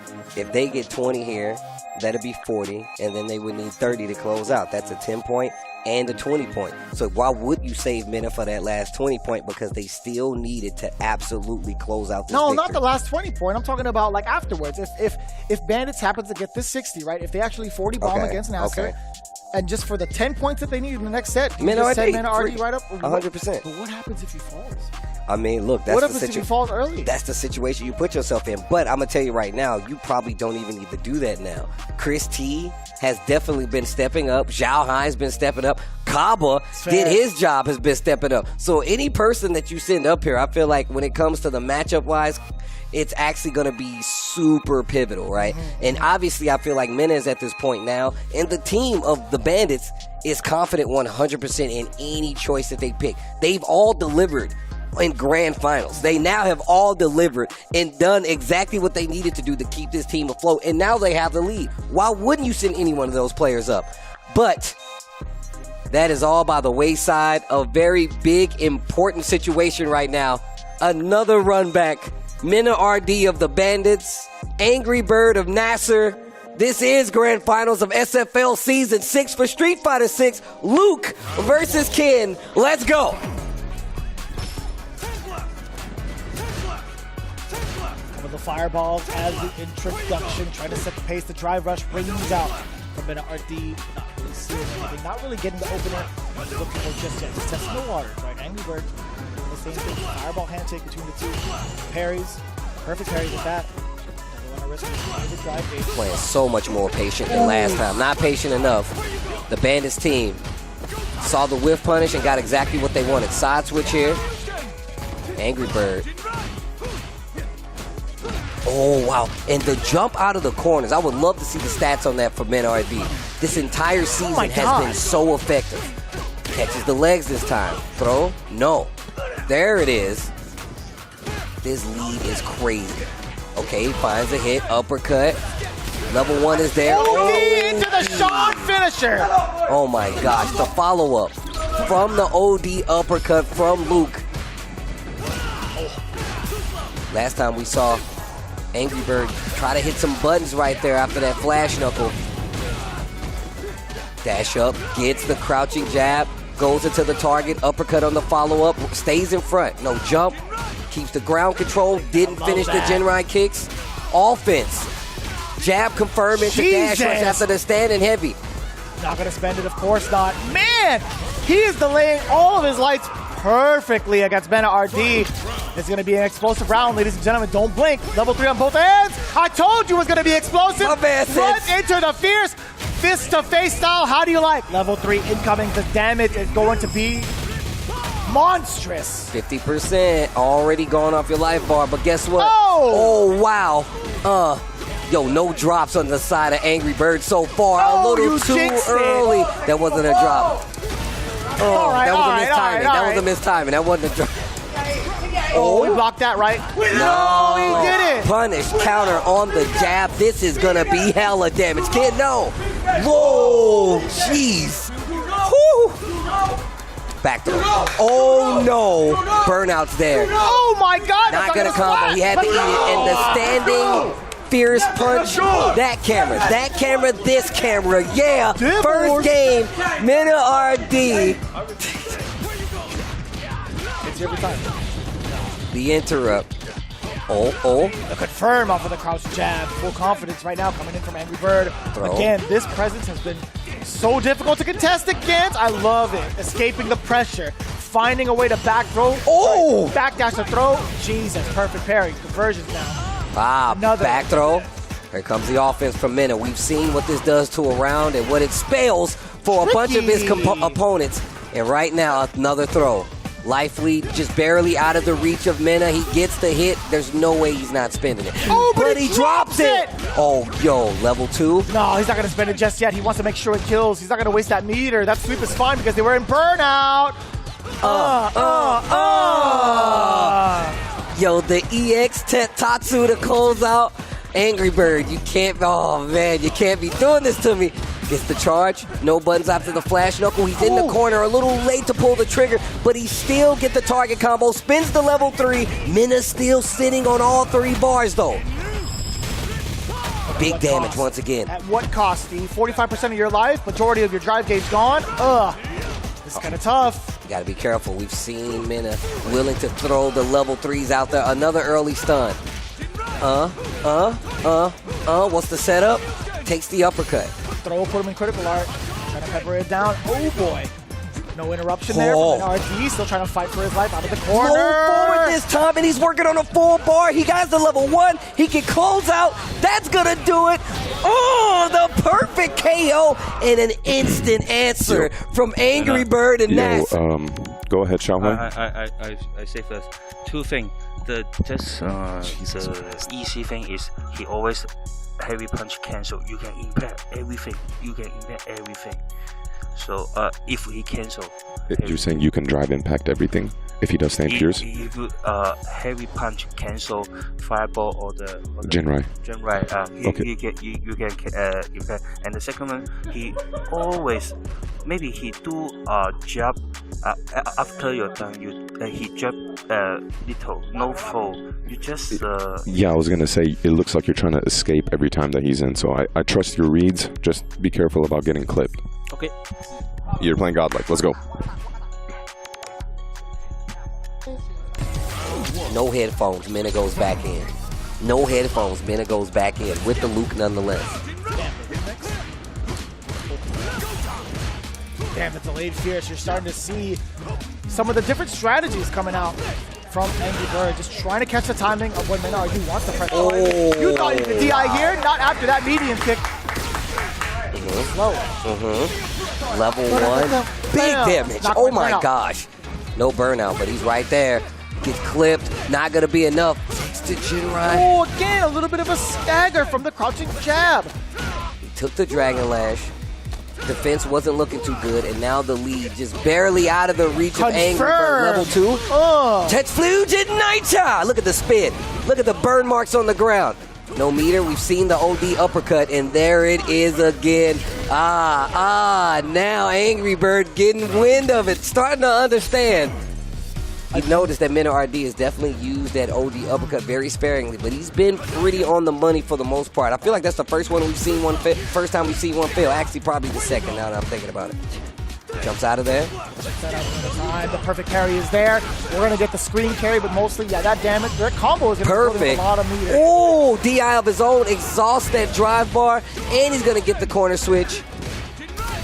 DI back. Dog, we're seeing every mechanic. Slugfest. We haven't seen this many DIs in a hot minute. OD uppercut coming in hot for Angry Bird. Sneaking in the Dragon Lashes so many times over. The light confirm as well. Block on the overhead. You are looking to smother Mena Rd, but no, this is going to be lights out if he decides to spend it. Of course he decides to spend it. Putting a lot of weight on himself in this third round here as he spends all his resources to close out the second round versus Angry Bird. Oh man, the back and forth here is crazy. 1 round apiece. Goes into a fireball, crouching strong, big conversion. No meter needed for this one, only drive bar. Oh wow, confirm into the level 3, gonna get the full CA animation. What a good call, because it's gonna put him in burnout, I think, and he doesn't have any bar for retaliation. This is a good spot for Angry Bird. Especially with this burn now, being able to get a full sequence and push Mena Rd into the corner, no questions asked. But Mena Rd finding a way to finesse out of the corner up until this very moment. EX Tatsu, OD Tatsu, excuse me, to bring him back. Back throwing. The perfectly timed back throw from Mena Rd. Getting past the drive impact. That could have killed him. Stand like kick counter. He's dead anyway. That's the only way it works. Angry Bird 2-1 in the set versus Mena Rd. Instantly puts back on the headset, wants to know what the team has to say, and smiles are on the Nasser bench now. It's hard, man. It's really difficult to even call that because Angry Bird, once he put Mena Rd into a situation where he was burnt out, having 0 bar, he gets a full sequence of pushing. Like, he gets to be giving himself plus frame advantage, pushing towards the corner and building his meter while shipping you out. Oh, DI not close enough. And you have to put this into perspective, right? The fact that Ken is the opponent. You have Chris T, one of the best, if not the best Ken player in the United States on your side. Obviously, you're fighting the EVO champion, but that's definitely got to help with the intel, both in burnout. Dashing right back up, too. They trade, sweep in favor. That's going to hit. Oh, no. Angry Bird gets his drive bar back first, too. Don't jump it. Oh, my God. He still did the AFK. Got the uppercut as well. The chip damage is imminent. Can he survive it? He does. Oh, my uppercut. Oh, the uppercut. He looked right at him. He looked over at Angry Bird. Yo, he made eye contact. Back throw. Woo! From that distance. Tries to go for the throw. Not going to happen.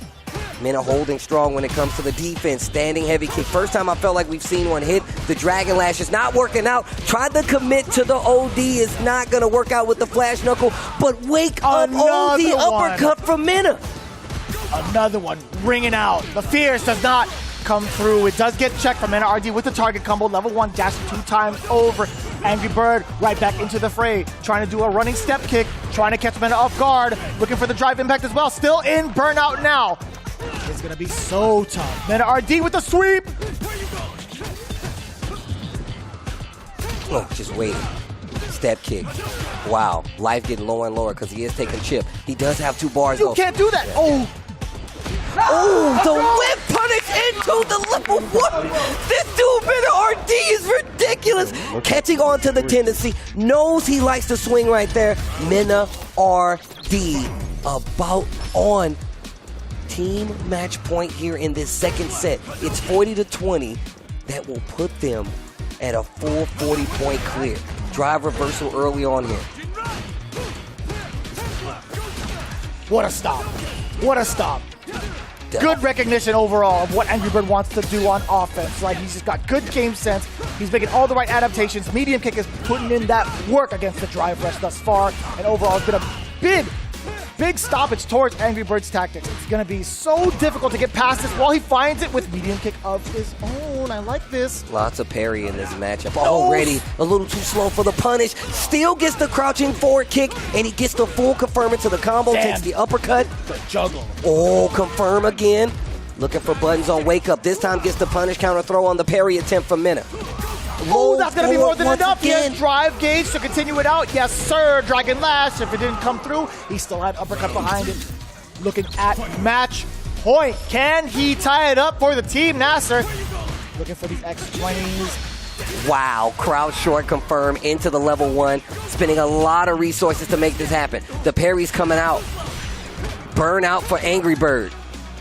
Getting close for Mena as well, but we've seen how he operates in these burnout situations, especially when it's the opponent. Walks under, tries to get the jab. Text to throw still.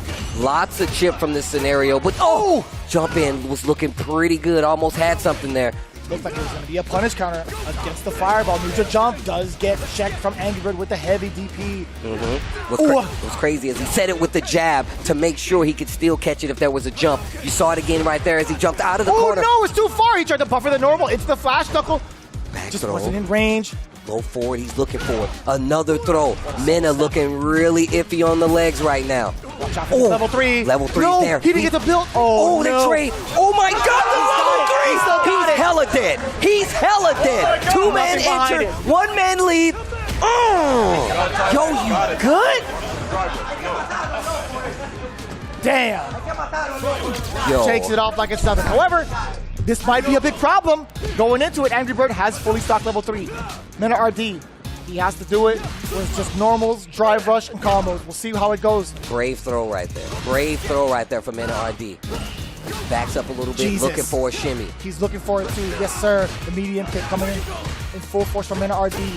Trying to find an opening. There's a lot of drive rushes on the screen. Stand medium kick. The DI works out. He can take him to the corner here. Takes the uppercut into the level 3. This is so smart because it's going to give him back drive, and he's still going to have that opportunity for stun. The thing is, even if he gets that stun, it will not kill.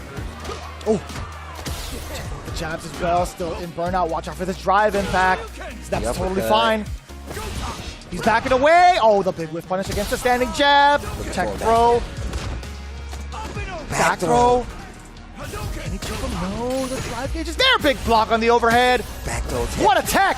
Oh my God. I don't know if that was a bait. It was. But he completely whiffed it. Puts him in burnout. Gets the confirm to the combo. And there is a calm over the SFL crowd. Angry Bird confidently wrapping the stick back up as we go into another set. It is 40-40 right now. Oh my God. That was 100% a bait. He did drive rush and did throw mad early. He did it so early that he was able to throw in some lights for the proper punish counter afterwards. Angry Bird is something fierce. You gotta recognize it, man. Game, recognize game, no doubt about it. That's why we're stuck here at 40 points. We're bringing it to another set. Ladies and gentlemen, Bandits versus Nasser. This is a set of a lifetime, and you're only experiencing it here at Street Fighter League. And guess what? It ain't even over. It ain't even close to over. When we come back, we just might have the conclusion between these two super teams. It's Nasser versus Bandits, yet again with the switch off, and we'll see you right after for the conclusion. Stay tuned.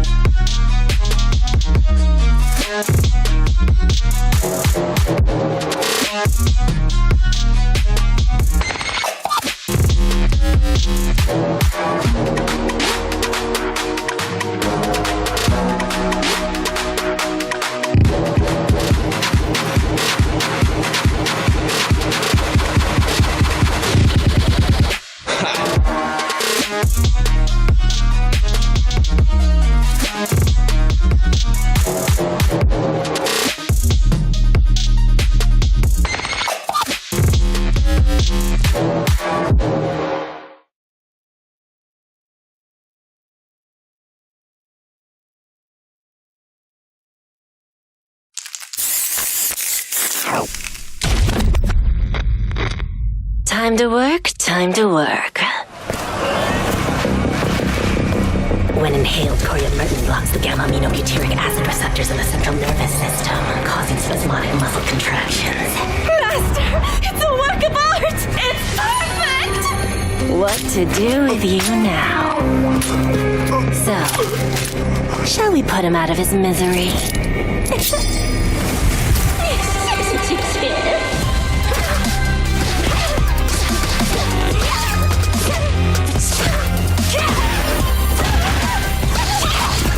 Time for some experimentation. I bet poison would work wonders on you.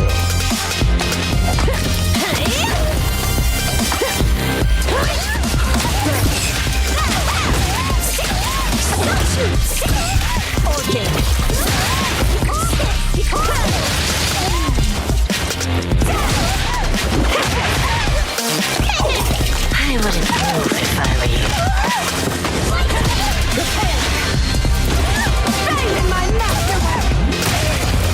Poison's on the menu.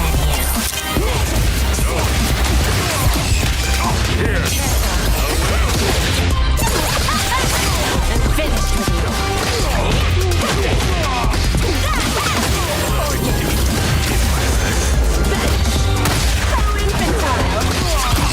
I have you.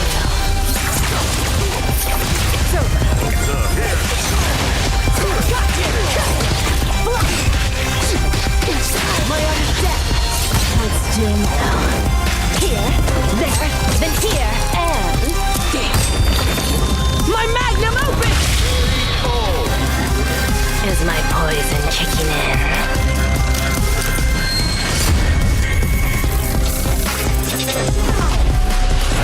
Street Fighter 6.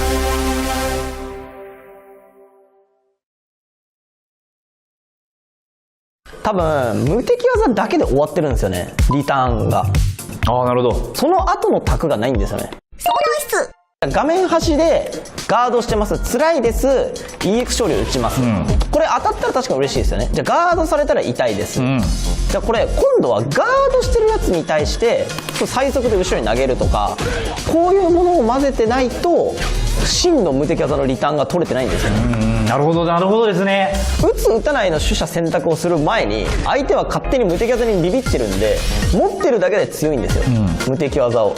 さらに持ってるだけだと相手もビビってくれないから、打つことで相手をビビらすのが強いですよね。そうですね。だからコマンド投げも結構実はいけるんですよね。コマンド投げが打つことが強いかどうか置いといて、あるのが強いですよね。確かに固まってると投げられちゃうから、じゃあ動こうってで動くと打撃食らうよねって、でその昇竜拳無敵の技もまあ似たような感じなんですよね。Dare I do this, never fear lose. And when I get up in the game, your RP improve. A real problem, but I solve them all facts proof. And if you think I'm gon' fold, then you talking.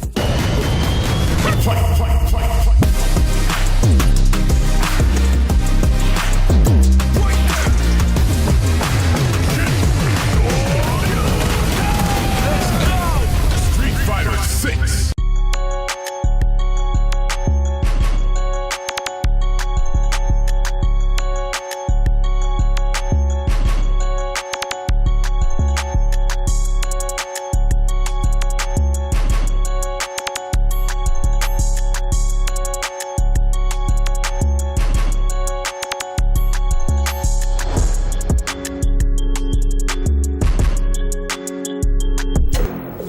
SFL Season 6 trying to come to an epic close, and it's already exceeded that with the Grand Finals. We are in the third phase of our Grand Finals. It's Nasser versus Bandits. The sides have switched again, and this time Nasser has the home field advantage, so they get to counterpick against the Bandits. So who do they send up first? It is going to be none other than the biggest bird going up against Chris T, and this is what you should have been scouting to begin with. Okay. He has the most experience versus a high-level Ken, the Evo winning Ken, and why wouldn't he be up there every That's time right. Chris That T makes is a lot up of there? sense. It makes perfect sense, actually. So going into it right now, Big Bird versus Christitarian. You're looking at the points, all tied up a piece. It's a brand new set. But again, we're inching closer and closer to that 70-point goal. Who will be this year's Street Fighter League US champions. We will find out momentarily. As we set it up again, it's going to be Marisa versus Ken. Let's get it. It begins anew, and for the third time, Chris T going up against Big Bird. This time, Nasser is home. They got the counter pick. The most Ken experience, I would say, versus the highest level Evo winning Ken out there. What a smart move. Let's see how this third phase of the grand finals here goes. We're asking for a different look. We're really asking for a different look. Yo, that was actually the crouching combo that he could have asked for. Christitarian making a big confirm against Big Bird thus far. Yo, that's the second time the Phalanx was trying to snipe out the fireball. It was just too late. He actually got the counter hit on the double jab target combo, so he actually could have did like a follow-up, but just didn't recognize it as a throw in the corner. Chris T, Oh, he still pressed the button. Where were you going? Wait a minute, we're out. Dash rush in, makes him hold the heavy punch. Chris still swinging in this neutral section, and right now, what's the guess? The swing! Yeah, you talked about it earlier. Nope, that's gonna hit. Done Smart. and done. Chris Really, T. really smart. I mean, what were you... I mean, like, it could have been like, the uppercut. I think Big Bird just really, really trying to nail it home and not worried about the wake-up opportunity that Christitarian took for himself. Christy has such an amazing skill for like pressing on the gas when it's needed most in a lot of situations. No back roll, there's going to be a side switch. It's really unique. And on top of that, he plays at such a fast pace that it catches people off guard. Boy. Speaking of being caught off guard, the command throw. Trying to man, what was that? Yo, that was actually something crazy. Reactions eats the OD fireball. Big Bird in a situation there. He's in the zone. Christitarian is in the zone. Can we get the knockdown? Can we get the level 2? Tetsu's in night shot. That should be a done deal. He's still alive. Oh my God. I can't. The neutral jump heavy punch worked out for Chris T, not for Big Bird. Game number 1 in favor of the Bandits. And that's so tricky. That is absolutely so tricky. That was a do or die moment. Big Bird had to try to get potentially an anti-air if he could snipe it out quick enough, because if he were to sit there and block, he would have ate a lot of chip damage, I think. I didn't get to see the drive gauge fully, but one of them was in burnout. I gotta say, Christitarian making all of it hurt too, spending all the resources he can to ensure he takes down the Oh my gosh. That was so quick. That was so fast. Check the drive gauge. Phalanx, let me in there. Overhead block still gets the legs though. The uppercut, get off of me. Good call off from Christitarian, bringing him mid-screen, slightly misplaced the throw, getting a punish counter. Big Bird. Actually had the back fierce punch, but didn't get the combo recognition. Catches him crouching. DI. Chris playing very patient. I like this. Tried to get a reaction out of him, nothing. And now he gets the bar back, but it might be too little, too late. Yeah, gets the confirm off the standing medium kick drive rushes. Get the full combo conversion. Big Bird answers back in the second game, first round. The Phalanx, that's a counter hit. Man, it brings Christitarian so far away from Marisa. And the thing is, you saw the reaction. He almost got the uppercut out, but still got counter hit. Gets opened up low once again. OD uppercut. Damn, that's hella damage. That's a lot of damage. You might be dead, actually. Drive rush forward. Yeah, level 2 incoming. Do you even need it? You definitely do. Welcome to the sand. Bro, that was 2 rounds. That was a full game. My man Punk just opened his water and he already, that was so quick, 1 game apiece. Chris, I think he always drive as heavy punch. He never shimmy. I think he never shimmy. Maybe just fall or cross like it. You just down, no step. Okay, I got you. Shia High stepping up. Not only in the games department, but man, technical advice. Appreciate it. Forward throw. Drive rush forward. Back commit. Phalanx closer to the punish counter. That's gonna hurt. He spins meter on top of it. Half-life. No. Jab out of there. Wasn't prepared for that one. Perfect parry. OD uppercut coming for Chris T. Drive rush spinnature. Really counter hit. Right now. Yep. Beautiful. Still within range to get a light sequence afterwards. Get out of here, Gladius. Meet Dragon Punch. He has that counter super, so you really have to be careful putting pressure on, especially in situations like that. Full Damn! charge Gladius. You gotta respect it. He's just about to get meter back. Yeah, Dragon Lash to get in. One of the few characters that could really deal against Drive Impact despite being in burnout because of the armor, right? Oh. Chip damage on the table. More chip damage. Phalanx. Yep, there it is. Damn, that's so much chip damage. Needs to be careful. Any hit confirm here will actually get But he has to keep the strings tight. There's 2 bars on the side of Christitarian. Oh, that phalanx. That was actually so lucky. Christitarian was buffering the uppercut. And he had just put himself in burnout because he missed the driver rush. So Big Bird looking out right there. Trying to find a low situation to get the opening. Not going to happen. Low forward to challenge the Gladius. Uppercut to stop the jump in. Chris T in control. Just slightly, but in control. Didn't believe it. Damn. Oh, man. Counter hit. Too early for the overhead after drive rush. How did that happen? Anti-air on the other side. Still pursued.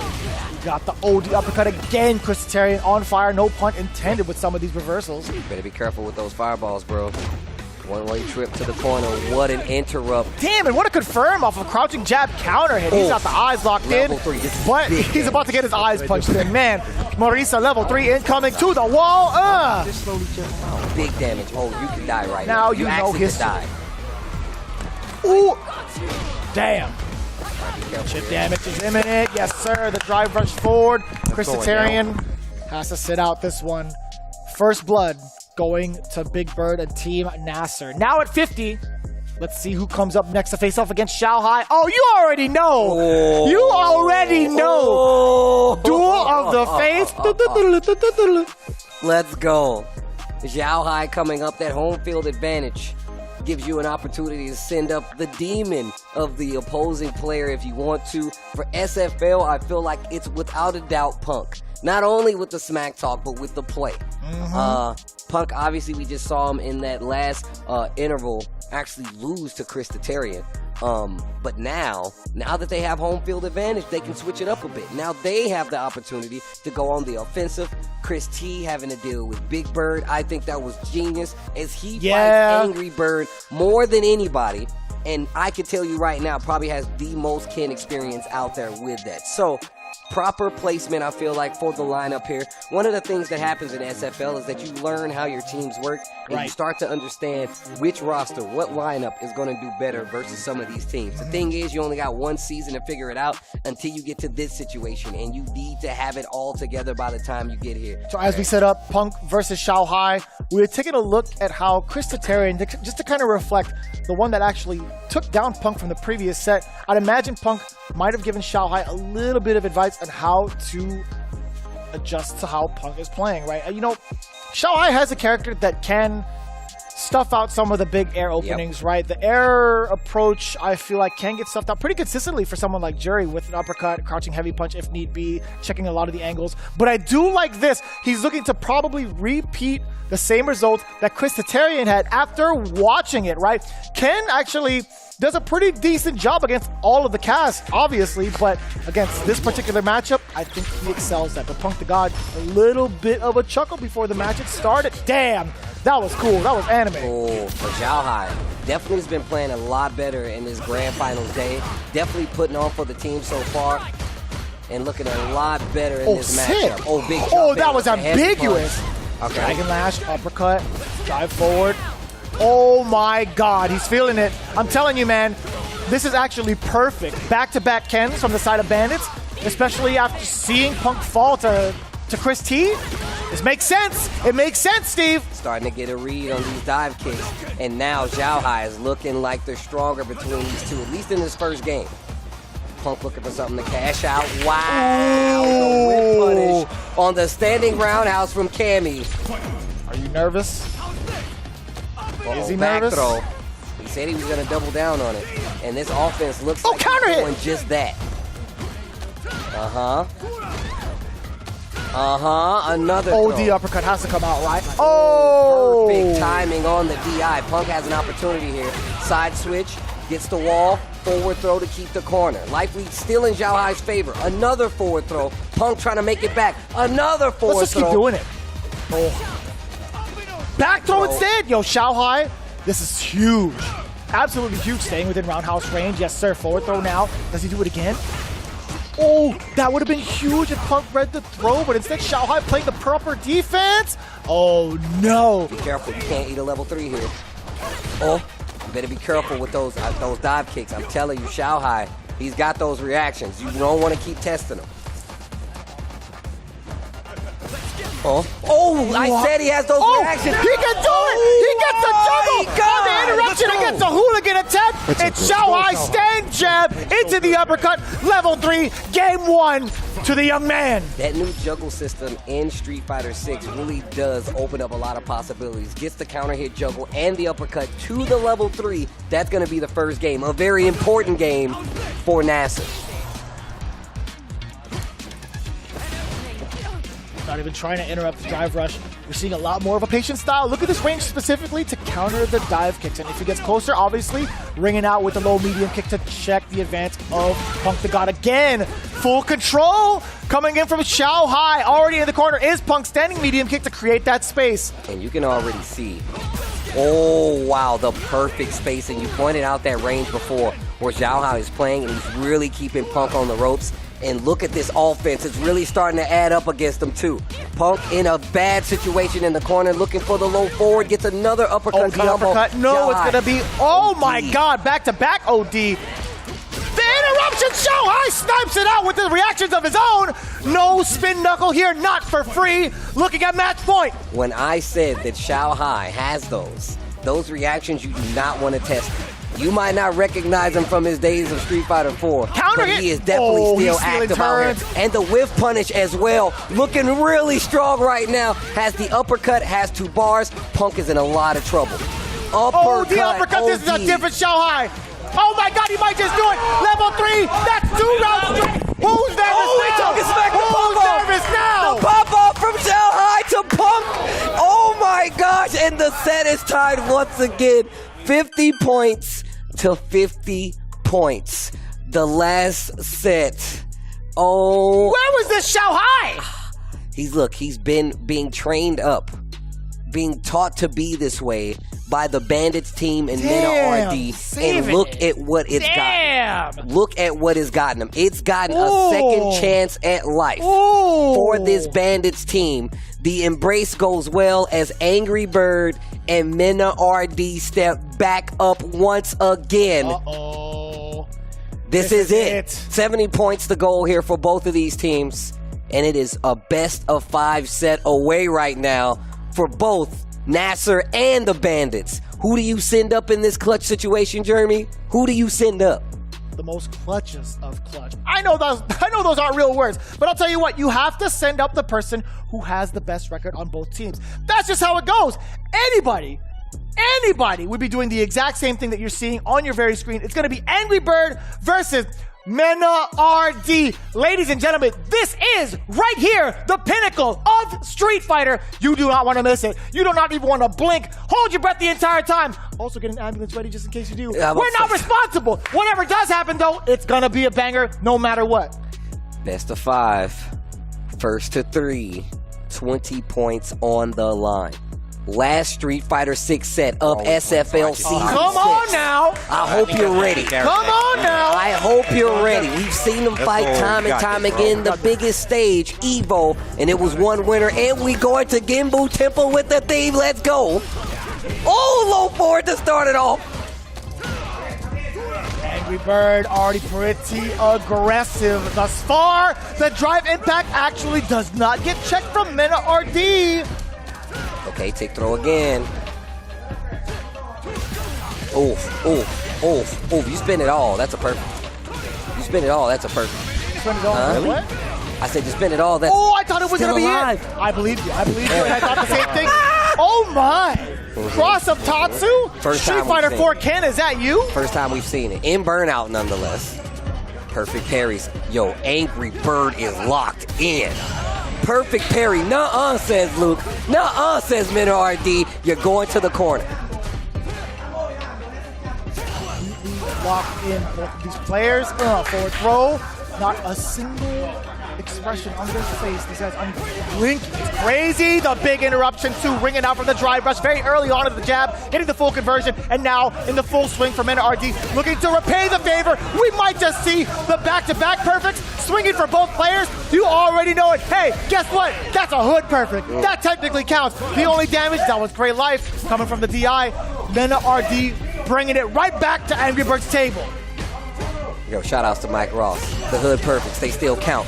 What a punish with the perfect parry on the fireball. Takes him to the corner with the Tatsu and try to find something. He finds the mark. Little Jinrai loop in the corner.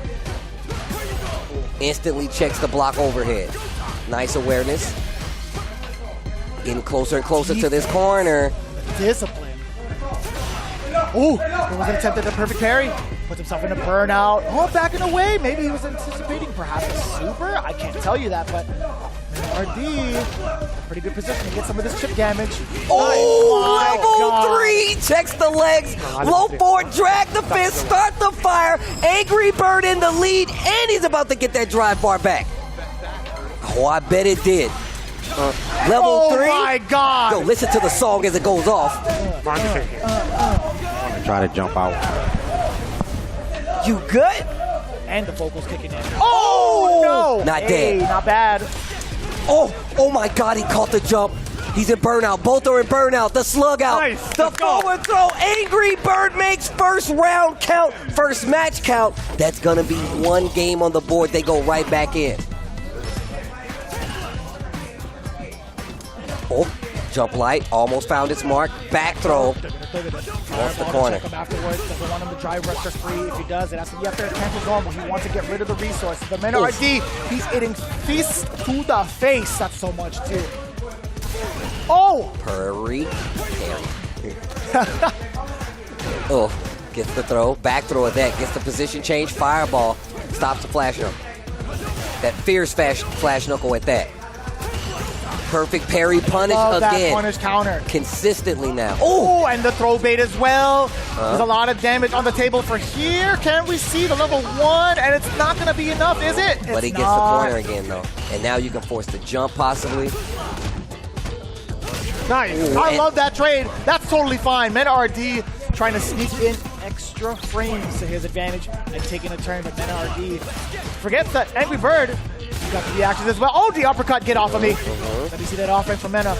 Let me see you provoke the Raging Bull. Oh. Burnout once again. Oh my gosh, the reaction.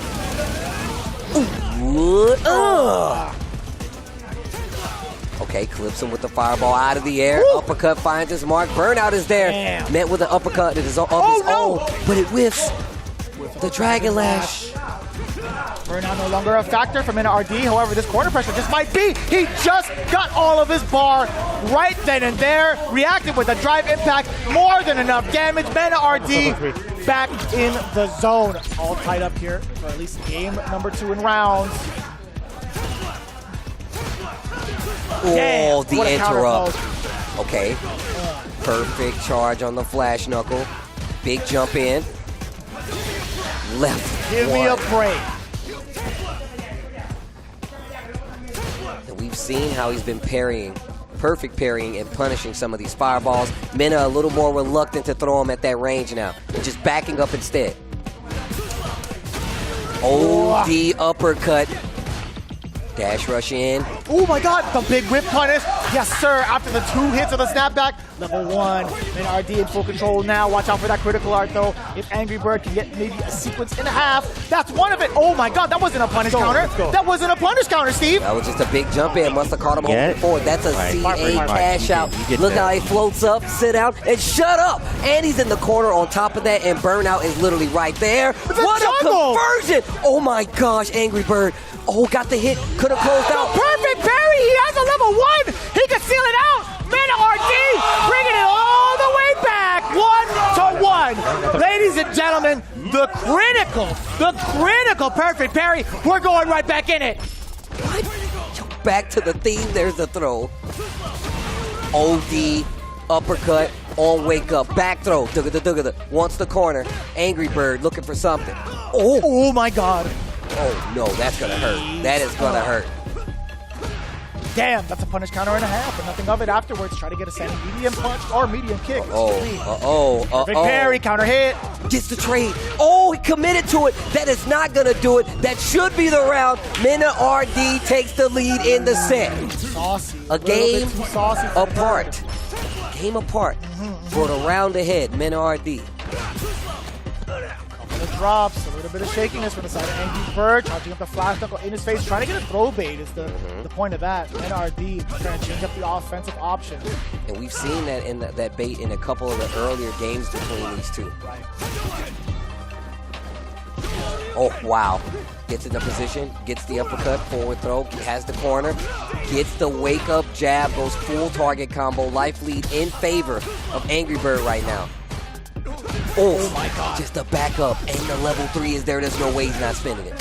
There's no way he's not spinning it. Yeah, so life advantage very much so in his favor. Going to be getting the drive gauge back, joining some of Angry Bird's. More importantly, this is the distance where Mena gets to control the pace.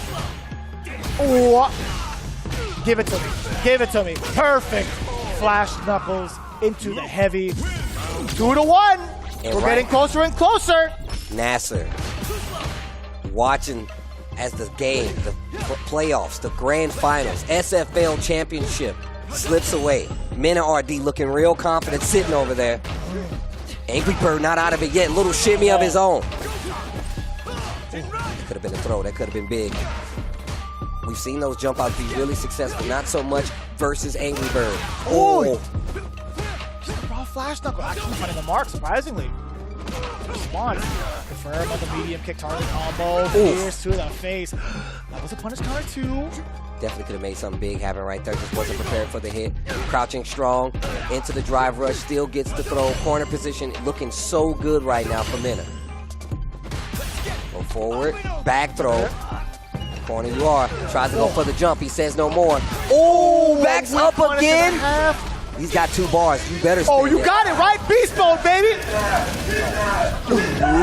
Dead. Still alive. Oh, my God. And he's in chip range. Looking for the jump. Nice. Oh, my God. This dude, Angry Bird. Oh. You're actually insane. You're actually insane for that. Tries to go for the throw That again. was so good. That was so smart. What an interrupt on the drive rush this time. Angry Bird awake. Angry Bird awake. There's a throw. I am angry now. Look at this. Stoppage, no AFKs here. Oh! Get stuffed. Oh, that's going to hurt. Level 3. Yeah, yes, that's going to hurt like hell. Close to burnout, too. You could get a block string sequence to force the burnout. Will you extend your offense, or will you back it up for control? What? That's going to be a big rebuttal from Angry Bird. We're going to it. Final game between these two titans. Here we go, Nasser versus Bandits. This is the final one, baby. Jump out of there. Oh, what an interrupt. Wake up crouch jab from Angry Bird. The entire arena is quiet right now. Oh, tries to get the throw. Not close enough to get the confirm off the counter hit crouch jab. Backing up a little bit. Oh, stand heavy. Oh, you tried to go air to air with it. Oh, the uppercut. Angry Bird not giving Mena Rd a single chance to leave this corner. What do you do about it? What do you do about it on defense? For a whiff. Oh my gosh. Damn. Burnout too. That hurt.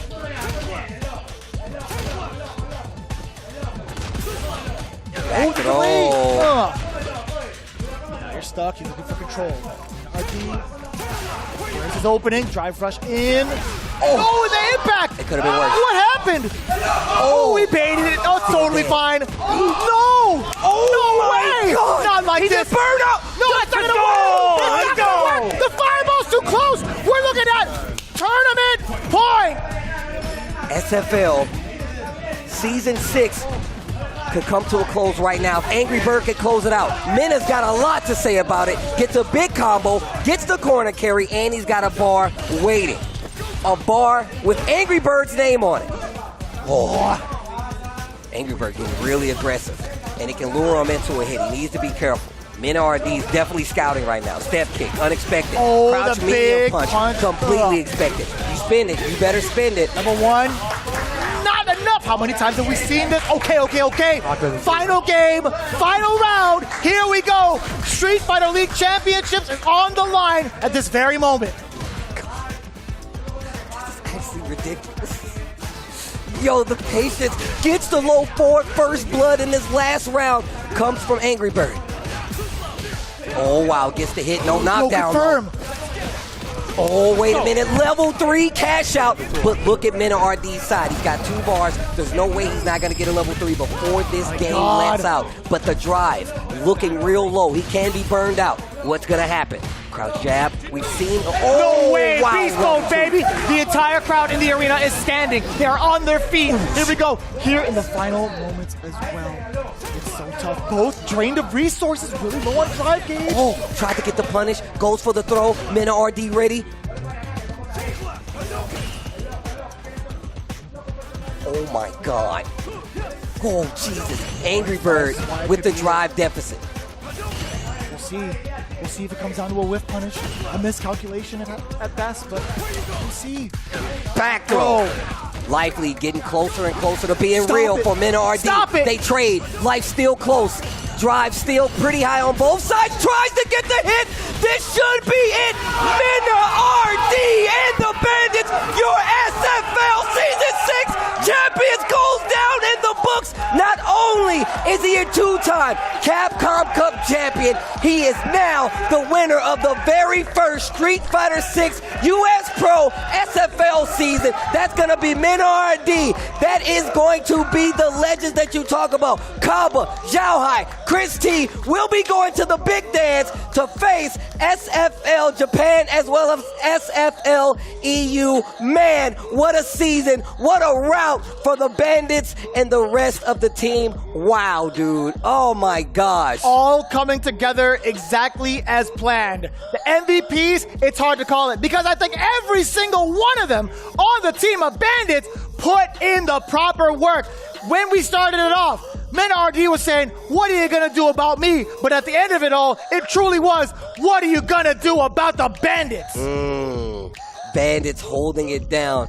Mena Rd said at the beginning of the season, like, yo, man, you should have fought to keep the team together with NASA. He said, you took my Evo, so I'm going to take your SFL championship. And now, bringing it to fruition, full circle, and you know that's got to mean a lot to the entire team. Xiia High, Chris T, Caba as well, getting the championship with his brother in fighting game arms, Mena Rd, as he's been there time and time again to cheer him on from the stands. And now he's a part of that celebration as the Bandits team takes the SFL Season 6 championship. Nothing but embraces down there, man. Nothing but embraces down there, brothers man. embrace, truly something special as Bandits shaking it out with everybody else. The rest of the teams congratulating the first champions of Street Fighter 6 here for Street Fighter League US.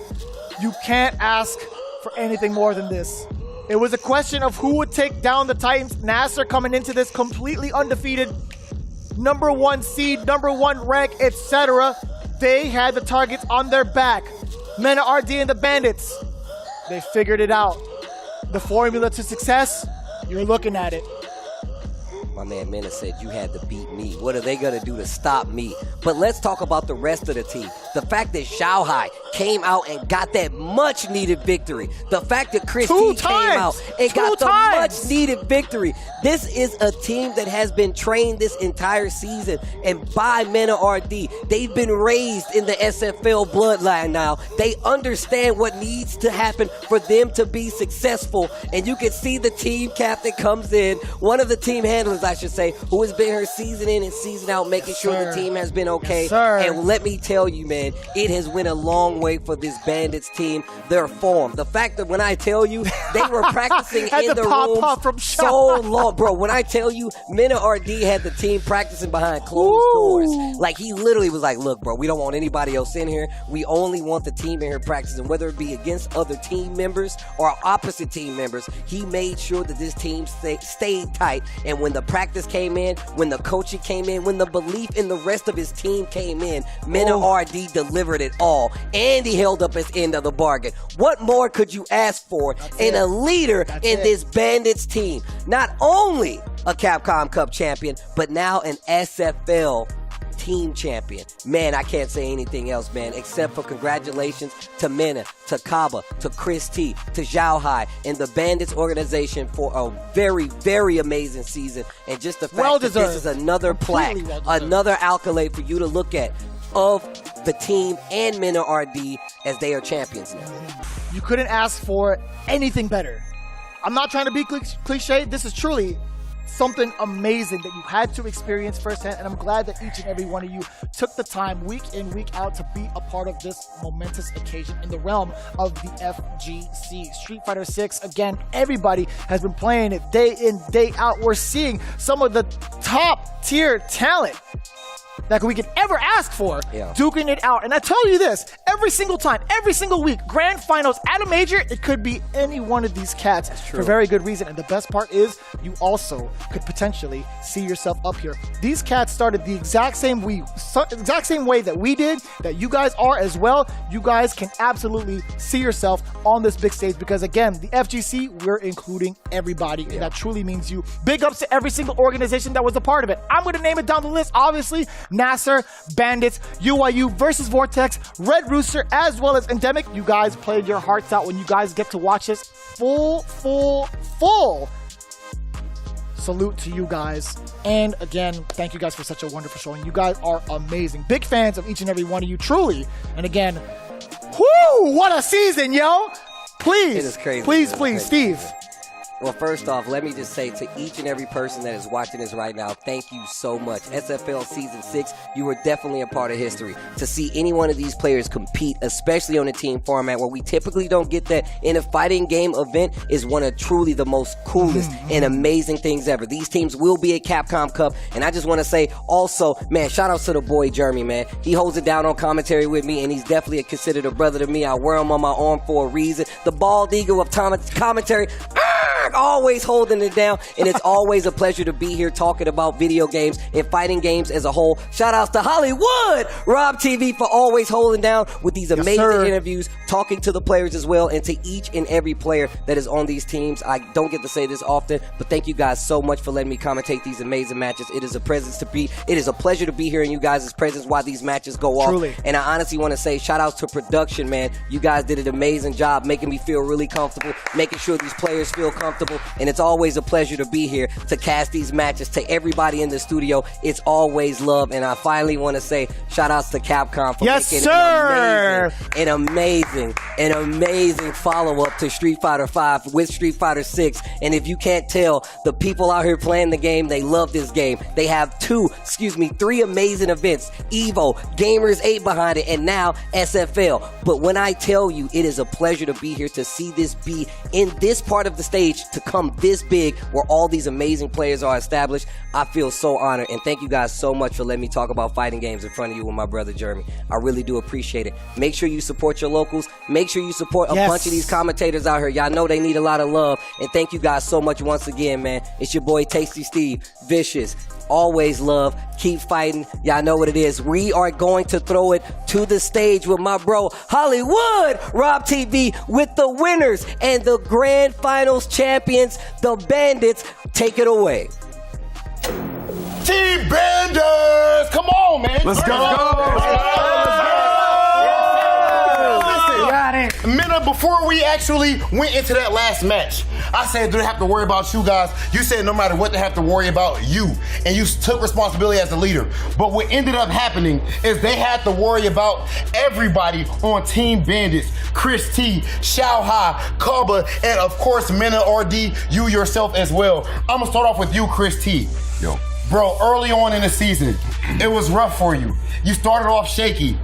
What was this? I know you're big on sports psychology and everything. Yeah. How were you able to stay in the game and then come up so clutch when it mattered the most? And what does it mean to you? It means everything to me. I lost my voice low-key from screaming, but it means everything to me because this is what I've studied and done for 15 years. And I know that you can start off shaky, but I know how to bounce back mentally. And having teammates like these guys to affirm that and to support me while I was down, it was everything to me to know that they were my brothers on the front lines, like I told you a couple of days ago. So this is it's a beautiful moment, man. I'm glad that when it mattered in the clutch, In the clutch. Yeah. Yes, sir. Yeah. Yes, sir. The real ones know. The real ones know what's up. The real ones know what happened. So, meant everything to me, man. That's all I gotta say. I understand. So Chris T, absolutely amazing play. Shia High. Earlier in this season, you go up against Punk the God right here on this very set. Punk the God beats you. He talks crazy. He says that you are the worst player he ever played, all this type of stuff. I interviewed you after that, and you said you need your run back. After you beat him this time, you told him, are you nervous? Yes. How much does that set mean to you? And just tell me about that set versus Punk you just had. I think I had to do this. Yeah, because maybe this time I lost him 3 times. But I think I can win back after this tournament. I can win back every time. Yes. Yes, sir. Yes, I can face him. I don't love it. I don't scare him. Yeah, I need to. Yeah, I want some. Shia High, you want your smoke. You're not scared of him. Yeah, I'm not scared him. I can win him. I think he's not too good. I think he's not too good. I think it's not too good. So why he always the second? Because he's not the best. Okay. Shia High talking spicy. I wanted to add something as well, man. Okay, what's that? When I was at my lowest, God was with me the whole time. So all glory to God throughout this entire process. We were one together as a team. So amen. Thank you to God for allowing us to be here for this opportunity. Much love. Yo, I'll tell you what, Shia High. You are a godlike man.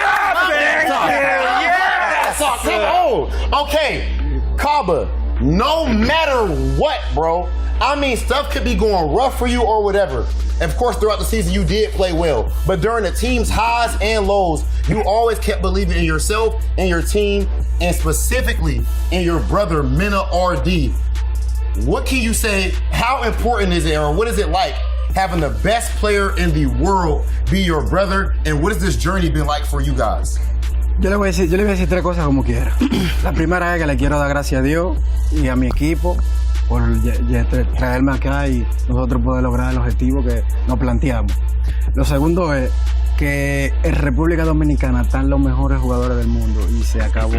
O sea, los mejores jugadores del mundo son de República Dominicana ahora mismo. Eso no hay ni que hablar. Y lo tercero, duramos 4 fucking años intentándolo. 4 years atrás de esto. Y siempre lo supimos que lo íbamos a lograr. Siempre. Mucho esfuerzo, mucha dedicación, trabajo en equipo, confiando en Dios, confiando en nosotros, con el apoyo de nuestro equipo, nuestra comunidad. Lo vamos a lograr siempre porque nosotros somos los mejores del mundo. Y eso es así. Ganamos y seguiremos ganando con Dios mediante. Vamos a seguir rompiendo. Muchas gracias. He says, first thing first, thanks to God and to the team for bringing me here. Second, the best players in the world are in the Dominican Republic. That's it. He says the VR is the best in the world right now. And third, he says it was 4 fucking years of trying and missing and trying and pain. Yeah. And we finally achieved our goal, you know, with all the hard work and the dedication. And he said that we will still be breaking more barriers and collecting more goals down the road. You have been the cornerstone of that same region that you're talking about. You go and win Capcom Cup the first time when nobody thought that you could do it. You were not the person they predicted to take it. And then we never seen somebody win Capcom Cup 2 times. You went and broke that barrier and did that. And now here at Street Fighter League, you walk away as the champion after saying at the beginning, before any match was played, before any button was pressed, that you were gonna make sure Team Nasser did not walk away as champions. Mena Rd, how are you feeling right now, and what does it mean to you to have beaten Team Nasser and backed up your words? It means a lot, you know, all a man has is his words, and I think as a champion, everything that I say related to the game needs to be straight, you know. I need to make good of my promise. And I had that chip on my shoulder about Evo. It really hurt, you know. At the stage, I was really happy, and a friend of mine won outside of the game. But in the game, I think it took away from my legacy, and that's all I'm working You know, that's all I'm worrying about right now. What I'm gonna leave behind. What will the young Dominican kids see when I retire, and how will they be inspired by me? And I won that Evo title. He took it away from me, so I took this away from him, and it feels good because it's not only about revenge.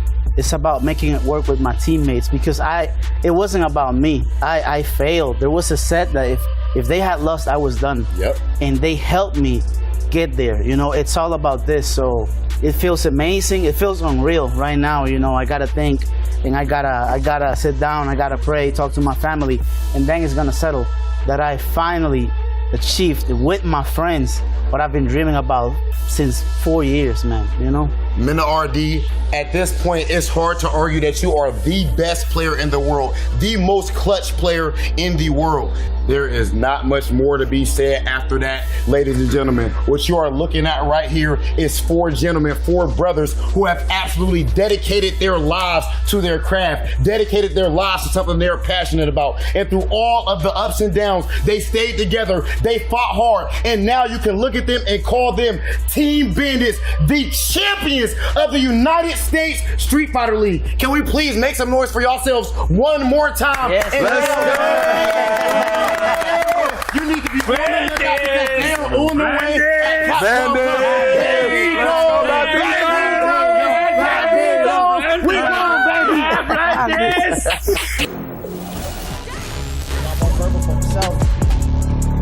Whip. Suck Xiao High. Oh. My man stood up before it was even done. Once again, Punk takes it over Xiao High. They dap it up. 10 points to Nasser. Big Bird already standing up, making his way to the podium, and Caba looking like he's the one to come down there. He was trying to will it into existence. Oh, what is happening? Both players dropping some real critical situations. Oh, OD. Drive still on the side. Oh my God. God. Gonna How be enough. did they get Walk it? up, crouching medium punch. Again, so many unorthodox drops from both. Deader than dead. That is critical. All right.